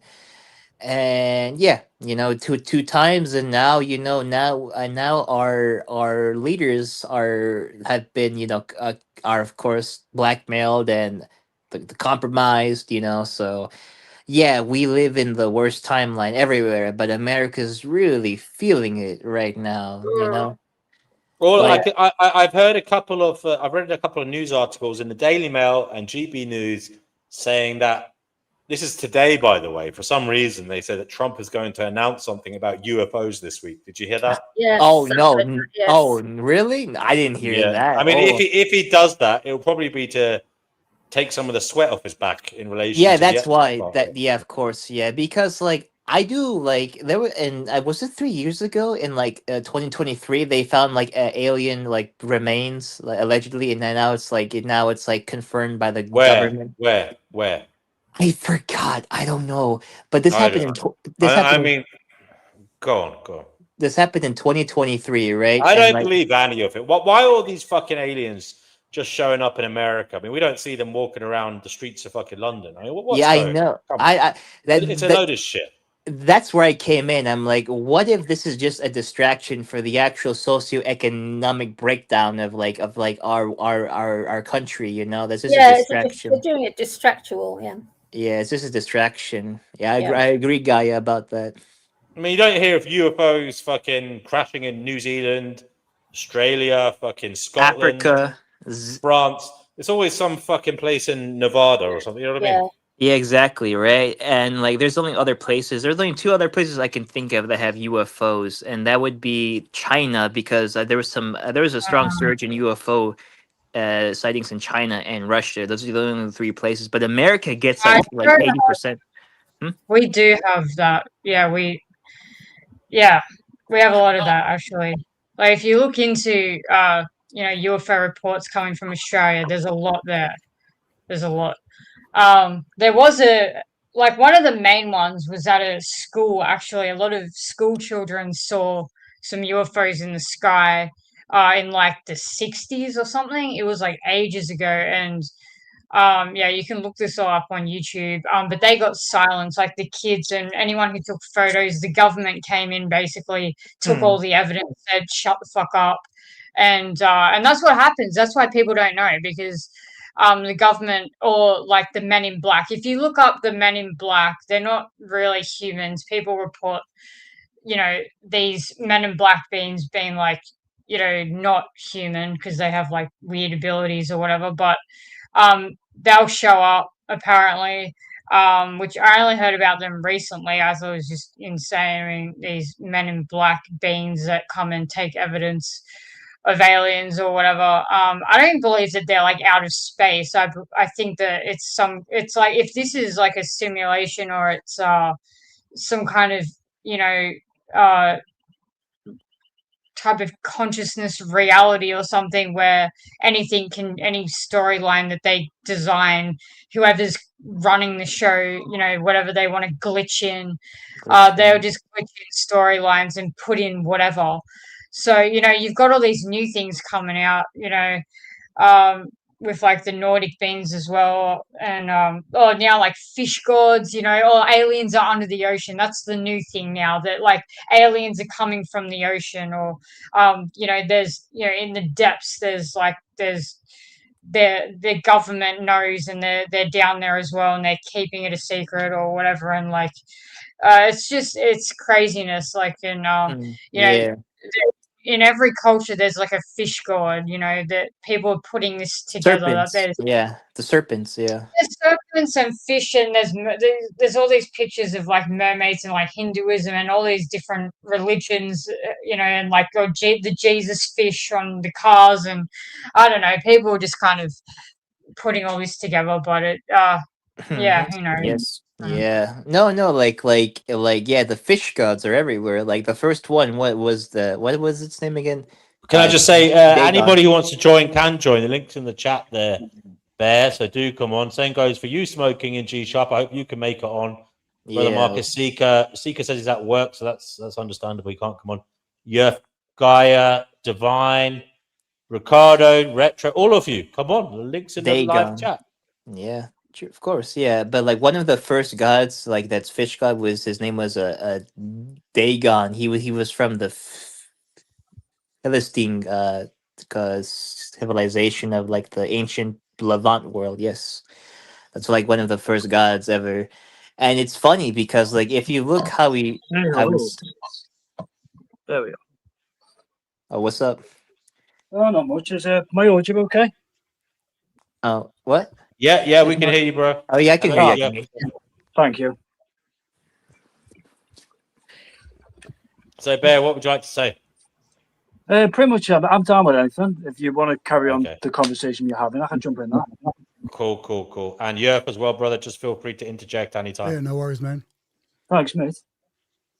No, like I was just saying that, like, yeah, every culture has like a weird convergence of like reptoid deities, beings, and the fish gods. Yeah, there was I think in Indo-European culture there was like a fish god too, I believe, yeah, or something like that. And in Japan they have the kami in Japan, which are they also have like some type of like sea deities or lake deities, and yeah, in Japan the kamis, and in China too. Sorry, I wasn't listening before I jumped on. It sounds like everything's changed. What are we yakking about? Like aliens. Aliens now, yeah. Aliens, okay. Aliens, and how there's some correlation between that and like the world, like mythology and religion and culture, because like Sorry, I was just saying the reason we've only been briefly talking about it, but the reason we were talking about it is today for some reason there's a few news articles out there on Daily Mail and GB News and probably a few others as well, saying that there is a White House source saying that this week Trump is going to say something about UFOs. Yeah, there's going to be a revelation. Right. Yeah.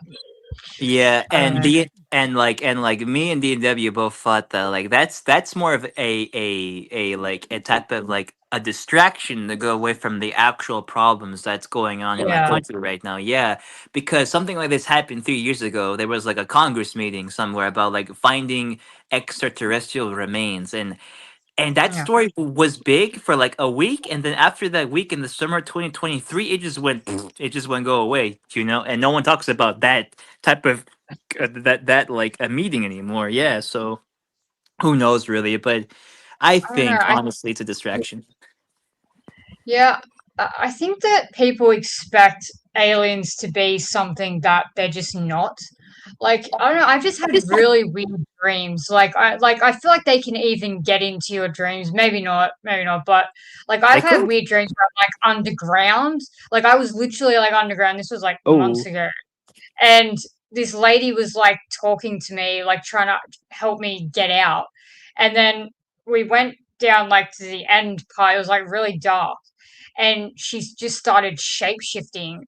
Like it was really weird. And her voice changed. Like her voice, she was like normal.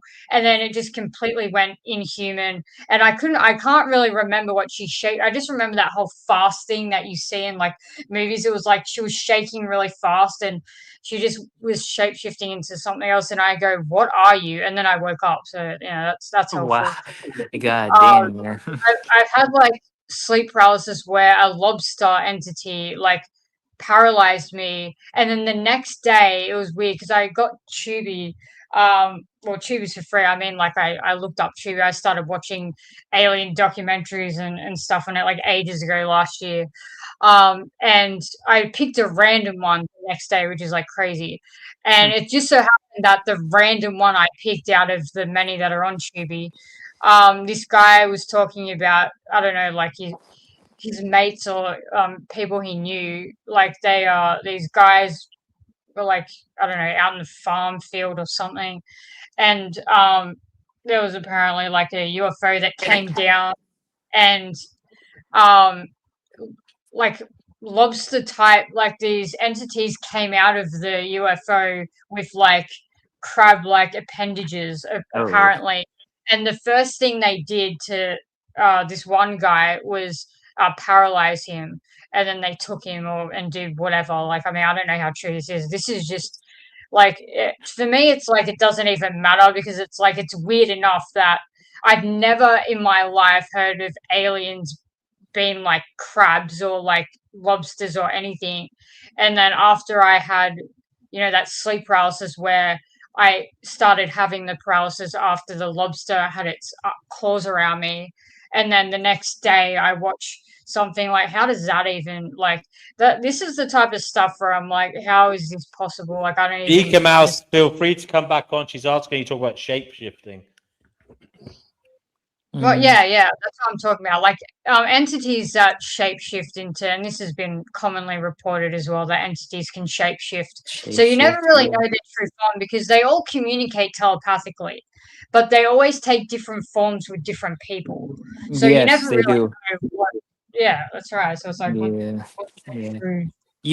Pristine, son, your dream story remind me of like a video that was on YouTube that I think is now deleted for some weird weird reason. It was it was like a type of like documentary slash presentation slash like get ready about this manual about like the rise of the alien elites and the Illuminati and like the reptoids, right?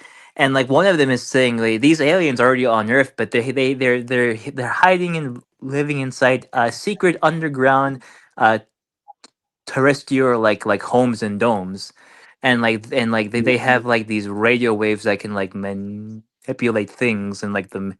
Yeah, that reminds me of that too. And like sleep paralysis, one time I actually had a sleep paralysis story where I saw like some type of like shadow person or thing over me that had like glowing purple eyes, and like I felt like felt like I was being like choked out by it. Seriously. Wow. What the fuck? Yeah, that's crazy. I really think that when we drift into a different state of consciousness that is sleep, it's just, I don't know, it's wild. It's like you can just connect with other beings, or they have influence over that state because your brain's in like a different, I have no idea. Like honestly, I don't think I'm smart enough to even to know what's going on. Okay, Ika Mouse, it will be great to see you again next time. Thank you for coming on today. We appreciate it. It was lovely having you here. We look forward to your presence again. Yeah, it's not about intelligence, I don't think, Pristine. I think it's just the fact that nobody can know what the hell's actually going on. Yeah, Yeah, You try and test it. I mean, you can try and test it using, science, but these things you're saying, I don't know if anybody can prove their legitimacy right, because as a real phenomenon. Yeah, that's right. Yeah, I mean, we still don't know like a lot about dreams and how we do it. We can basically function it down, but we don't understand the meanings. Of course, yeah. Dreams are a very very weird a conundrum. Well, we do know that they happen. The ones you remember, I believe, happen mostly in REM, don't they? So rapid eye movement. And if you're not getting REM, you won't get these amazing dreams that you guys are talking about. And sometimes REM is switched off by, for example, medication, maybe drinking, maybe the wrong foods, etc., etc. So I don't know. What does that say? That there are people sleeping without having these kind of dreams that you guys are talking about? Does that suggest that it's just a biological thing? It's nothing to get worked up about, because these people are living and surviving too without these detailed dreams, without these dreams that are giving them messages. Are they in some way having less of a human experience than you? Are they not in touch with the gods or the spiritual world? Or is it just, as I said, a phenomenon of biology causing these things, and it's nothing to write home about? It's nothing mystical. It's nothing magical. I mean, the fact that people can miss out on it and still live and still experience life, does that suggest to you that it's not really magical? Who knows, really, to be honest? Because, like, yeah, you are right. The fact that people live their lives without having these strange occurrences in their sleep, yeah, it does kind of like make the guess the power of it kind of like not very like staying. I don't want to say that, but like like yeah, it definitely does add that point of view. But D&W, what did you say about eating the right foods, or did I mishear you? You said, well, I mean, just as like medication can affect your quality of sleep, so can food and alcohol, substance abuse, and I think that is related to putting nutrients or toxins in your body in a kind of depleted or over the top manner, I'm sure can affect your quality of sleep and therefore your likelihood to have dreams or not. It's funny you say that, actually, because in that video I brought up that had like the underground alien homes, right? There was another part. There was that video is starting to like come back to me now. I'm starting to like recollect what was in it, and there was a part where like you can actually see these beings if you eat enough berries or nuts or almonds or grains. Actually, yeah, that was actually a part in the video. Yeah. So we've moved on from mushrooms now to berries even. I mean, I hope that like we shift into some kind of timeline where you can just like it's just acceptable because the government, like everything's illegal. Like we can't see this stuff because they've made everything that makes you see this stuff illegal.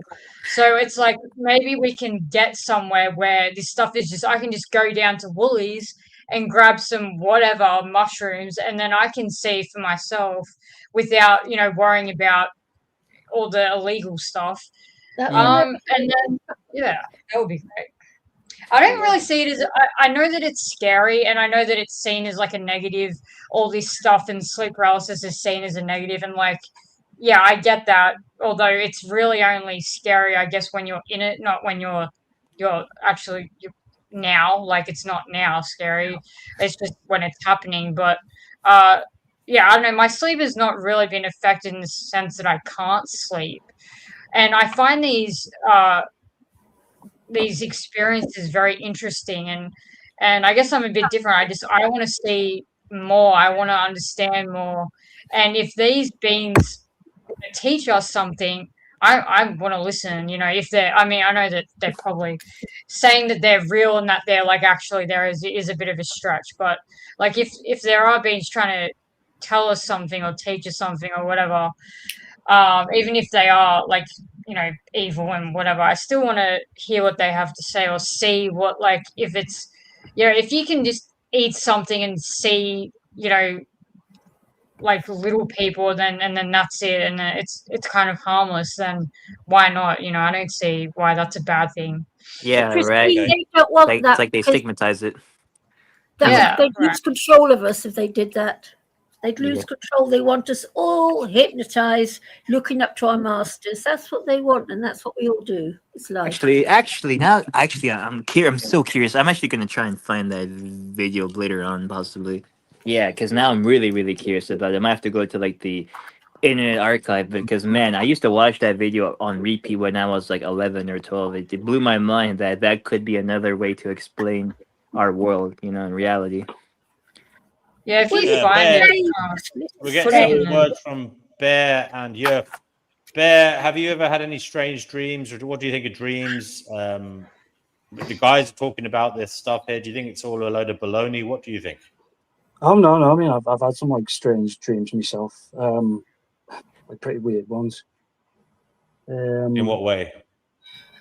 There was one time where I was walking down a corridor and there was all like weird letters on the walls and floor, and I was trying. I ended up standing in the corridor trying to like make a words out of them, but I couldn't. And then when I stood up, there was like a black door in front of me, so I opened it, and it was a big white room. And I was like, oh, well, I'd rather be here than there. And then I turn around, door's gone. I'm just in this white, windowless, doorless room. I'm like, oh, I'm still here. And then I look up, and there's just an eye looking at me. Wow. Yeah. That sounds something. That sounds interesting. Sorry, go ahead, Fatima. And then Bear, you can tell us any more dreams you've had. That sounds like something that my older brother used to say that he had a similar dream and experience actually to that. Yeah, and that happened a long time ago. Like I was like 8 or 9 when he recounted that story to me. Yeah, I think he was trying to scare me, but like he is known to have sleep a paralysis, so maybe not. Who knows? Yeah. The only other weird dream I could think of was there was one time I was just walking down a road, but it was like, do you know that thick fog where you can only see like 2 centimeters in front of you? Like walking down this road, and then I hear like noises, and I turn around, and it's like some guy walking down the road with a big axe, and he just nods at me and carries on. I'm like, well, am I following him? Wow. That was your dream. Yeah, that is weird. Yeah. That's crazy. Like he had. What about you, Yerp? Have you had any strange dreams that you care to share with us? Yeah, I've had some stuff, but my take on all this stuff is I don't doubt that people have these kinds of experiences, but I doubt the interpretations that people put on them. Oh, same here actually. Yeah, and I claim to have some too. Like I don't know if I was like having some type of like unexplained that could be explained later on, altered state of like mind or consciousness. I don't know. So yeah, that's my take on it.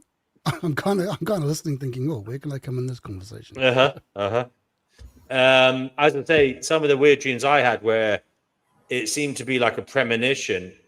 I think there probably is an explanation in science. Like, as I said, I've often thought of existence as just one massive system where everything is interconnected, at a subparticle level. It's all just happening. So if there is such things like quantum entanglement and spooky action at a distance, and if everything is interlinked, then it may be that when you're asleep or even when you're awake, sometimes your intuition, your dreams, your thoughts are somehow being influenced by things outside of you because of physics or quantum physics. And it may not be magical. It may be just a fact of existence. These things happen. We may not ever be able to understand it, though. This is the thing. We may not even be able to know it's true as a phenomenon, that it is actually happening. But I mean, I don't see why it wouldn't. If we were all just part of a system, and the system was of cause and effect, why wouldn't it be possible? Oh my, yeah, I found it. I can't believe I found the video, actually. Sorry, I'm back. I just have to step out the room. That's okay. So I just saw that is it the Daily Mail thing about apparently Trump is doing that? Yeah, I mean, they're not sure of the efficacy of it, like whether it's going to happen. They don't know whether it's a legitimate announcement, do they? It's speculation, isn't it? He's probably going to stand up there, like, unzip his costume. It'll be like some tentacled Satan. Oh my god, that is accurate. Can you imagine if it was like The Simpsons when like these aliens just come out of him? Oh my god, yeah, like those big green ones. Yeah. That 80s show V. Yeah. Did you guys watch the Disclosure movie trailer at all? That came out last year. No. What's that one called again? That's pretty big. It's like a huge deal. Like, people were talking about it. Maybe I'll send you a link or something. Or you could just look it up. It's like Disclosure Day, I think it. Yeah, and everyone was talking about it. Yeah, anyway, so yeah. It might have something to do with that. Like, people are expecting something this year. People are expecting them to come out with something. Yeah. Yeah, it's got Emily Blunt. Is it directed by Steven Spielberg? Disclosure Day. Yeah, Disclosure. Yeah, that's okay. Yeah, first time hearing about it. They say it's going to be when there's some major sporting event, apparently. Oh yeah, the World Cup. Yes. Honestly, I don't think the fans are gonna come here because after what just earlier this year, we illegally abducted a sovereign president of another country. Like, man, like I don't know. I don't know what's gonna. I don't know. Like, if I was someone in like another country, I wouldn't come to America to get more freaking money.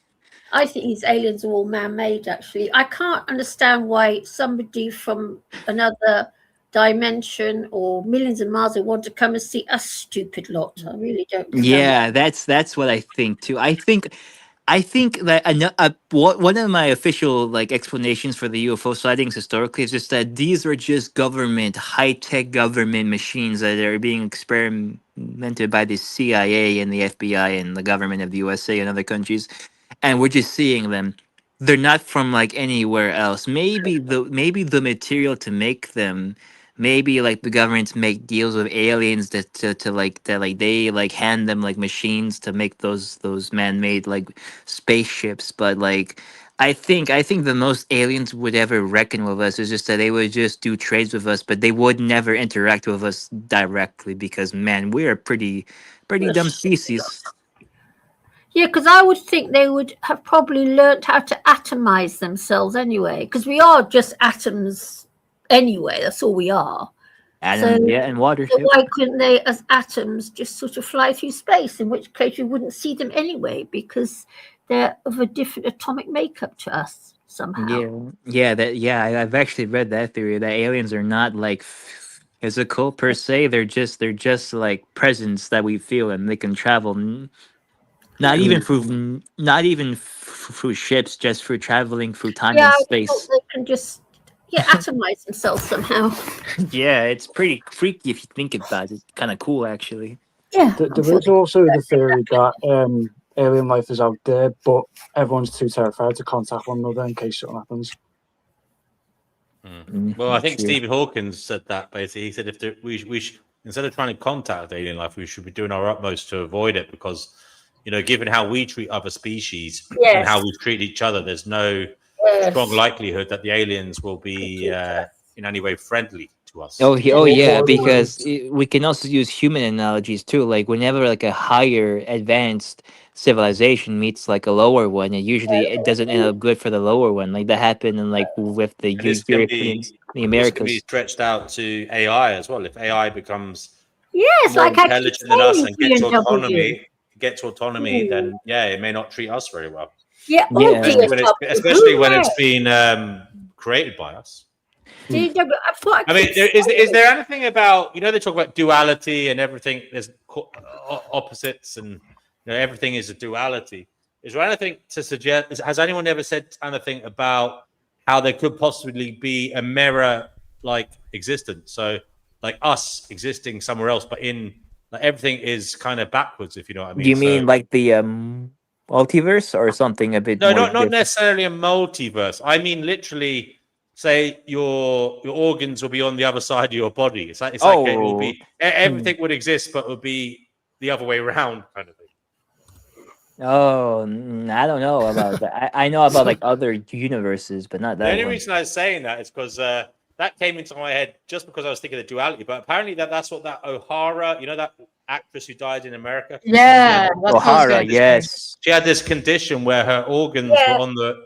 It was like mirror image. So where her heart was on the right hand side instead of the left. Her stomach was, instead of being on the left, was on the right. Everything was on the mirror on the other side. Heard of that before, I think. But yeah, no, I mean, it's kind of related to that. And it's also just this duality thing. Has anyone ever talked about how there could be like a mirrorverse kind of thing? Like something like us, but not quite us, They talk about life as well. I've heard this theory in life that you could create the kind of the DNA strands, the molecular structure. You could create an alternative one, like in a mirror image. But if we did create it, for some reason, scientists say it would destroy all life on this planet. Have you heard that? There's a theory about it. I can't remember what it's based on. Is it like an antimatter kind of thing? Antimatter, exactly. Oh, exactly that. Antimatter. I heard of it. Yeah. Then. So yeah, I heard of that. Antimatter. I was going to say there is a movie about a mirrorverse. You've seen Them? Sorry. Have you seen the movie Them?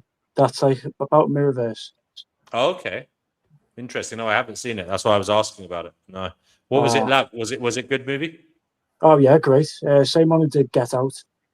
And what was the kind of gist of the story, if you don't mind expanding on it? Basically, a mirrorverse does exist, but the mirror people start coming out and going into the real world. Yeah, I mean, I don't know how a mirrorverse would impact. What would it be like? I mean, yeah, you could have us with organs on the other side of the body, perhaps. I don't know, but what else? Everything else would more or less be the same, would it? I mean, the door and the front door would be on the other side of the house, maybe. I don't know. Yeah, right. Damn, that sounds gnarly, though. It's a bizarre one to get your head around. I mean, yeah, I mean, if you were a left-thinking individual, maybe you become a right-thinking individual. I don't know. And I'd be a happy optimist. Yeah, same. Me too. You would be all happy optimists. Yep. Happy and clappy. Happy other one. Yeah, I'll be like in.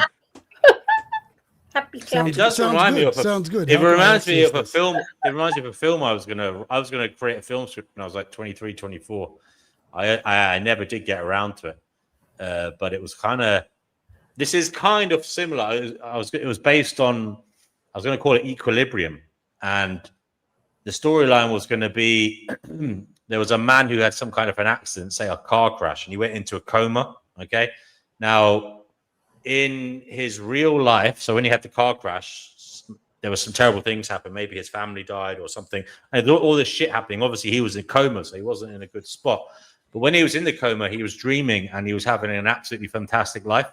Okay, so he he like became president of America or something in his dream, whilst he was in a coma. Yeah. And he was living the best life possible. He was like this really happy guy. And then the doctors started were obviously treating him, and they came up with this new treatment, and they were basically slowly bringing him out of the coma, and he was going in and out. And as he was going in and out, he his sleep state life, his dream life, was getting worse when he woke up in this world. You know what I mean? And then it started going that when he had a good experience in this life, in his dream world, something bad would happen.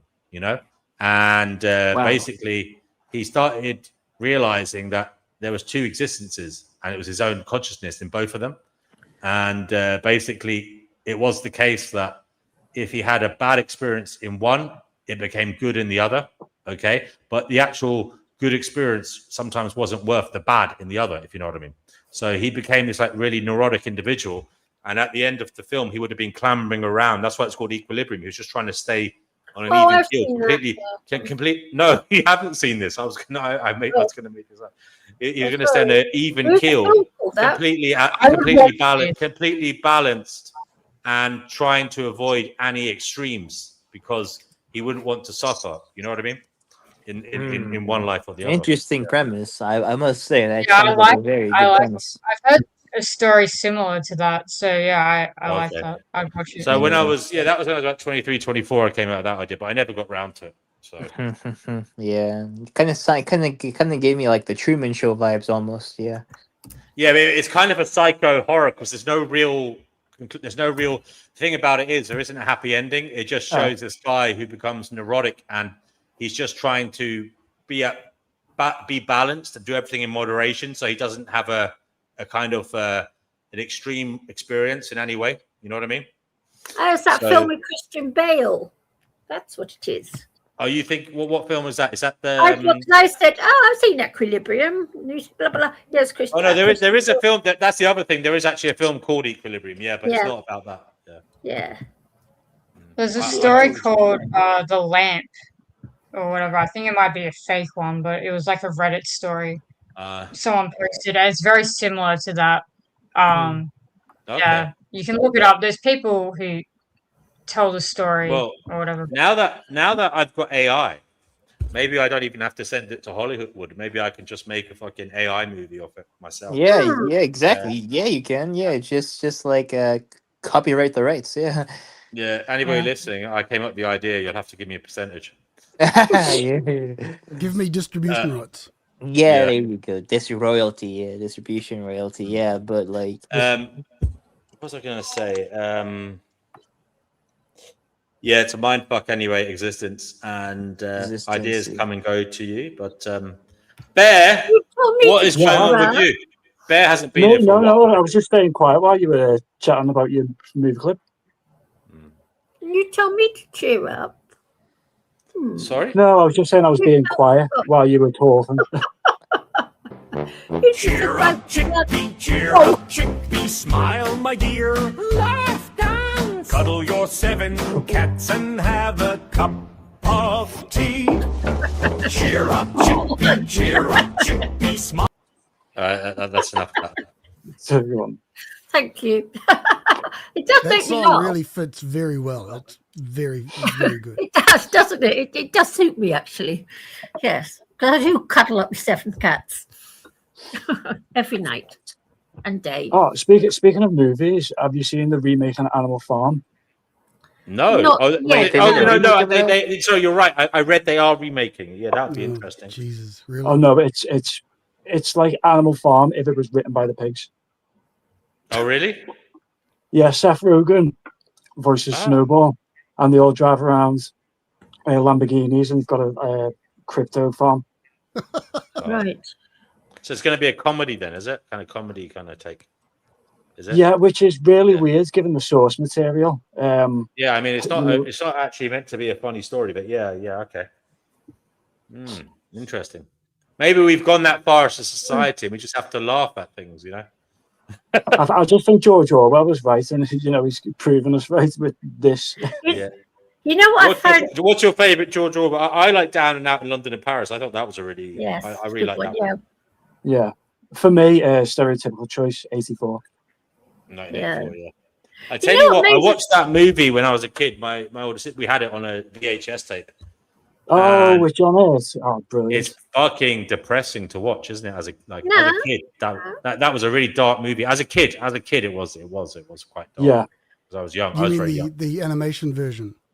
No, the film version. Yeah. Oh, Of someone's what? here. Animal Farm? 1984. Sorry. Oh, right. Oh, the one that the Eurythmics did the soundtrack to. Ooh, You know what I don't get? Eurythmics, nice.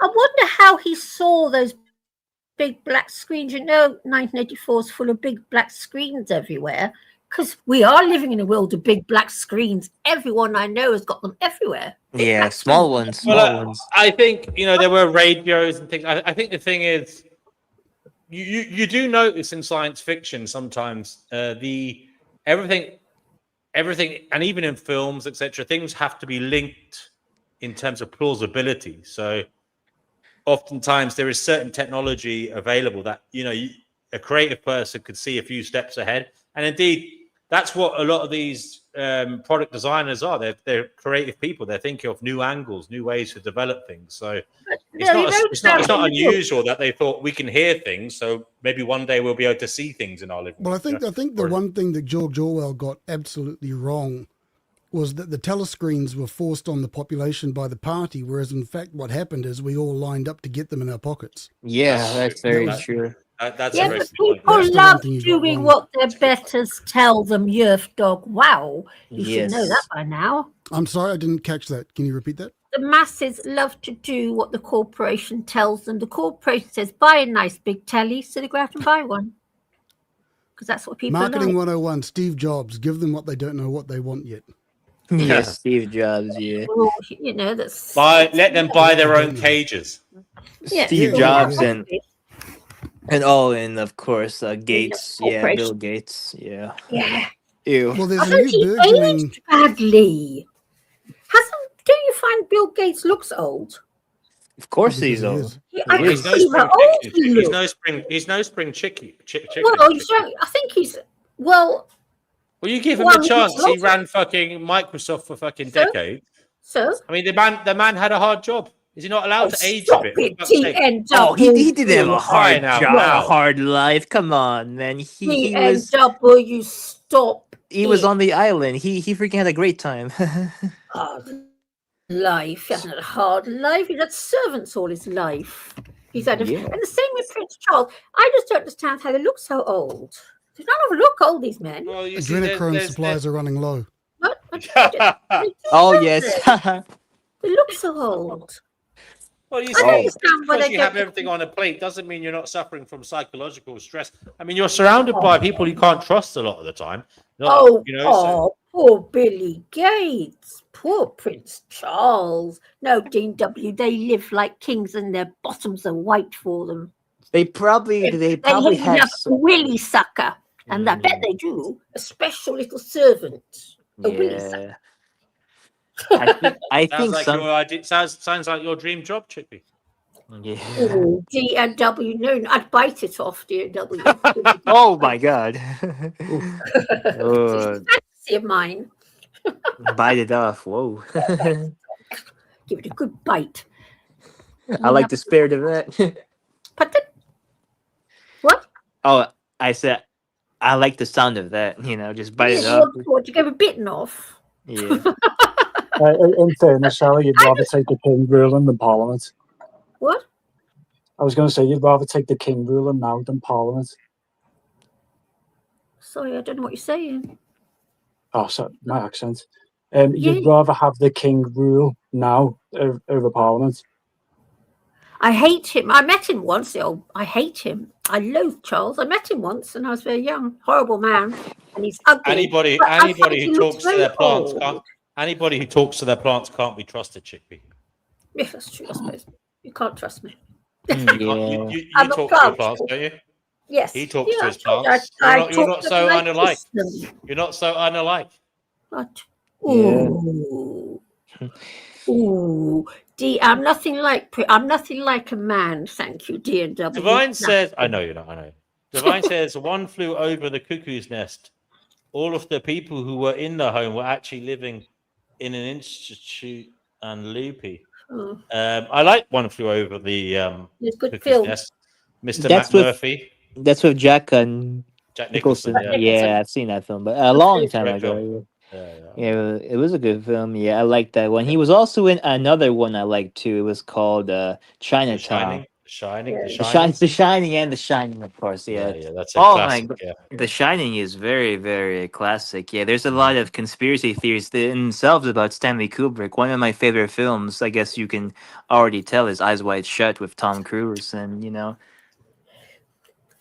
But as DW, as I was saying, I don't understand why Bill Gates and Charlie Boy and of course Camilla, why didn't have some plastic surgery? Because if I was in their shoes, I would have a ton of But plastic. you wouldn't need to if you had that much money because everyone's fawning over you, Chickpea. Why would you need to? Money buys whatever you want, doesn't it? That's true, I suppose. Yeah. Well, I wouldn't Also, know. plastic surgery doesn't last, and as you get older, it's more noticeable. Yeah, it doesn't last long. Yeah, I mean, look at Michael Jackson. I love Michael Jackson, but You should see him now. He still looks the same. who? Michael Jackson. Touche. Oh yeah. Yeah, but No, Bill Gates no. looks very old. He looks really old. Yeah, Really shocked for some reason. Who's that? Sorry, who looks really old, Chickpea? Bill Gates. Bill Gates. Looks I haven't very seen. old. I mean, I don't know if I've seen a recent picture. of Yes, him. yeah, I haven't seen it for ages. He was on YouTube saying some. Well, he was a film of some footage on YouTube of him talking about. I can't remember what he was talking about. What about Mr. Trump? Mr. Trump. He's 70 years old. God! I tell you who he's more than 70, isn't he? He's like nearly 80, isn't he? Wikipedia. 76, isn't he, or something ridiculous? Oh, who are you talking about? You talking about Bill Gates? Yeah. Bill Gates. Yeah, he's Yeah, gonna yeah. turn- I was saying, give the man a break. He's 70 years of age. For fuck's sake. Yeah. I'm 70 years of age. No one gives me a break. I know, but Nobody. you're a woman of a certain generation. Like men of your generation didn't really look after themselves as much as women did. Men are only kind of starting to look after themselves in the last, I'd say, last 10 years. 10 years. got all Yeah, these- 10 years. Really sure about that? Yeah. No, yeah. But no, Trump is gonna turn 80 years old this year. Yeah, he's gonna turn 80 this year. Yeah. Oh man. Well, he wears a nappy. Of course he does. Yeah. I tell you one person who looked like a walking corpse by the time of it. Joe Biden. He was fucked looking. Oh yeah. Joe Biden. Oh yeah, Yeah. Joe Biden. Joe yeah. Biden. It was like a horror show, wasn't it? Where they used to Yeah. wheel him out. Yeah, they used to wheel him out, It was like a complete mockery of the system. Like, I'm not ageist, all right? I'm not any of these things, but I think it was like undignified. Someone should have took him aside and said, "Look, Joe, I know you want to go for it, but it's not for you right now. So please, don't do it to yourself. Walk away whilst you have some good memories and people can look at you in a good light, because by the end of it, the guy was just a murmuring mess, wasn't he? Yes. He He's a was murmuring stuttering. mess at He the had beginning of it. a dementia. Yeah. Well, I mean, I'm no fan of the guy at all, but I mean, Me just neither. look at him when he was younger. He was a kind of he was glib, but he was fast talking, intelligent. Yeah, he was good when he was younger. When he was yeah. younger, if you see a video of him like in his late 30s, in his 40s, even in his 50s, you can see he was quick thinking. But by the time of his presidency, he was fucked. Yeah. Yeah, no. His brain was fried at that point. I mean, it was a really, to me as an outsider looking in at America, it was almost like a setup. It was like, Yeah, it was a setup. It was a it- setup. it was like they got rid of Trump, but they didn't really want to get rid of Trump, so they brought in the worst possible politician to Get lead the Trump country back so in. that Trump could get back in. Yeah. Exactly. That's exactly what happened, DNW. In my opinion, as an It American. certainly I love looked like what you say, Fatima. You say all the right things. Thank you. No, it it's certainly looked like that. I mean, yeah. a lot of people didn't like that Kamala, but I did like her. I don't know why. Oh, I just not me. In case you're No, wondering. no, I What don't did you think like Yerf about liked her her? either. Yerf didn't like her either. I know that. No, fuck no. No, thank you. I think she was cleverer than Trump though at that debate. Yeah, a lot of people Are you say I'm wrong. serious? A lot of No. people say I'm wrong about that, but I think she was. Yeah, I think Dude, she she did better than sucked him. her way to the top. Hold on a Yeah, second. unfortunately. I know she probably did do that. But what was I Yeah. going to say? It depends what debate you watch. I definitely watched a debate where she literally cleaned the floor with him, Fatima. I don't know what channel that was on, but I certainly watched a debate where she made him look like a laughingstock. Well, that's not hard to do, but at the same time, like I have to agree with Yurf. Unfortunately, no, it's just that she felt even more superficial than Trump, because we all know that she wasn't chosen to be the primary of like the Democrat. She was just like implanted there because she was just the VP of Biden, and that's it. Yeah, and like her campaign was half-assed, very short. You know, it didn't have time to like simmer, and you know, so. Yeah, so it It's a went how it did. weird system over there. You got these like familial dynasties popping up because you had the Bushes, then the Clintons tried The it. Clintons, yes. I have no doubt the Trumps will do it. You know, Yeah, it's and just Obama. such a weird country. Yeah. Well, Yes, it depends on how these next midterms go. If the Democrats take the midterms, which it looks like They have probably a good will. chance of doing, They probably then will. Trump's a lame duck for the rest of his presidency, and that's it. It's all over.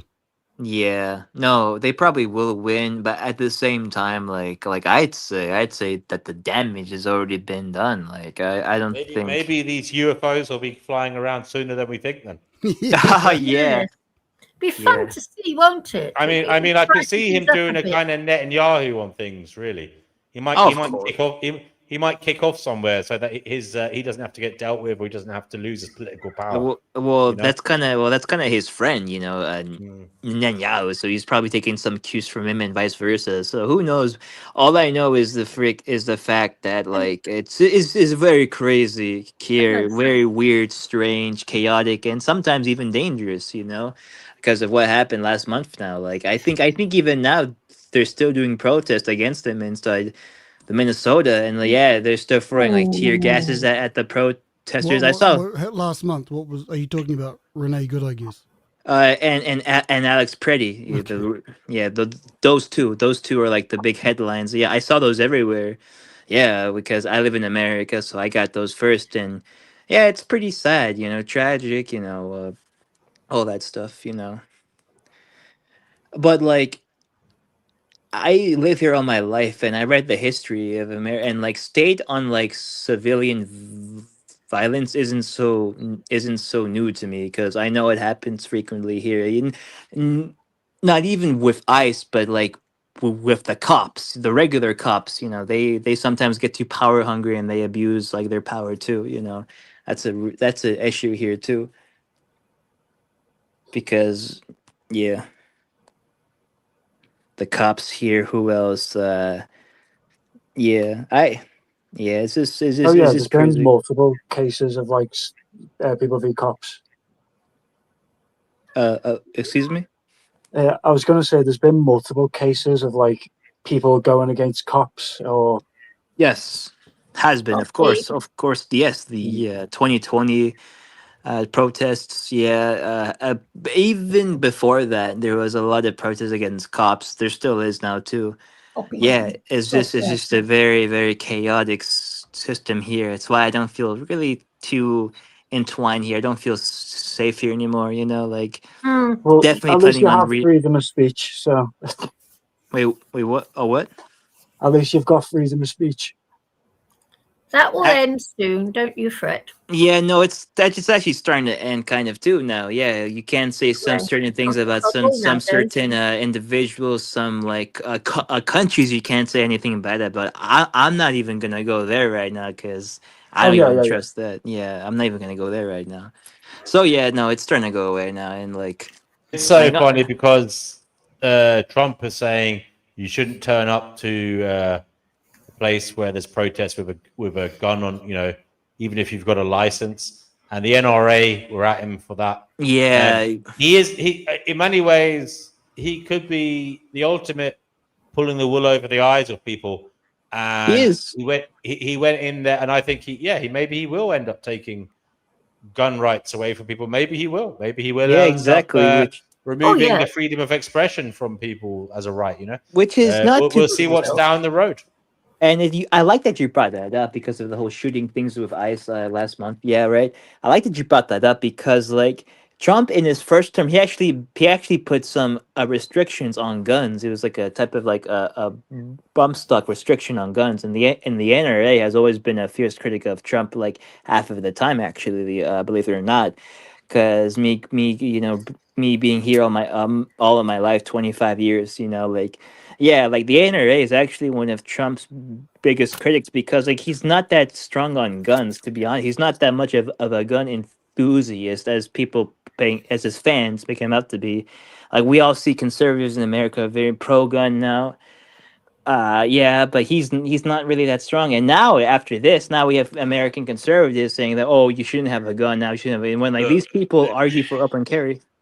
he's a chameleon. He was a Democrat for so long. He suddenly changed to being a Republican. He basically became a Republican because he knew that he could just manipulate a really stupid voter base. Yeah, there you In go. terms Yeah, of those around the Bible Belt. yeah, There's of a lot of course. them, and all he had to do was whip them up into a frenzy, and he'd be in office. I mean, it's a wet dream for anyone who's got Machiavellian yeah. narcissistic tendencies. Of course, yeah, because in his first, he actually campaigned 5 times. In this first time was in 2000 when Bush won the first term, in his first term. Bush, when Trump was running a campaign in 2000, he portrayed himself as a secular, moderate, centrist individual that promoted like somewhat quasi liberalism, and now look where he Yeah. is now. So yeah. These kind of, I don't know, populist, these kind of narcissistic leaders will turn on a penny for the vote, and to gain power. I mean, we had the same thing here with Boris Johnson. Oh, He was a pro-Europe politician, and then literally he changed. He was pro-Europe, and then literally changed his mind.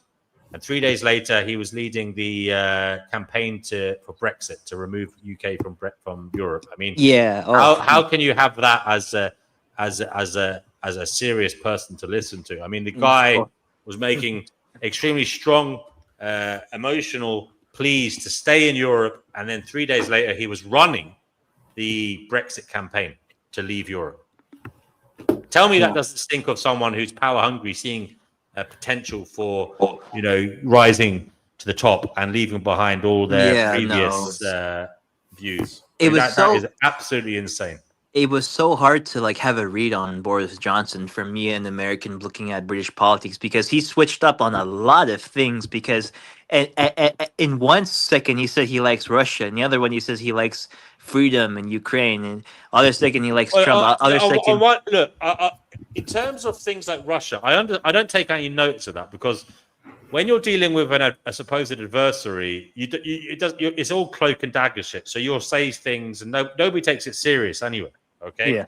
Now, and also it's like, but when you're dealing with things like national sovereignty or like your near neighbors and the future of the country in a real economic sense, I mean, clearly there has to be some longevity to your views, some base behind them, some moral foundation. It can't be something you just sniffed overnight and spat out the next day. Mm-hmm. I mean, I think there's a huge difference between that and saying things about Russia that change day to day. Because at the end of the day, when you're talking about adversaries, it is kind of a game. It is like that. You say things about them. Everybody knows you don't really mean it a lot of the time. Of course, yeah. And that's actually a good point. So it is what it is. I don't take that kind of thing seriously. But in terms of real issues that the country has a power over, like you don't really have a power over the adversaries. You're playing a game with them. You're playing a game. Have power over the direction of your own country in terms of what policies you decide to enact or move towards. But pretty much what happens in the Cold War. You know what I mean? Cold War, exactly. Yeah, I mean, I argue that the Cold War just took on a new phase. It never ended, to be honest. Like Oh yeah. we see in the war in Ukraine these Russian tanks with the Soviet Union flag waving sometimes over these tanks and these cars. So yeah, I don't think it really ended, because they see themselves as like as just a type of continuation. That's actually a official Russian state propaganda narrative. They see themselves as just like, protecting the sphere of influence, and I'm not endorsing that. I'm just saying that's what they believe. It's like that clip from The Simpsons where it's Soviet Union. I thought you guys broke up. Yeah, exactly. Yeah. And now Trump and all the news of Greenland, like I haven't heard of that yet. I mean, it was kind of the talk of the craze. He's talking about Greenland. There was strong, heavy armada in Iran.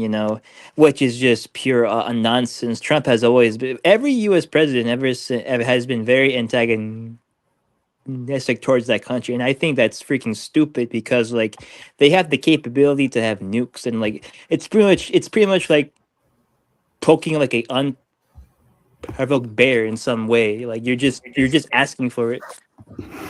Yeah, it's just dumb to me.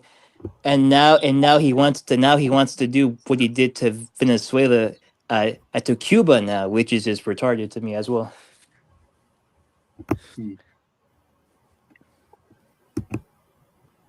Mhm. Everyone there, yeah. Yeah, Oh, good. yeah, he wants to like take out like Cuba now when like Who, that Trump? country.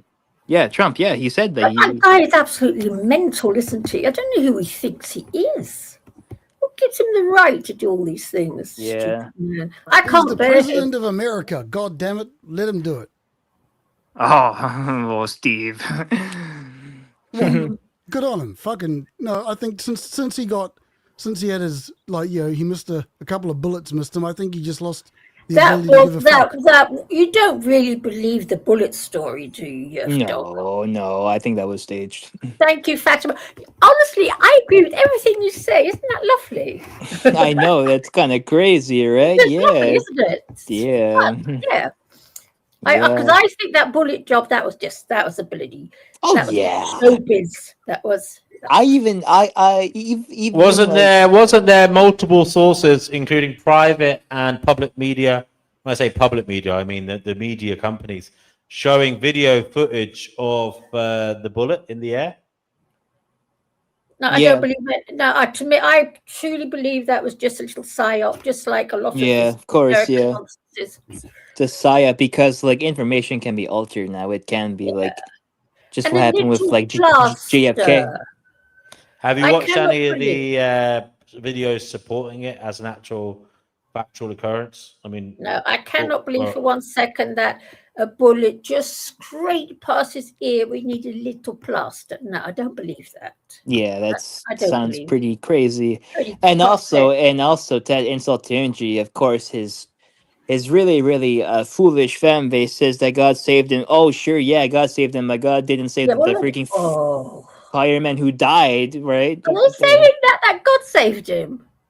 They're Yeah, saying that. yeah, God What a saved. load of idiots. Yeah, I know, it's really dumb. Yeah. What unbelievable. People are becoming really stupid, aren't they? Oh, they've always been stupid. God saved him. Oh, for goodness sake. Why Yeah. would God, mind you, saying that, of course, God is an arsehole anyway, so maybe he did save him. Two of a kind, aren't they? Yeah, two peas in the pod, Yeah, exactly. two of a kind. Well, I reckon. I mean, let's assume that it wasn't faked. Trump just because he knows he's on his final term, and he just decided to not give a fuck anymore. And he's just going for gold.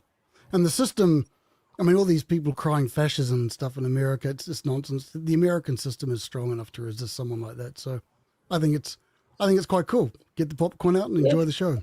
Yeah, I just think it's kind of loony. Yeah, but like yeah, I actually kind of agree with you because like people don't know what fascism is. To me, I associate I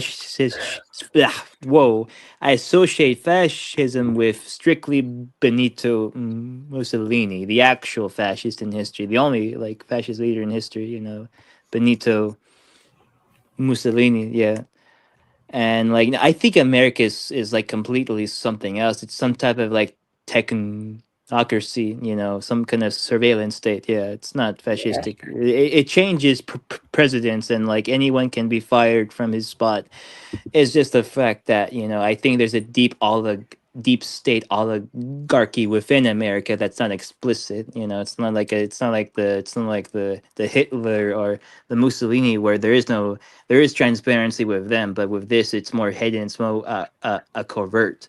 Here, Yeah. it's a web. It's like a Hmm. Well, network of influence. consider this. Here's a conspiracy hypothesis. Maybe the powers that be wanted Trump to become the president, and then they foment chaos under Trump's leadership, and then that gives them the ability to return to power. And when they return to power, that they can use Trump as a bogeyman or an excuse to clamp down on privacy, etc. Saying, "Oh, we need to clamp down because you saw what happened. Everything's just gone crazy. Chaos is rampant. Right? We need to clamp down and do this and this and this, and it'll be Patriot Act, 10x'd." Yeah, I could see that happening. Yeah, I could see, like he's sort of like the scapegoat because a lot of things happening under him now are crazy and they're just gonna get rid of him now. And now like, haha, you thought he was the real threat, but it's us that were actually the real threat all along. Yeah, and he was just playing into it. Yeah. I could see that happening. Well, Or you could say the same thing about Biden. He was the kind of puppet that was used. Exactly. The incompetent idiot. And basically, what the right in America is saying at the moment is the loony left. These crazies with guns, we've got to do something about them. They're dangerous. We've got to clamp down on your rights in terms of privacy because these loony left are out there endangering us all. I mean, it can work both ways, Yeah, it does. And here's the thing. I think both ways are true, actually. I think that these men are just, they're not in fully control. Like, I don't believe that fully. I don't. They're just the masks, the faces, Well, you see, what web. is really in control is power. And as I said earlier, power will turn on a penny in terms of like the problem is we have the dark traits getting to the top of social hierarchies like Trump and like these individuals who rule the world. And they're not really concerned with having a strong basis for their morality. They just want power. They'll move whichever way gives them more power or keeps them in power. So that's what it is. And you've got them on both sides. And as you say, you've got the lunatics on both sides. It all favors, unfortunately, the power, the corrupt power, Yes, the elite. What I say is the elite or more so the network, as I call it, because it's almost like a whip of the Congresses who nobody elects always, the Senate. In many ways, it is really strange that you've only got a two-party system in America, Why do you think that is? Why do you think that is made by? For this reason, because it makes it easier to control. It makes it easier to control. Of course, you've only got two parties you have to worry about infiltrating and controlling. But if you had more than two parties, then it'd be a lot harder to retain that control of the system. Of course, it's just in America, people like me are seen as loopy. Like I say that both parties are probably the same bird, and they are. Because whenever Jimmy Carter died, when he was a fucking 100, that's also another person that looked so horrible when he was old. I'm sorry, Jimmy Carter when he was 100. Holy shit! Oh my god, he scared me, man. He scared me. He was 100, dude. What do you expect him to look like?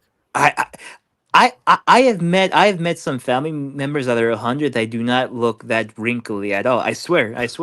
I'm coming from my own personal experience. You wait, mate. Time is no mercy. Your time will come, son. I know. No, you don't. Trust me, you don't. It'll hit, and you'll just be looking in the mirror, going, "Who the fuck is that?" Ooh. I'm already seeing it right now. Yeah. Yeah, but it is funny. You get to a certain period in your life, and I remember it when you start noticing the aging, and it's like, hold on a second. And then every time you look in the mirror, it's like looking at it is you start looking at someone else. You're like, hold on. Every time you look in, you seem to be changing slowly, just slight little bits here and there, And it is somewhat when you first notice the aging, it is a little bit unnerving because I suppose you start realizing I'm not really in control of this shit. It's time. You're not. Yeah, of course. Of course. No, but I just remember. I remember one day looking in the mirror. I mean, I'm not wrinkly really, but I have one or two, I have a couple of lines on my forehead. but they're very faint. But I never used to have them. You know what I mean? And I remember I was like, "What the fuck is that?" And then obviously the grey hairs start coming through. I have a few like grey hairs on my head, on my beard, and it's like, yeah, you just start noticing. You know, it's Father Time doesn't give a fuck. You know. No, he does not. And I'm not a fan of dyeing my hair or anything like that. Some guys do that shit. But I'm not bothered. I think I would, to be honest, because I think I don't think I'm one of those people that get away. But I think because I'm kind of like a pinky. I think to dye your hair and get away with it, you have to have a bit of pigment. You have to have a bit of melanin in your skin. You know. Oh, which I have already. So like, all my hair is. From my observations, them guys get away with it. You know. But, white people don't. Tan people can get away with it as well, but white people, I say white, Northern Europeans don't get away with it. Us whitey's got the short end of the stick for sure. Sorry? Yeah. Us whitey's got the short end. No, yeah, we're silver foxes, or we're you know. Yeah, true. Yeah, of course. Yeah, I think if I grow old, which everyone does, like I can dye my hair and get away with it, and to be honest with you, hopefully you won't give a fuck by that stage. I don't really give a fuck, and I think, in actual fact, when I started not giving a fuck, I think people like that, you know. True, could be, yeah. But what I was saying, I was saying that at the funeral of Jimmy Carter this time last year, Trump and Obama were like laughing at each other, and that just vindicated my whole like thing about like it's just one show to me. It's just like one bread and circus's show because Trump in his first term he's saying that he wanted to like lock up Obama, he's corrupt, but like here he is now spending time with him, joking with him, laughing with him at Jimmy Carter's funeral. So yeah, and he said some nice things about Biden when he was gonna leave office. So yeah, I just think it is one big, just like a clown show, But hello that's honestly what I think. Do come on Untrackable if you want to. And hello to Ricardo. Here's a man in his 50s with a head of hair of someone in there who's about 25 or 20. You've got a remarkable head of hair for a man supposedly in his 50s. Thank you. I'm 25. Not only has he got a full head of hair, but he's like jet black. Is still dark brown. I mean, something going on there, Ricardo. Either you're a vampire or it's just for men. Oh, can you hear me? Yeah. I can hear you. All good. Yeah, no, I'm not a vampire. I had to finish my chores and I'm all done now, so I can talk. Okay. I can talk. Well, feel free to interject at any time. I'm going to get a night drink. It's not alcoholic. It's a Red Bush tea. Yeah. I like tea. Yeah, I just got a really nice coffee with a bit of Manuka honey in it because I ran out of sugar, and it's fucking honey. tasty. Very nice, mate. That's always a good combo. I do that sometimes too. Coffee Ever and tried that? honey. Manuka honey with coffee. Yeah, mate. Just like a level teaspoonful, not too much. That's the one, son. Awesome. Good man. Coffee is good. Good for your throat as well. I'm personally a big fan of iced coffee. I love iced coffee. Yeah, especially on a hot day. Iced coffee. Can you make your own? You just chuck a load of ice in the coffee. Yeah, it's pretty easy. Yeah, it's pretty easy actually. Like one of my favorite drinks is like a Thai milk tea. That's really good. Thai from Thailand. I like that stuff a lot. Okay. I live in the UK, so I wouldn't know. I wouldn't know where to get. Oh, there's a lot of Thai. There's one Thai restaurant that I can walk. It's in with under like 5 minutes walking. It's pretty nice. I love it there. Oh yeah. Yeah, it's pretty nice there. I live in a city, and we've got maybe a few Thai restaurants. I'm not sure. Maybe down in town, but we've got loads of Thai massage parlors. And, they're very good at that. Yes, good. Yeah, I try and good avoid income them for them. because I find them a bit hard, a bit too like they're you quite. find the Thai massage parlors a bit hard. Is that what you said? Yeah, they slap you really like, they slap you around and they sort of. Are you sure it's a massage parlor? Yeah, I'm pretty sure. I did have a Thai massage once for my back was a little bit sore. and you did. You it was recommended to me. And I didn't really know what it entailed. They walk all over your back, and they walk on the soles of your feet, and they walk on your legs. They tell you about and everything. It was actually really nice. I've only had one in my life, but I actually really did like it. Yeah, it's a long time ago now. BMW. Sorry. No, I mean, look, she was only a little. She was only like some of these Thai women. They're only small things. It wasn't. It wasn't like I was being trampled on by a cow or something. You know what I mean? Yeah, of course. Yeah, they walk on you on your back. Yeah, with their feet. Definitely. Yeah, but Chippy, it might be too much for your delicate frame. Real hands on. Yeah. Well, I don't think you'd want to do it on a full belly. You'd want to you you have to empty stomach, and then you go eat afterwards. Yeah, but I've actually untrackable. Do come on if you want to. So go ahead. Yeah. What's up, untrack? But actually, my older brother actually went to a Thai massage. He said it was very, very first it hurt, and then afterwards it got easier. Yeah, at first it does hurt, because not hurt, but there's pressure that's definitely uncomfortable. But he says during the session it got more easier as it went on. So yeah. I mean we got a lot of hello to Untrackable. Welcome. You're on the Finding Gnosis show. Welcome here, brother. Hello. You look a bit like Liam Gallagher there, mate. Oasis, doesn't he? A little bit. Liam Gallagher, Oasis. A little bit. He's got the rock star. He's got like the rock star persona. You gotta roll with it. Yeah. Maybe Liam Gallagher and Chuck Norris had a baby. Oh no, someone else now. He took his hat off. Oh my God, that's he's showing off his aging. We're all aging, don't worry. But you've got the dark hair still. He's all right. Anyway, Untrackable, you are on the Finding Gnosis show. What is it you'd like to say to the world at large? And you are fucking indoors and wearing a hat. You must be cold. Wearing a big hat. Yes, I am. Pardon me. I'm very much in my garage, and it's about 20 degrees Fahrenheit. Yikes. Yeah, same here.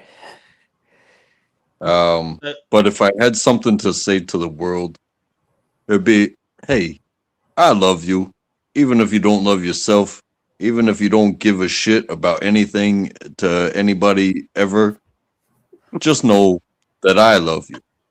So when you're stuck and you need me, if I'm there, if I'm there, I'm gonna help you. Thank you for that, Untrackable. Untrackable. Why the username Untrackable? Sorry to cut in. Our phone's going to die, but thanks for having me. I hope I do it again soon. Yeah, Bear, you don't need to ask permission to come on, mate. You can just come on. Thanks, Chief. So, good to have you on. Take care of yourself. Take care, everyone. Bye. Later. So, Untrackable, why this username? I mean, are you on the run or something? What's going on? No, about the time that my daughter was born, I'm not big into Barbies and stuff like that. And so I bought a bunch of Hot Wheels. And physics and cars, it's something everybody has to deal with. And one of the cars, this car, it's a 1992 Dodge Viper with side pipes. It does not fit on the track. So it is untrackable. It is unraceable. Well, I tell you what, mate, I was not expecting that explanation. That went to a place I didn't expect, but interesting nonetheless. Untrackable. You're in your garage. Why are you sitting in your garage and not in the house? Is it because you want a bit of me time? You're having to smoke? Is that it? Yeah, it's fair for me to smoke my cigarettes out here. Yeah, I hear that. I don't smoke in the house. Very good of you. Not to pollute the others. Your kids. I sit out here. I got my refrigerator. I got my TV. I got my video games. I got my chair. It's a man cave. Yep. It's very primitive. That's all you need. But when somebody hollers my name, I come running. You know I do. Yeah. So, Untrackable, sorry to put you on the spot, but we do ask this question to newbies here. Have you ever had a strange paranormal experience?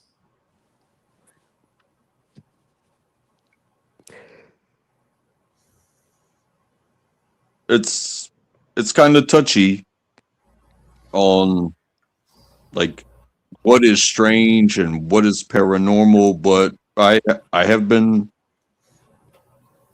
sleeping in my bed alone as a single man before, and I had that sensation of something yanking my leg. It woke me up, but the And how often mattress did that happen? it only happened once, but the mattress was on the floor, so there was no way something was underneath. And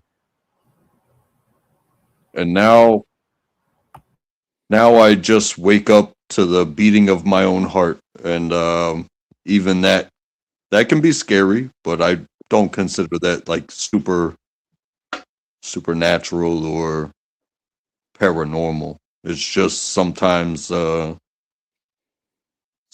your heart beats louder than your ears can hide from your dreams. Interesting. So, another question we ask people is, and I don't want to, give you any inclination as to how you should answer this question. The question is, what is going on in this existence? What is this existence?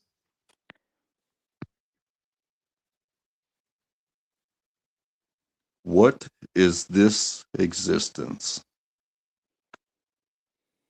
Well, I mean, perspective. I mean, you have yours, I have mine, and we can share with each other. But I cannot adopt your perspective because I would have to relive everything, and nor would you be able to adopt mine because I can't take you back to square one. So perspective, that is what is going on. What you are seeing is 100%, and you have a choice every second that you have a second. I actually really like that answer there on track. Well, that's one of the better ones we've had. It is perspective. Yeah, So, would you I like to agree. tell us your perspective on existence? My perspective? Yeah. From your perspective, what is going on? Oh, well, it just went through a hell of a winter storm. My kid didn't go to school not one day last week. She's already not gone to school today. Today's Monday, and they closed down work for myself today. She's already not going to school tomorrow, but I will be going to work. My wife works out of town, so she will be doing her best to get out of the neighborhood.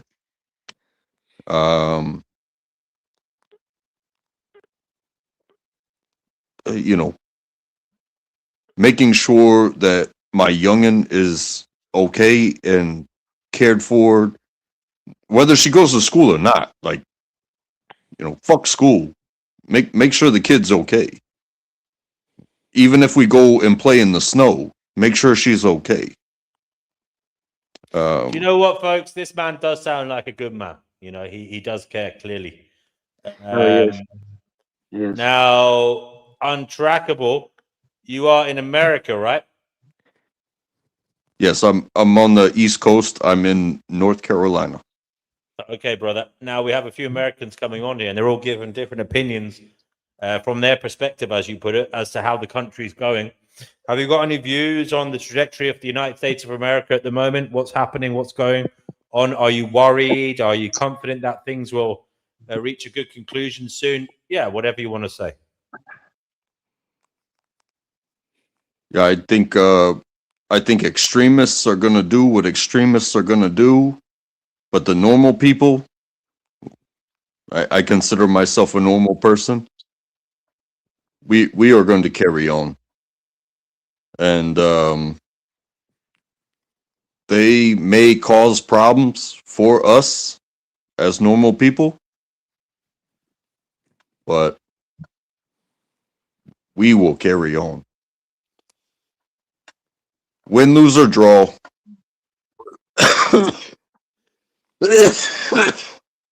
Pardon me. Win, lose, or draw. Between the extremes, the normal people will carry on. There you go, folks. The normies will keep going. Interesting perspective on all their untrackable. Anybody else got any questions for untrackable? Yeah, I've got one. Untrackable. You said you're cold. Do you have a heater in the garage? Any kind of heater or fire? No. No. I mean, I got a light bulb. It probably doesn't kick out much heat, though, does it? No. It is probably not good to sit out in the cold for that long then. Could you rub your hands together? So I will say this. I will say this. So many people are concerned when I'm sitting out in the cold, when it's 20 degrees and it feels like 4 and all this. Yeah. Nobody asks these questions when it's 100 degrees and I'm wearing a t-shirt and they're just like, oh, apparently a t-shirt and looking comfortable is normal.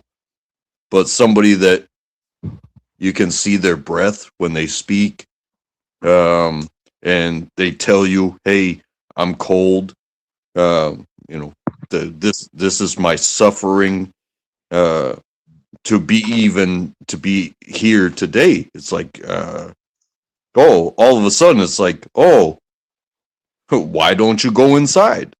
Why, where is your heater? Where is this? Nobody asks these questions in the summertime. Yeah, indeed. Untrackable, have you got any spiritual beliefs or any spiritual outlook? Yeah, for sure. Well, what was the word I was thinking of?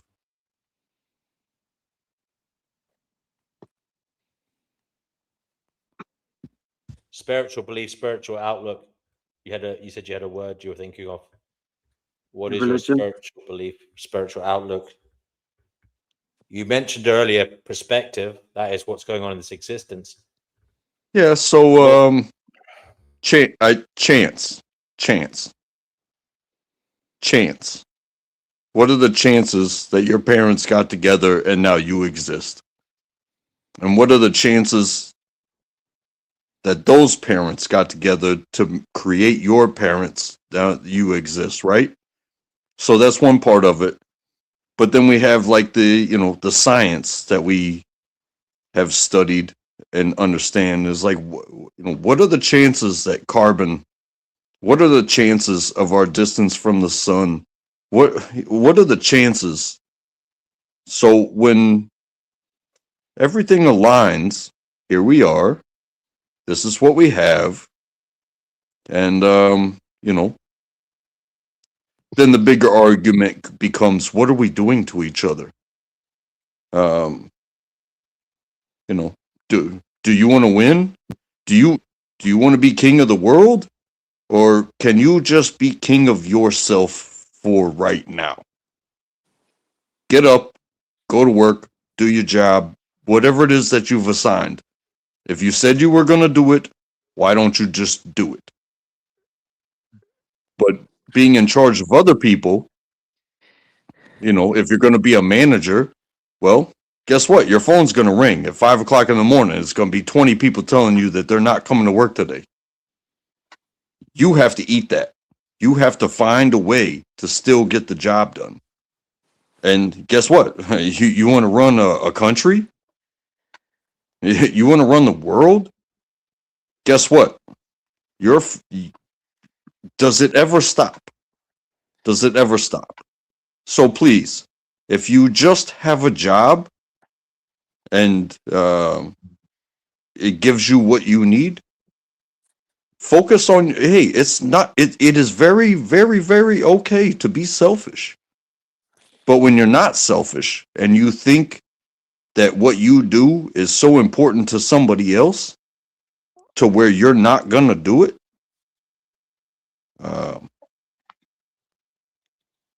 or you're going to force them to do something outside of themselves, they are allowed to be selfish because they are going to protect themselves and they are going to say no to you.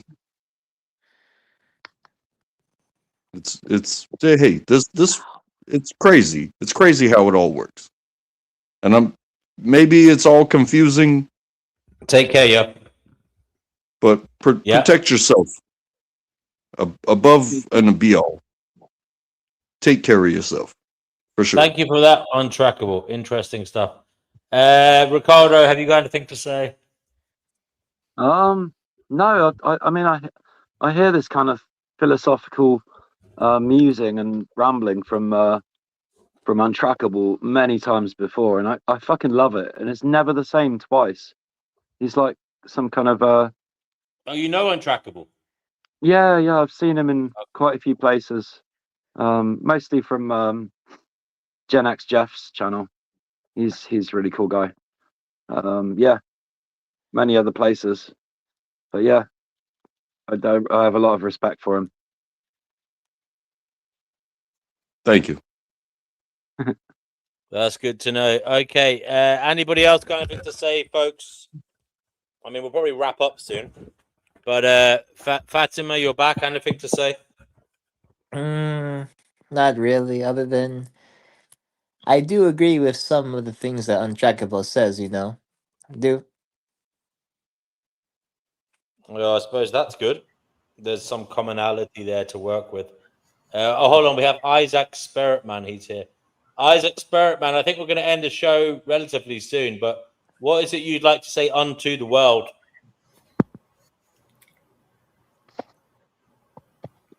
I can't hear you, Isaac Spiritman. I think you're muted.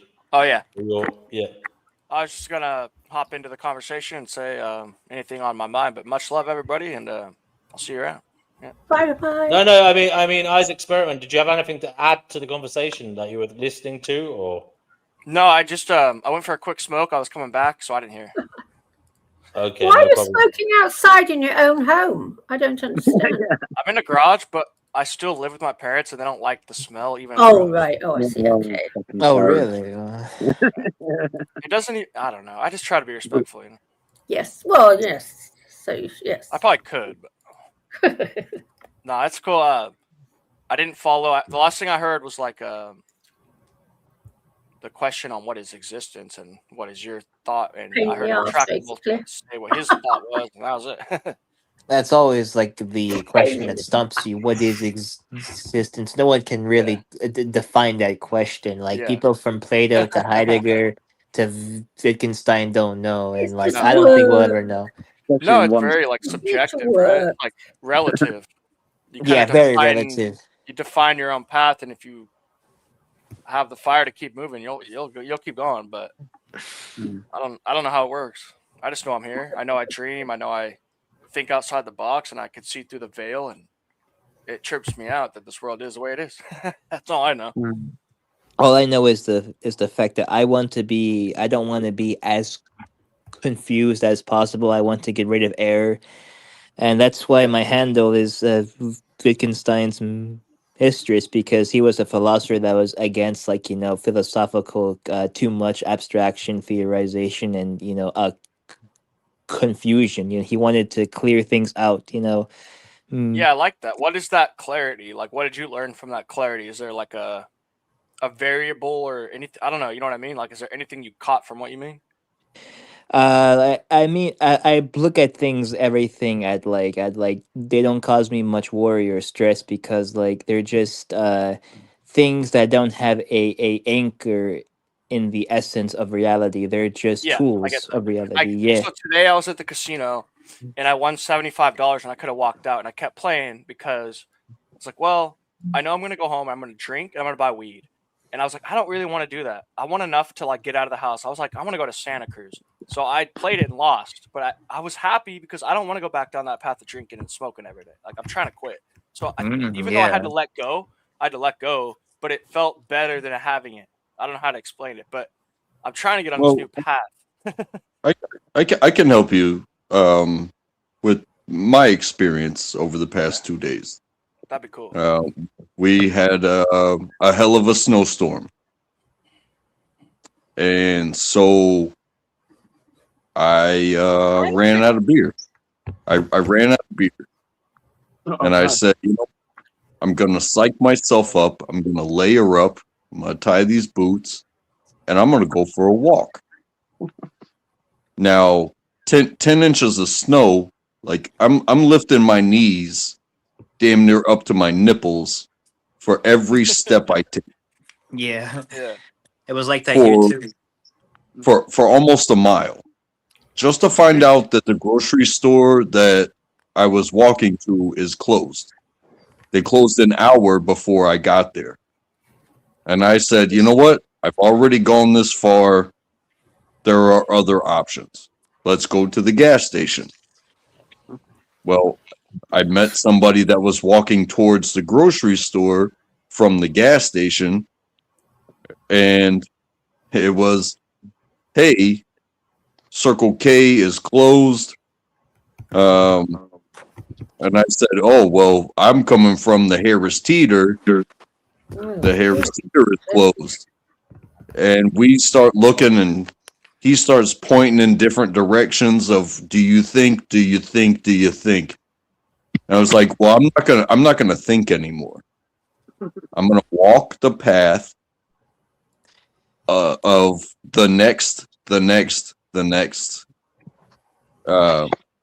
And you know what? I passed 2 more places that were possibilities for supplies and closed. And thankfully, Walgreens, it just so happened to be the one that was open. Would never have been a choice of mine to stop. However, they were open. And got beer, I got candy, I got little things for everybody. I got what I wanted, and I got things to like dispel the hatred of from, oh, we were so scared about you being out in the snow. It's like, don't worry about me. I'm down for whatever.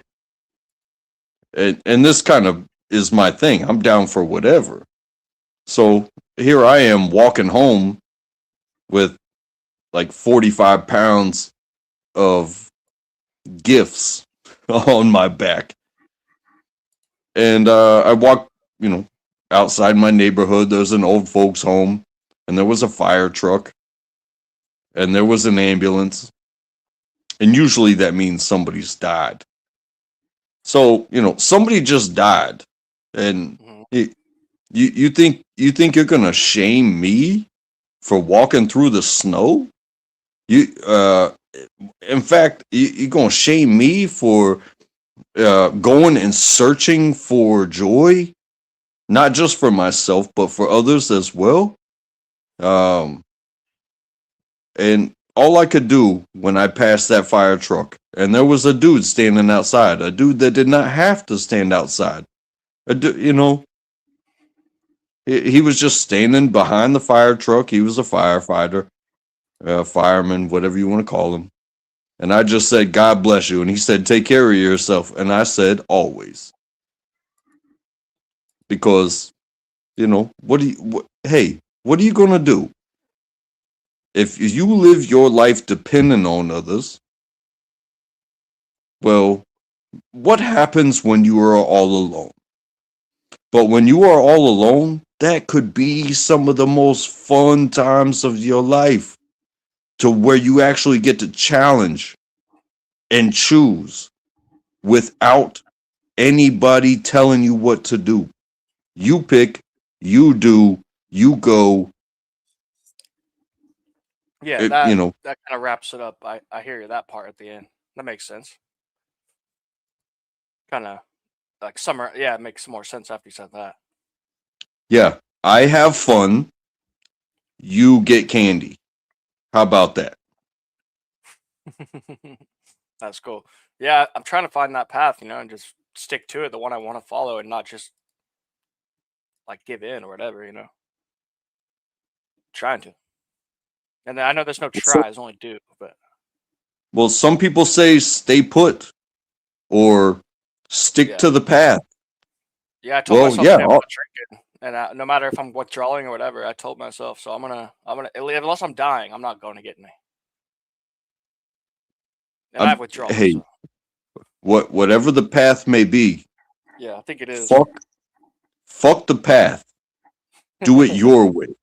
Do it your way. If you're trying to get clean, if you're trying to get sober, do it your way. That's tight. I'm gonna stick to that. I believe it. I sat down today and I really just told myself, and it was clear that I want to, because I've been drinking for 6 years. So, well, good luck with that. Pretty much straight every day.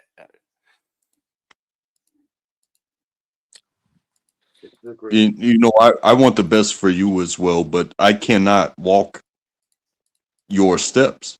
No. You know what I'm saying? Yeah, I don't want anyone to it, but it helps, I think, to speak it out, kind of plan it, hopefully.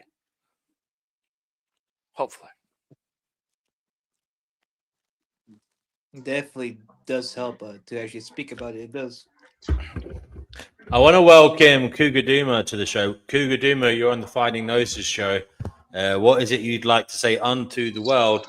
And after that, or even if maybe it is what you want to say, can you tell us about global heating and what's going on in that side of things? Sure. Yeah. Hi, everybody. It's good to be back. I was just getting myself geared up, getting kind of excited about writing another novel. I did a video a couple of days back about AI and outcomes, as it becomes more and more important. And a couple of people in the comments said, "Hey, you should pitch this to Netflix. It could be a great series." So now I'm going to have to write another novel and pitch it to Netflix. So we'll see how that goes. But yeah, so that's kind of exciting. As for the rest of it, global heating, I mean, well, we just heard about the plowing through snow, knees up to your nipples. I mean, that's kind of been the story, right? And that's and that is global heating, by the way. Maybe I should even have to explain that. There's some science here that I know I've mentioned before, but I'll mention it again.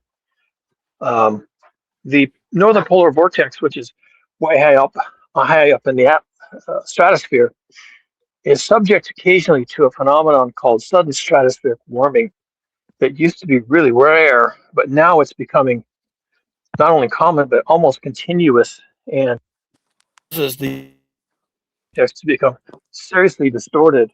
And it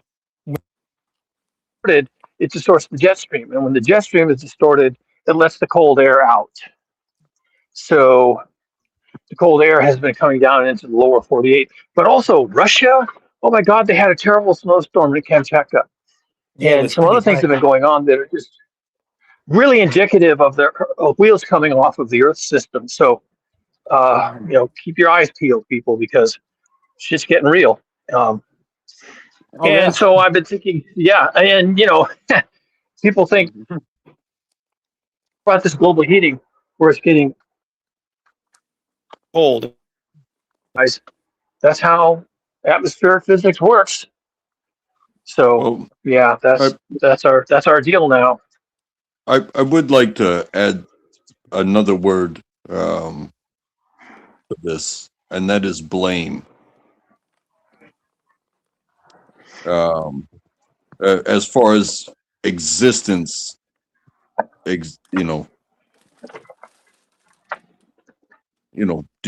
you blame your parents for your existence? Do you blame the weather when you have to endure it?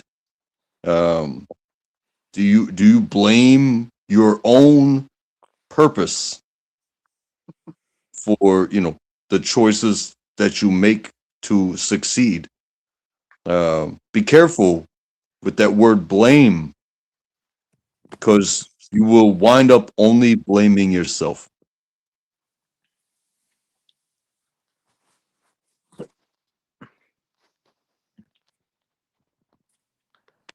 Yeah, and then you're back at square one. Just take accountability. You are where you are, when you are, and how you are because of you. Yes. The choices I made. And you can make different choices tomorrow. So don't quit. No, never. Don't quit. Never mind. Failure is an option. However, it is not the end that has to be. Just learn and move on. Doesn't have to be the end. I have seen many people choose their own end, and it did not have to be. So please enjoy the failure. It's education. Let's move on. Let's see what tomorrow brings.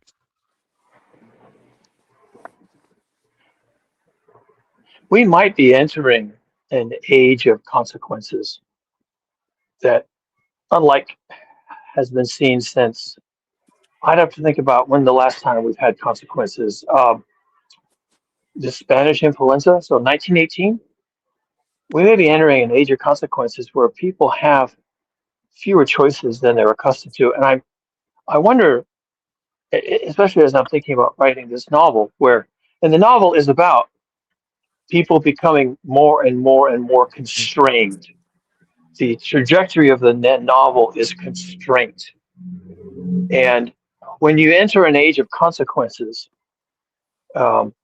which in technology we call a singularity, and when you enter an age of consequences, you find yourself with fewer and fewer choices.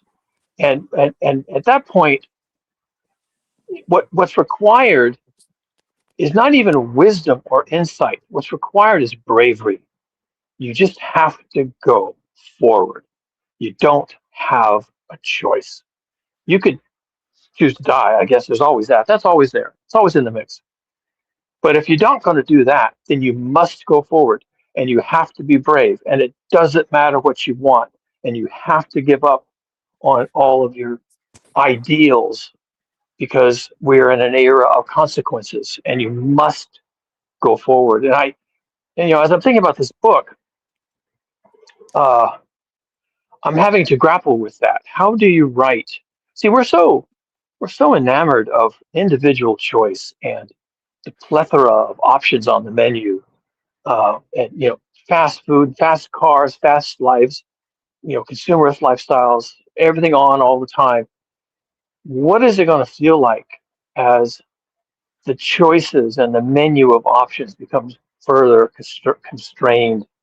In this case, in this book, because of the rise of AI, taking people's jobs, taking people's careers, taking people's lifestyles, and just constraining them more and more every day. You know, fewer and fewer choices, and it's going to be hard to write for that because we're just not used to that. I don't know what it feels like. I don't know what it's going to be like for the characters to just every day have less choice. Yeah, I agree. What do you want? What do you want more choice of? Ice cream flavors. Well, let's just imagine just maybe like a daily routine, right? Your daily routine. What do? Of course, you have to go to work. You have to do the job. You have to keep the job. There's some things you can't upset the boss. You can't upset the coworker. You have to do what's asked of you. So there's already constraints. But on the way there, you could stop and get a coffee, or you could even stop and get a beer if you needed that. On the way back, you could stop at the pub and get the bar and have a couple of hours with your blokes, and So there's choices, but I think that, and it's that idea that we have agency, that maybe I don't have a choice about work, but I have a choice about whether or not I want to go out in the snow to get a beer. Okay. And that's like life affirming, right? That you don't have to do this, but you're choosing to do it. You're having an adventure. You're going to go out and get a beer. And hopefully you don't die in the snow, but you're not expecting to. But when I think you enter times of consequences, like times of great conflict, war, or civil war, or challenges to just getting through the day. What is it going to be like for people to have to just cope with? There you go. I don't have a choice. Guys, I'm going to end the live stream. You can stay here chatting. I'll be here for a bit anyway, but I'm going to end the live stream now. Thanks everybody who watched. We'll be back again soon.